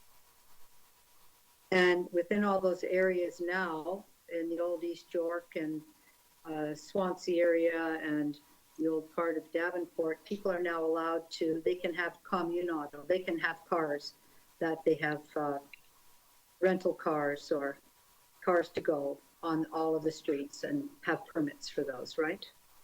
So through the chair, those areas of the city, now every local roadways in those areas have the same permit parking regulations posted. But you can't have one of those cars if you don't have permit parking, correct? You can't leave it on the street overnight. You have to get a permit. That's correct, yes. And then there's no ability for people who are guests or weekend guests or mother-in-laws with coming to help with a new baby. They have no ability to actually park on the street without a permit, correct? Through the chair, that is correct. And that's why you're recommending this, correct? Through the chair, sorry, may I ask for clarification on that? Oh, this is your staff recommendation is what? Let me be clear. Through the chair, the report is an information report. Oh, However, in the body of the report, there are alternate recommendations should the councillor wish to proceed in removing the permit parking based on the results of the polls. I see. And could you estimate how much staff time has been used by having the previous councillors drop that bylaw on and have it changed immediately, and all the work that's gone into today? Would you say that there's been more time spent on that than in the orderly introduction of permit parking in 3 other wards? Through the chair, I definitely would agree with that statement. Thank you very much. Are there any other questions of staff? I mean, I'm sure we could spend a whole day on this one. It's so much fun. Councillor Bradford, you have the floor. Thanks very much, Mr. Chair. And I have a series of alternative recommendations that Vince was alluding to move. these are the alternative recommendations that staff and I have worked on, that we've actually worked on with the community. Folks have been very involved in all of this for a long time now, and you can hear it in Vince's voice and certainly the other staff who have been carrying all the water on this file. It's been a ton of work, but the motions that you see in front of you reflect the results of the ballots that were mailed out and reviewed from these 7 streets. Again, we did a lot more streets than that. The default of maintaining the permit parking actually did stay in the vast majority. I think it was 30 some odd streets, and 7 decided that this was the direction that they want to move in. So I'd appreciate your support on this, because it's been a long journey. I'm sure also we all probably want to ask different questions, and as you said, Mr. Chair, we could spend a long time on this, and in a sense staff have, and you heard that from Vince. I want to offer my thanks to this committee for the indulgence. I want to offer my thanks certainly to Barbara Gray and Vince and Michael Kute and all of the folks who had their hands on this. It was a ton of work. We actually had folks on the street today, I think it was from MLS, actually out there doing some measurements. This was extremely involved, and I think Councillor Fletcher's point that she was making there at the end is really that this was about consultation. This was about working with communities. This was about engaging and listening with residents and going through a process, an imperfect process for sure. And I appreciate that folks, that were deputing today have different views on that. And we live in a city and a community and a neighborhood with lots of different views. But we do have this process. And of course, that was not, as everyone knows, not the process that was followed in a typical fashion previously. So I made a commitment to my residents to go back and ask them for their input and to legitimize the parking bylaws that they have on their streets. Over the last 3 years, I guess now, we've had a ton of discussion, everything from Zoom meetings to site visits to text messages to emails to phone calls, meetings with staff, meetings with the community, meetings in the park, to have those conversations about what happens to on-street parking on these streets. And we did opt to go through the polling process, as extremely painful as that was. My colleagues will recall that we sort of spaced that out a little bit so that it wasn't just a big pile on in the polling queue. We wanted to make sure that, as much as we could manage the staff time on that, we did that to the best of our ability. And the majority of those streets that were polled, they voted to keep permit parking. And I think that speaks to, the way that the city's moving, the practicality of permit parking. I fully understand and appreciate that. But as Councillor Fletcher alluded, and what we've seen in this term, as folks have moved forward with permit parking, there was a lot of consultation, there was a lot of surveys, there was a lot of process to make that jump. So we may get there in the future. And everybody knows, in fact, that the fact that we have 9C as a parking area speaks to the challenges of parking in that large zone of parking just north of Queen Street there in the beaches. So nothing here is permanent. Nothing here means that this is the way it's going to be forever. But as we move forward, and when we move forward, we're going to do it in lockstep with the community, because nobody knows the conditions on their streets better than the folks who live there. And I, for one, think it's important to speak with them. So that's what this is all about. Appreciate your support in these the motions that we have on the screen here. And with that, I can turn it back over to you, Chair. I want to speak. Okay, maybe we will spend all day on this. Councillor Fletcher. Well, parking's always such an interesting subject. And actually, in one circumstance with all the Carla and Dundas and all of those condos, somehow we had people get permits, and then we have a very small, and Vince knows this very well, 8I. There's just 8I, certain number of permits, and it's grandparented. But I want to say this, that I asked a question about staff time, because we had an orderly process, and I think we should remind ourselves of this, because we like to support our colleagues. We voted for that dropping the bylaw on, to just eliminate it all. And really upset a lot of people, because there was no chance for anybody to have an opinion at that point. And I want to look at the other way it was done, where we introduced that. Staff ran just as any bylaw change anywhere in the city. There was a large public process that went over a year and a half. Everybody had their chance, and the amount of staff time has just been spent on helping people with the implementation. I appreciate that Councillor Bradford wanted to make this change, but I'm really looking back at what the previous councillor and the previous community council agreed to. And I would recommend that we're very careful that way, because I would have preferred if transportation staff could be out on O'Connor, could be on Lakeshore, could be looking at the bike lanes and the safety, all of the things that we ask for every day. And they've been tied up polling every street because there was I'll just say, a councillor decided to make a big change without talking to anybody. We have to talk to people. That's our job. We have to talk to people. And I will say that tomorrow, we're going to be looking at permit parking associated with new developments. 2005 was the first time I moved permit parking not be available for new condo developments in residential neighborhoods, in stable long-term residential neighborhoods. And 15, 16 years later, we're now having that put into, hopefully into practice. But to me, it's a cautionary tale that Councillor Bradford's had to do all of that we've had to have all the staff doing that, and hearing MLS is out measuring things today. I have lots I'd like MLS to do, not measuring because there was a big mess made previously, and now we have to go back and fix everything. So I'm so cranky about this. I was cranky at the time. I'm still cranky. We have so many important transportation issues to look at, and this is how they had to spend their time, because of a desire to just have something done so quickly without talking to anybody from the previous council and the previous councillor. So I just have to have my say on that today. Thank you. I have a long speech in my head, which I'm not going to give. The staff time and the cost, but I'm not going to. Just not going to give the speech that's in my head. Just going to let it go right by. Okay, anyone else? No. Okay, so we'll take Councillor Bradford's motion and the item together. All those in favor, opposed, carried. Okay. Now, on items 61, 62, 63, and 64, Councillor Wong Tam asked that we hear the deputations for them all together. We first have Andre Berman. Andre, are you with us?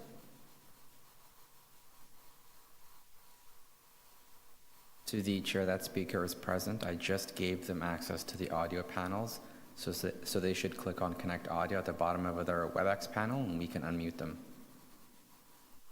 Could you please give me the numbers again, Chair? 61 through 64.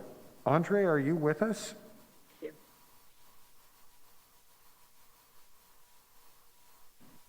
They've just connected. I am now unmuting Andre. Hello, can everyone hear me? Hi, Andre. Yes, we can. And welcome to Toronto East York Community Council. I'll be giving you 5 minutes to speak to the committee. You can start as soon as you're ready. Great. Before I start, am I allowed to address all the motions in regards to traffic calming on Shooter Street? Oh, yes, I should have made that clear. This is your opportunity to speak to all 4 items. Okay? Okay, great. Thank you very much. And thank you to the speaker and to members of the Community Council.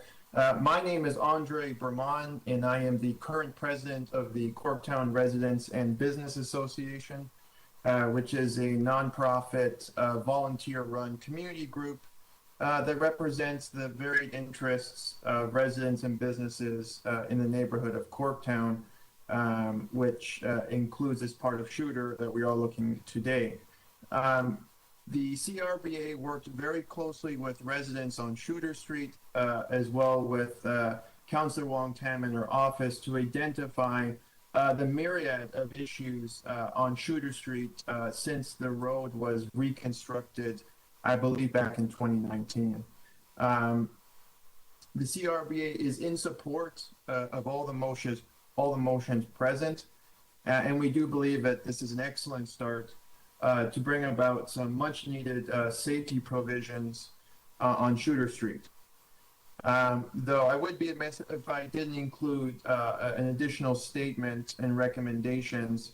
One of them for the motions in regard to traffic lights on the intersections of Sumac and Sackville. I do believe, if possible, if city staff could look into traffic lights for the cyclists. They do exist in some parts of the city, and as a cyclist myself, I do know that many of us do not obey traffic laws, and we're very difficult to enforce. And I know that brings the ire to both drivers and pedestrians. But even I do believe that they probably should require some traffic light service for them as well, though that wouldn't necessarily stop them from not obeying it. But at least there is an additional incentive for them to stop, because the cyclists, certainly with the advent of electric cyclists and scooters, they also provide an additional obstacle and hazard for pedestrians and vehicle drivers. The last thing too, in the motion in regards to slowing down this maximum speed on Shooter, obviously we're in support of that, but that's not necessarily going to stop drivers from speeding. The CRBA, as well as the residents on Shooter Street, hope that some accountability will be enforced here to keep drivers from speeding, because I would like to remind members of the community council that part of Shooter Street does include a community center, a school, there's the St. Mike's Choir is closer to Yonge, so there is a lot of very vulnerable members of the population who are using the street. And obviously, it would be a tragedy if any one of them were to get hurt because of a speeding vehicle. That's all. I just want one thing for the record. The CRBA is certainly very appreciative of Councillor Wong Tam, her office, and particularly those residents on Shooter Street, Zahid Ali and Bill Eady, for helping us with this endeavor. It's much appreciated, and it's certainly a testament to the kind of things that a community can do when we all get together and identify common issues. Thank you very much. Thank you. Are there any questions? No? For Andre? No? Andre, thank you so much for joining us this afternoon. Thank you. The next deputant we have listed is Zahid Ali. Zahid, are you with us? To the chair, that speaker is not present. Oh, okay. So that concludes the deputants I have on these 4 items. Councillor Wong Tam, anybody have any questions on any of these 4 items? Seeing none, Councillor Wong Tam, over to you. Thank you very much, Chair, and thank you, Andre, earlier for your deputation. I'm really sad that Zahid is not here, to be quite honest, because and Andre Bermond will definitely back me up in this. He has been an incredible force of bringing the community together to work on Vision Zero, specifically as it needs to be addressed on shooters. I'm sorry, there's just so much feedback. I'm trying to concentrate on what I'm saying, so I apologize. I want to just say thank you to the local residents for their leadership, and in particular, I wanted to acknowledge Zahid. He was fantastic, as well as Andre and everybody else who got behind this. They worked through the Toronto Centre Project website. I mentioned it in a previous meeting about us trying to engage with our residents by bringing them through a portal that allows them to talk to their neighbors to build support for initiatives, whether it's park improvements, dog off-leash areas, or in this case, enhanced road safety on Shooter Street. We really value the input. The local community actually drove this project through the Toronto Centre Project, and they actually invited us for a walk of the street. I have walked Shooter Street many times. I've biked through Shooter Street many times, but it's a different experience when you walk with a dozen people or thereabouts, and there's a whole bunch of new sets of eyes as you're specifically picking apart the things that they're seeing that you may not have seen. So it was a very, very valuable site walk. My staff person, Karina Gabriel, was with us. And within a few days, to be quite honest, we typed up all the motions and put them together, and we put it before this community council. When the community does so much early lifting, and they did all the preliminary research and identify the spots that they wanted us to come and take a look at, it really does make our job a lot easier. So it wasn't just a 311 call, it was actually really thoughtfully done. They put together a binder of things that they wanted us to look at, and we carefully then reviewed each option with them, and that's what's before you today. You may be wondering, why did I break it up into so many different motions? And the reason is because we know from experience that sometimes city staff will get these done in piece by piece. So I know that there's some things that are easier than others, such as the reduction of speed from 40 to 30. That's a no-brainer. We should get that adopted and the signs up as soon as possible. Then there are other things that are probably a little bit more difficult, such as adjusting the lighting, looking at introducing new pedestrian crossovers. So the way we cascaded these motions is to actually allow staff a little bit of the flexibility so they can report back and do the work as they can in a sequenced manner based on what's quickest and to perhaps what's more difficult. So thank you for the indulgence, and I couldn't have necessarily got this off the ground without the wonderful staff in my own office. So thank you to all of you for your support. I look forward to helping this community, I know you do as well, in making Shuter Street safer. Lots of fast-moving vehicles. We've got neighborhoods to the south side, neighborhoods to the north, including a very large and growing Regent Park. And we just want people to be able to cross Shuter Street, get across the street as safely as possible all times. And I would like to see ultimately 0 collisions, 0 casualties, 0 road injury. And that's what, of course, Vision Zero is all about. Thank you very much. Thank you. Any questions? Any other speakers? Councillor Fletcher, I need to see you. Oh, there you are. Okay. I got to make sure that I stay at quorum. Oh, now I'm actually up 1. Okay. So we have to vote on these 4 items each independently. On item 61, all in favor, opposed, carried. Item 62, all in favor, opposed, carried. Item 63, all in favor, opposed, carried. Item 64, all in favor, opposed, carried. And members, congratulations. We have now completed all the items for which we had deputations. And why don't we return now to item TE 29.17, Transit-Oriented Communities Update Preliminary Report. Councillor Fletcher, you held this.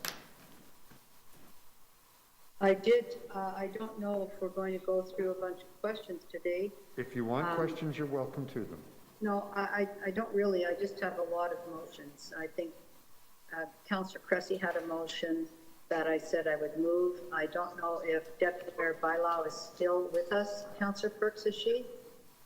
I haven't heard from her in a while, and so I'm going to assume no. Is she there? Yeah, I'm going to say no. So I also have her motion to move. Okay. And so I will start with mine. It's quite extraordinary. I will just say that I don't think anybody else has 4 big Metrolinx projects in their ward.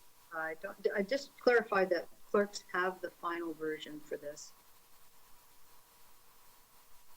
We've been going back and forth all day, and thank you very much, Helen, and your great staff. We'll have that up in just a second. Great. Shall I just start then, Councillor? Yes, please. Thank you. It's quite a suite of motions here because for the transit-oriented community in Ward 14, which is East Harbor, and which has always been a transit-oriented community, by the way, since last term and since First Gulf had it and created East Harbor, we always had a Smart Track station. We always had a relief line, which is now the Ontario line, and there were always the plans for the Broadview extension. It was always there. We now have a transit-oriented community that is being run by the IO and Cadillac Fairview, aided and abetted by Metrolinx. And as I was saying earlier, I really appreciate your patience, colleagues, because I don't think any of you have 4 big Metrolinx projects. The Ontario line, 2 kilometers above ground, 5 stations, one of them at East Harbor, which Cadillac Fairview and IO are planning to rezone away from employment to residential. And then there's the GO expansion. I know we share that, Councillor Bradford, and Councillor Cressy and Councillor Wong-Tam, we share the Ontario line. East Harbor, just the rezoning and the layover. Metrolinx has planned for 11 acres of parkland in the Don Valley, and I share that with you, Councillor Layton. But I have my little drawing of my quadrant with those 4 on it. It takes a tremendous amount of time. I want to thank all my staff, and I want to thank the city staff. But in doing the East Harbor part of the transit-oriented community, what I found is that it's being determined by transit planning, and that our community planners that do such a fantastic job, we rely on them and they know our communities so well, aren't there. So part of this motion is to add them, ask to have them added to this team that's looking at transit-oriented community at East Harbor. Also, would just like to know what our investment is in SmartTrack here. That's unclear. It's noted in the report that we're investing heavily from the city in the SmartTrack, but we really should have an idea of what that amount is. There's also the issue of just the employment at the, oh boy, at the film board. Okay, I'm going to just stop for a second because there's scratching. Anyway, at the Film and Television and Digital Media Board, there was a lot of concern about the impact of this conversion request on the film industry. And they are quite concerned about that, as are others. There's also the issue that in this 10,000 square feet of office, which is supposed to be 50,000 jobs, they wish to introduce in this application 4,000 residential units. And that's without any of the amenities attached to it that we would assume from that. It's kind of like a mini Villiers Island that's so well planned out, that's well thought out. And the 4,000 units, there's not even a thought or a blink of an eye for any affordable units. They've had their own, I'll call it advisory group they set up for 3 advisory sessions, local planning sessions that were run by Bousfields on behalf of IO and on behalf of Cadillac Fairview, and they were quite adamant that they didn't have to have any affordable housing should that go through and that conversion request be made. I'll just remind everybody that this is an employment area, it's a provincially significant employment area designated by the province, and IO, which is one of their arms, is actually their application with Cadillac Fairview would essentially work to destroy this provincially sensitive employment area. So that should be of concern to all of us that understand the importance of value-added jobs and understand that many years ago, I know some of you here, I know Councillor Perks, you were here, when we had to fight to maintain the film jobs on Eastern Avenue in the face of a 762,000 square foot Walmart plaza. And we're successful. So there's a lot of interest in maintaining high value-added jobs, but we also have an application in front of us that we're not completely controlling. So like with this motion to add significant staff, to have a process where we'll have our own consultation, not just leave it up to the applicant to have their very own consultation before an MZO comes in. And I did note, as I'm sure all of you did note the other day, colleagues, that the Auditor General of the province of Ontario was extremely concerned about the use of MZOs by this provincial government. It's just now standard practice instead of very, very special circumstances. So I look forward to you supporting this. And then I have the second motion that I will move on behalf of Councillor Layton. That could go up, please. Sorry, Councillor Cressy. That has to do with the King Bathurst Local Advisory Group.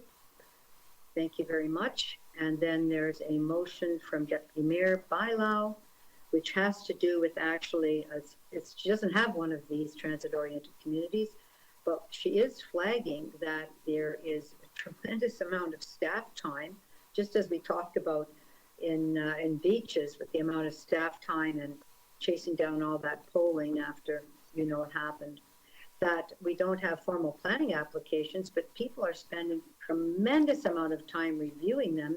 And we really do need to have payment for a dedicated staff team here. So this is one of those requests to make that happen. And that's those three motions. Thank you very much, Chair. Take any questions if anybody has it. Other than that, let's just get on with trying to improve.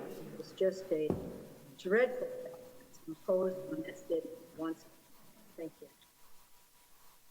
Thank you. I have a great many questions, but most of their questions I would like Metrolinx to answer. So good luck with that. You good can luck go on with a that, town eh? hall tomorrow night where you'll never get anything answered, but if Yeah. you'd like to go on it, Councilman First, I can send you the link. Okay. Any other members have questions? No? Seeing none? Unless anybody objects, I'm going to take all the motions in the item together as a... Oh, Councillor Wong-Tam, sorry, did you want to say something? Did you have a motion as well? I do. Sorry, Mr. Chair, my and fault. That's okay, not a problem. If the clerk can please put that on the screen, I'll try to make it very quick. It's very similar to what Councillor Fletcher was saying. Obviously, we want to make sure that community has input in this process, and because the applicant in this case, or the proponent is the province of Ontario and Infrastructure Ontario. They can do almost anything they want with respect to land use planning. So we have not been able to get an application properly in front of the community, and yet we know that there's many different things that are coming for the area and changes that will need to be addressed. So my motion is broken into three parts. The first one is to ask the province of Ontario and Infrastructure Ontario to support the sustained calls from the city-led First Parliament Working Group, our local advisory committee, with respect to the Ontario Line Corktown Station to increase the amount of parkland, invest in public realm and other community benefits as outlined in the council-approved First Parliament Master Plan. The second motion is to specifically speak about establishing working groups for Queen Street Station as well as Moss Park Station. We need to address the challenges that we know that are coming, which include loss of landscaping, trees, the deferred capital costs, for example, and impacts on other existing city priorities that we won't be able to get to because obviously Metrolinx is occupying all the land that's there, as well as making sure that if there is disruption to businesses, we want to make sure that they are compensated. I don't want to see what happened on Eglinton and to Councillor Matlow, who's been such an incredible champion, making sure that his community is heard, especially during the construction of their crosstown. We certainly don't want to experience what they had hardships with. And that means that we're looking for compensation, to be quite honest. We want our businesses to be compensated if they are going to experience any type of revenue loss. And then finally, I think it's absolutely critical that we put an equity lens over all the TLCs, put an equity lens over the Ontario line, and we need to be able to ensure that there are benefits that come to the community, including jobs and training. And this is a multi-billion-dollar, civic infrastructure project. Very little to nothing has been said about what that community benefits package is, and we are all very curious to know what it looks like. Everything it's pending. We're going to tell you later.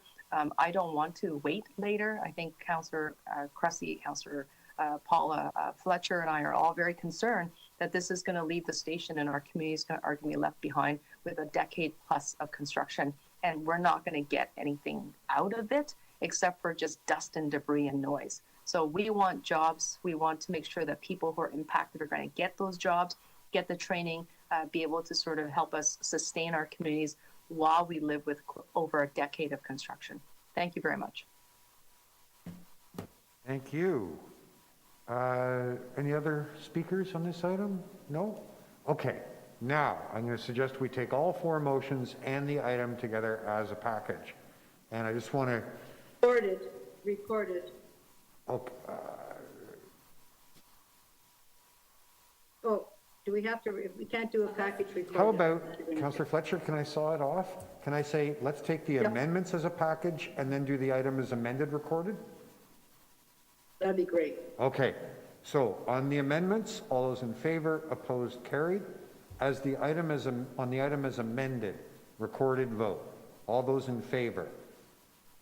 Councillor Wong-Tam, Councillor Fletcher, Councillor Bradford, Councillor Matlow, Councillor Layton, and Councillor Perks in the chair. So that's unanimous of the members present. Okay, racing right through. I believe the next thing we have is item 37. Construction staging area, 698 to 706 Spadina Avenue. We did 37? Oh my goodness. It's 32. 32. Oh, guys, really, you gotta forgive me. It's just been a mess here today. We're doing the best we can. All errors are mine. No errors are the clerk's. Okay. Item TE 29.32, 682, 686, 688, 720, 740, 742 Broadview Avenue, official plan and zoning bylaw amendment applications, preliminary report. Are there questions of staff? Nope. Councillor Fletcher, the floor is yours. Thank you. I won't spend too long on this. Councillor Perks, Mr. Chair, I just want to say that there's tremendous interest in this application. And as I think people heard me say earlier, I did have a pre-meeting before today and had 180 people turn up for that meeting wanting to know more about this application. They are really concerned about affordable housing. They're concerned about the impact on the ravine. Sorry, I have a motion to move there that clerks have been back and forth on, and thank you very much for all your help. And I have to thank my staff today for these big projects and all the great work they've done.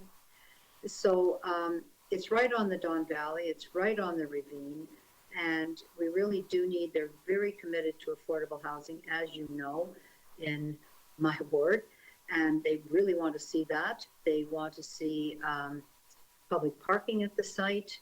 It is the current Loblaws, very well used by the community, and they really do want a high green standard. There's issues, I think, perhaps with the school boards, so we really need to clarify that.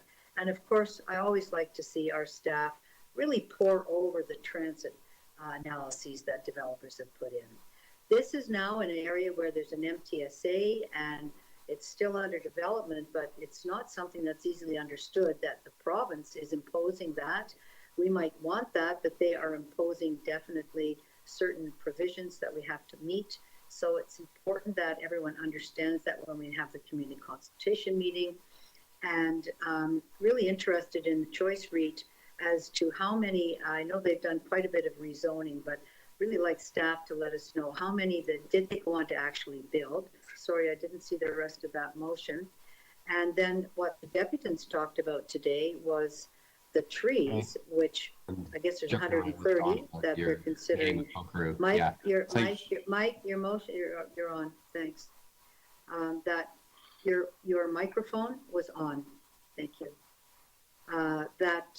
There's trees that are probably very mature trees or on the edge of the valley, and I know all of those of us who hug the Don Valley in our wards, all the way up right through to Councillor Robinson, right up through ever we have the Don Valley, that we're all so protective of making sure, along with TRCA, that the integrity of those lands is maintained. So there are quite a large number of things to do before the community consultation, but I would like to thank staff for coming on and being so great on the pre-consultation meeting. It was excellent to have them there, and the community did have a lot of good questions and comments, which of course will be forwarded to them and be part of that consultation. So this is step one, and I really appreciate your support today for these motions. Thank you. Thank you. Are there questions of the mover? Does anyone else wish to speak to the item? Councillor Matlow will introduce us to his friend after we voted. All those in favor, opposed, that carried. Who's that? Councillor Matlow, who's that with you? During the pandemic, my wife and I were subject to intense lobbying by the most most effective lobbyist we've had in years named Molly Matlow, who got 2 kittens. And this is Patch, one of them. Hello, Patch. Molly got her way, and I've got work to do here. Yeah, And I've so heard she should rumors. have her way. I've heard rumors that there's a requirement that Molly register with the lobbyist registrar. All right. Indeed. Okay. Enough joyful banter. The next thing we're doing is, I believe, 66. Oh, God, it's me. I'm so bad today. Okay. Councillor Wong Tam, you needed some time to tidy up the motions on item 43. Are you ready? Yes, the clerk can tell me if she's ready. Clerks are ready. So Councillor Wong Tam, I'll give you the floor if you want to take a moment to explain what you're doing here.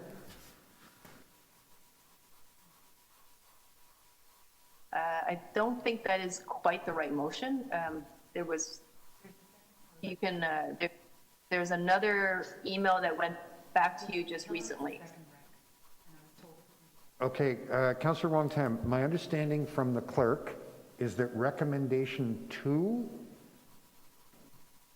on the screen now deals with the issue that you needed dealt with by the clerks, and that the form of the motion is what staff said was necessary to get it through.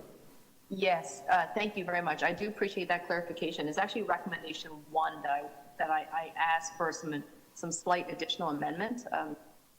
If the clerk can just check her email. Okay, we'll hold this one down and come back around to it.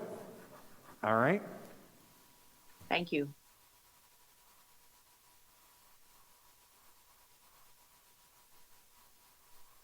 Okay, now we're ready, I hope, to go to 66. Construction staging area, 1249 Queen Street East. Councillor Fletcher, you held this?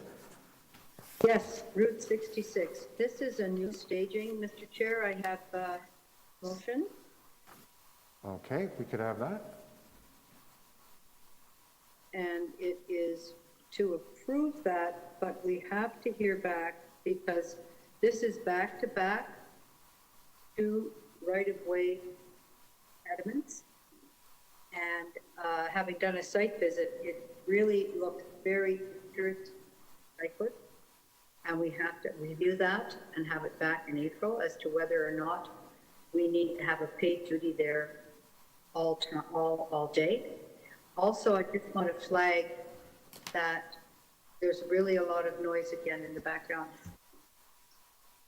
I just want to flag that the Gardner demolition is underway, and the roadway is still fairly usable, but shortly there'll be only 3 lanes to get in and out of the East End.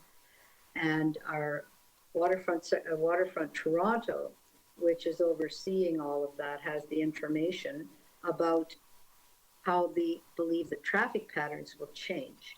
And I would just like to flag for everybody, and I know we talk about this a lot, and Councillor Matlow, you in particular talk about the right-of-way staging areas and the impact on neighborhoods, the impact on transportation, just the general impact. And I want to flag here that we have constructability issues when we're taking down the Gardner and compacting the operations of in and out of the East End. And I know Councillor Bradford and I are both taking calls about this, that we have to be very careful in all of these what's constructible.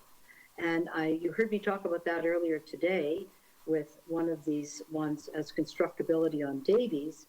And I really think we have to start asking what's constructible and where, because the takedown of such a big piece of infrastructure, just how can we expect every single one of our streets to also be cut in half and the capacity be cut in half? I just don't think it's right. It's not fair.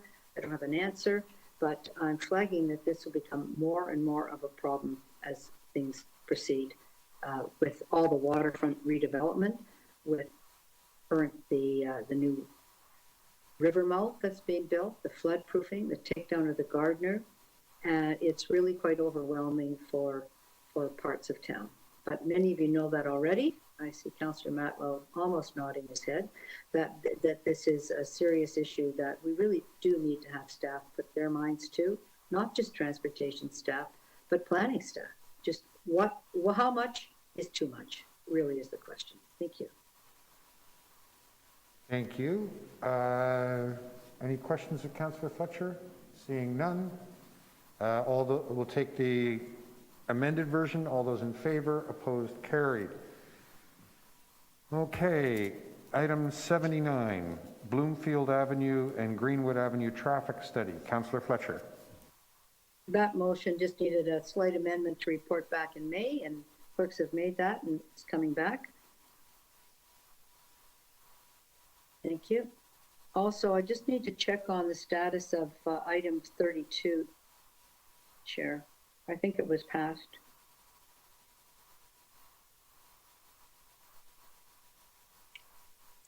One moment, please.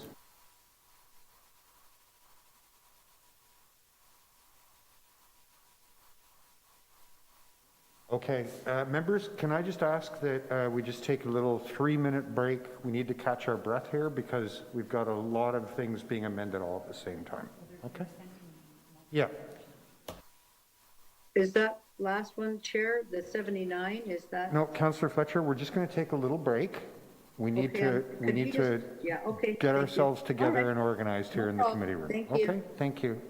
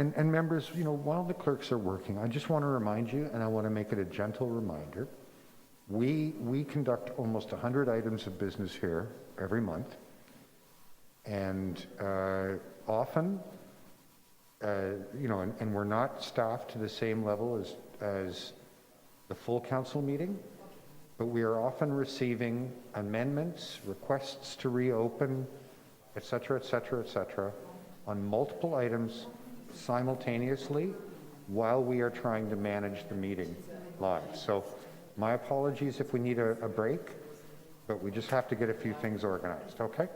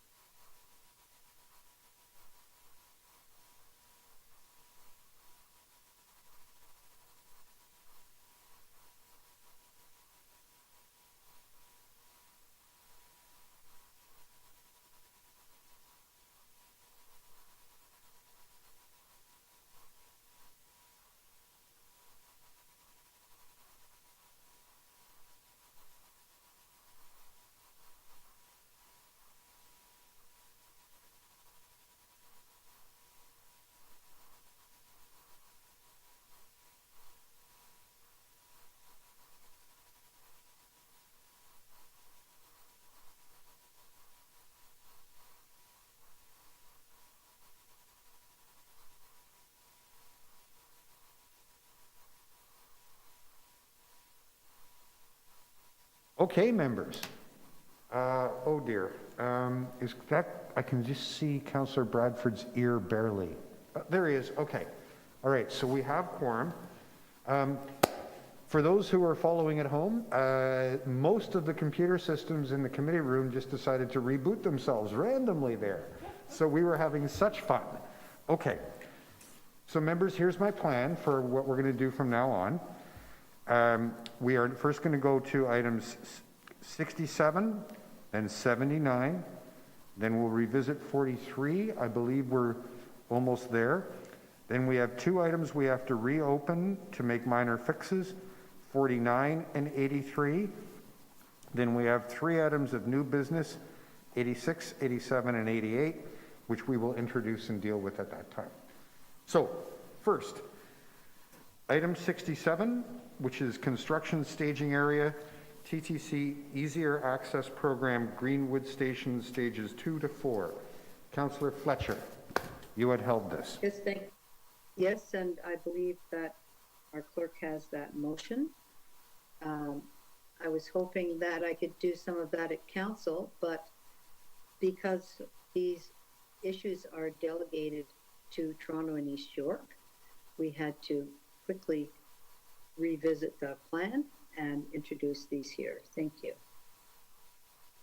So moved.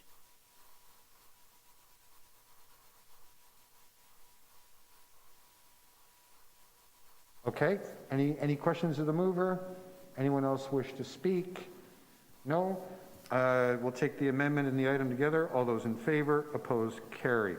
Okay, item 7.9, which is Bloomfield Avenue and Greenwood Avenue traffic study. Yes, Councillor Fletcher. That was earlier today, I think about 11 o'clock. That add May 2022. That's the only change in that motion that was submitted earlier today. So with that, I'll move it. Okay, all those in favor, opposed, carried. Item 43.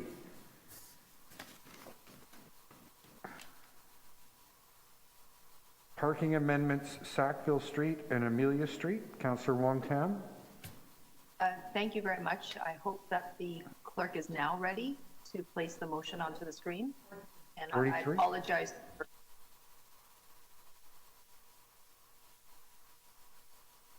Perfect. Thank you. Ellen, thank you very much. I'm sorry for the back and forth and confusion. Sorry that the computer had to reboot. I hope it wasn't necessarily my motion that crashed it. This motion is first I move the recommendation in the staff report. The motion before you is going to add 2 more conditions, 2 more terms.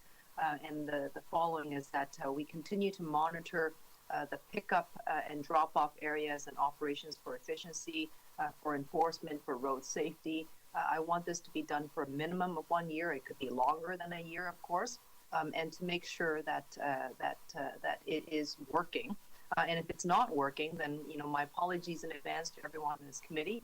I'm welcoming the community back here, welcoming them back to speak to me, transportation staff afterwards, if it doesn't necessarily work. I hope that we can make modifications as we need to in the interim to ensure that it runs very, very smoothly and that the poodle spots are actually operated effectively and efficiently. The second part of my motion, here is to also request that the bills be withheld until on the parking amendments until the daycare is up and running. I actually don't see any reason why we make any traffic changes beforehand, and I want to make sure that that it's properly before us. I just want to thank the community who really gave it, their spirited deputations.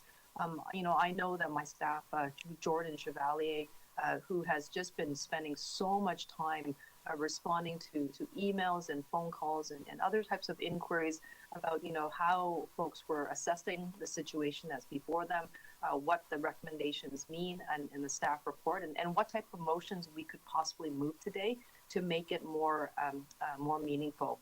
And I do recognize that there is worry in the community, and certainly I don't want you to not feel heard. In the process of asking questions to both transportation staff, and I was surprised to see all three transportation staff appear on the screen, but all three of them answered the questions in a tag team effort. They cited that they felt that this was the most appropriate course forward. The only matter before us, as confirmed by our city solicitor, was really the traffic operations.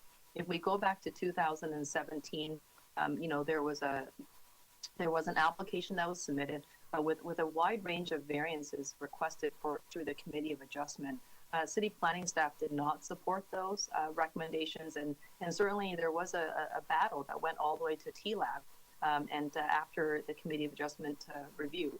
And then there was a request to review the ruling at TLAB that was then considered by 3 independent arbitrators. So this has been anything but an easy process, and I just want to say to the community, I know this has taken a lot of time and your energy.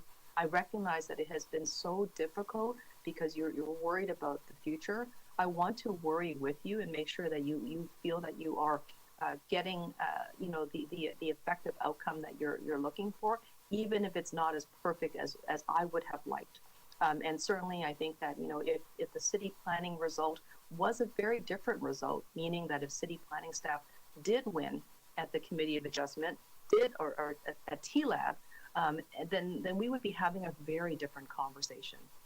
As I understand it, the motion that I moved with the support of the city solicitor in drafting it was a procedural motion. It wasn't necessarily a bylaw motion or a policy motion. It was really in the spirit of that motion to go ask staff to give us more information when some type of approval came in from the ministry. And what I heard from the city solicitor is that the approval has come into at the best that it can, and it's still contingent on other things still. And that includes the applicant securing an operator that will then ultimately be approved by the ministry.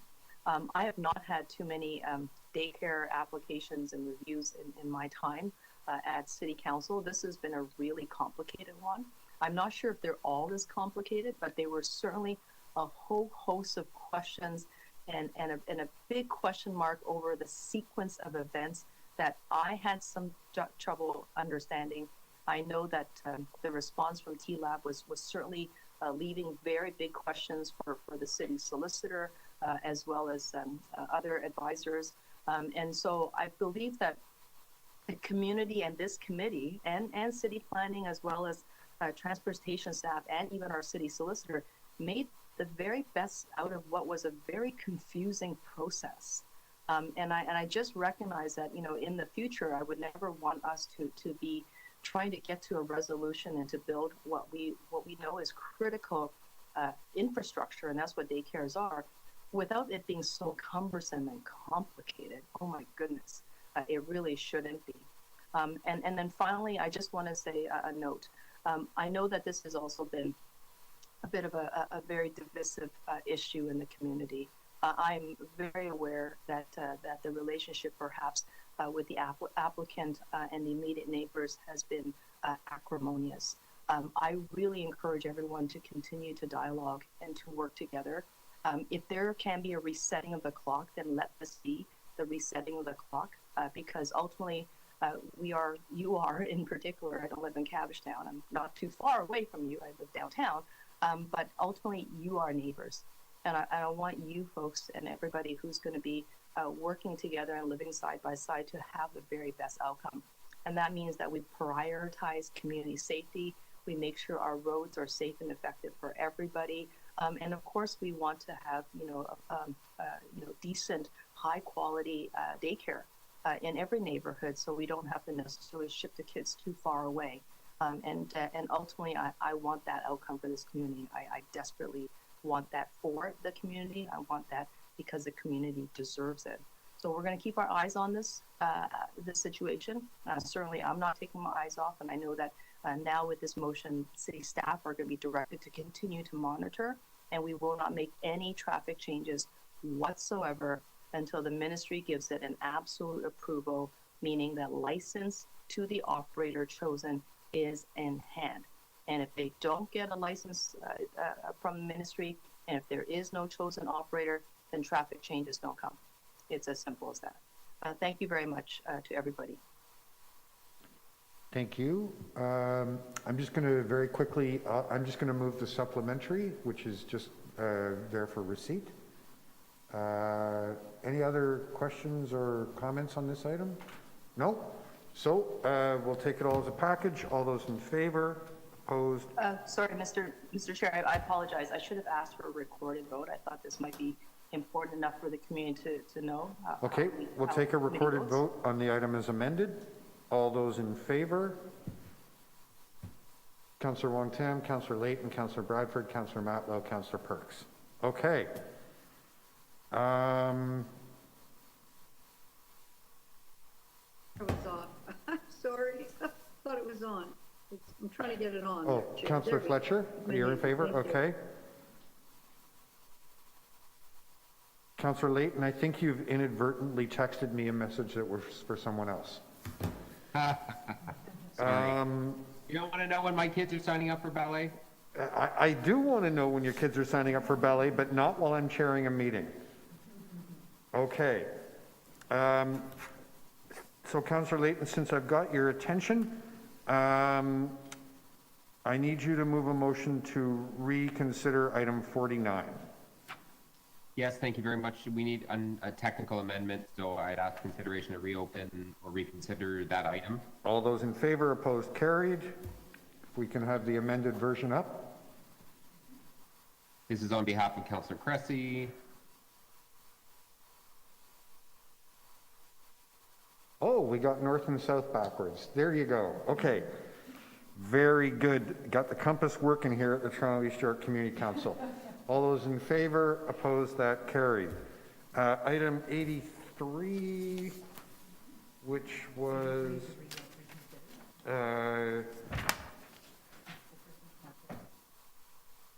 Councillor Wong-Tam, I need you to reopen item 83 for an amendment.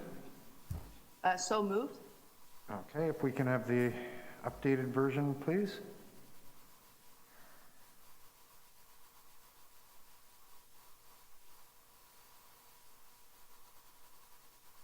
Okay, so that's just the better list. Councillor Wong-Tam, that's satisfactory? Yes, I believe so. I dare not touch it again. Okay. It's been through so many If you touch it again, I'm going to have an aneurysm and then the meeting's going to end. So, all right. Okay. All those in favor, opposed, carried. All right. I need a motion to introduce items 86, 87, and 88. Councillor Matlow, you seem to be the most eager to do that. So all those in favor of introducing those three, done. And if we could just have item 86 up on the screen so that I know what it is and I can read it out.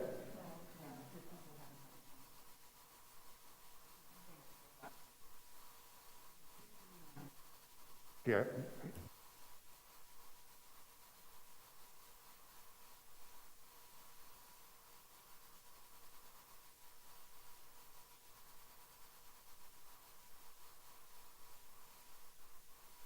So item TE 29.86, Safer Streets. That's Councillor Cressy. So Councillor Layton, I assume you have carriage of this? Yes, I'd like to move this motion from Councillor for Ward 10. Okay, all those in favor, opposed, carried. Number 87, if we could have that up.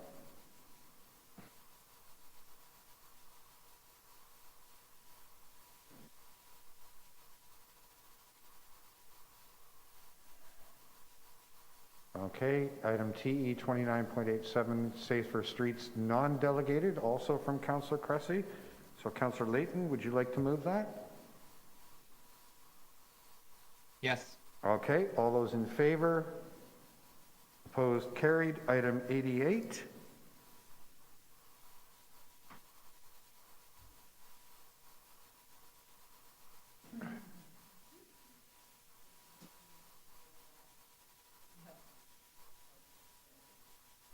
Okay, addressing development pressure at Bloor Street West and Spadina Avenue. Councillor Layton. Yes, thank you very much. This is just to ensure we are coordinating the various applications that we've received at this corner and the 2 more that we expect to, or 3 more that we expect to have in the next couple of years, just to make sure we're consistent with the way that we're moving people around the sidewalks, that we're creating the public realm. We know there's going to be a lot of intensification. We just want to do it in a coordinated fashion without creating too much work for our city staff. Thank you, Linda and Oren, for your help pulling this together. Okay. On that item, all those in favor, opposed, carried. And now we'll just take a moment and we'll get the bills.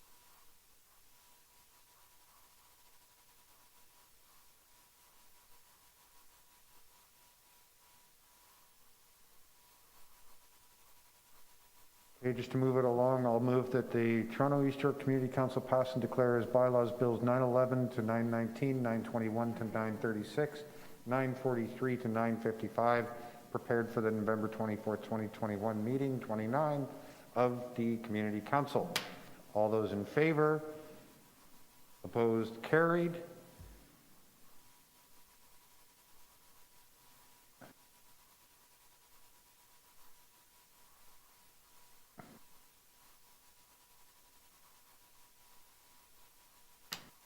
Okay.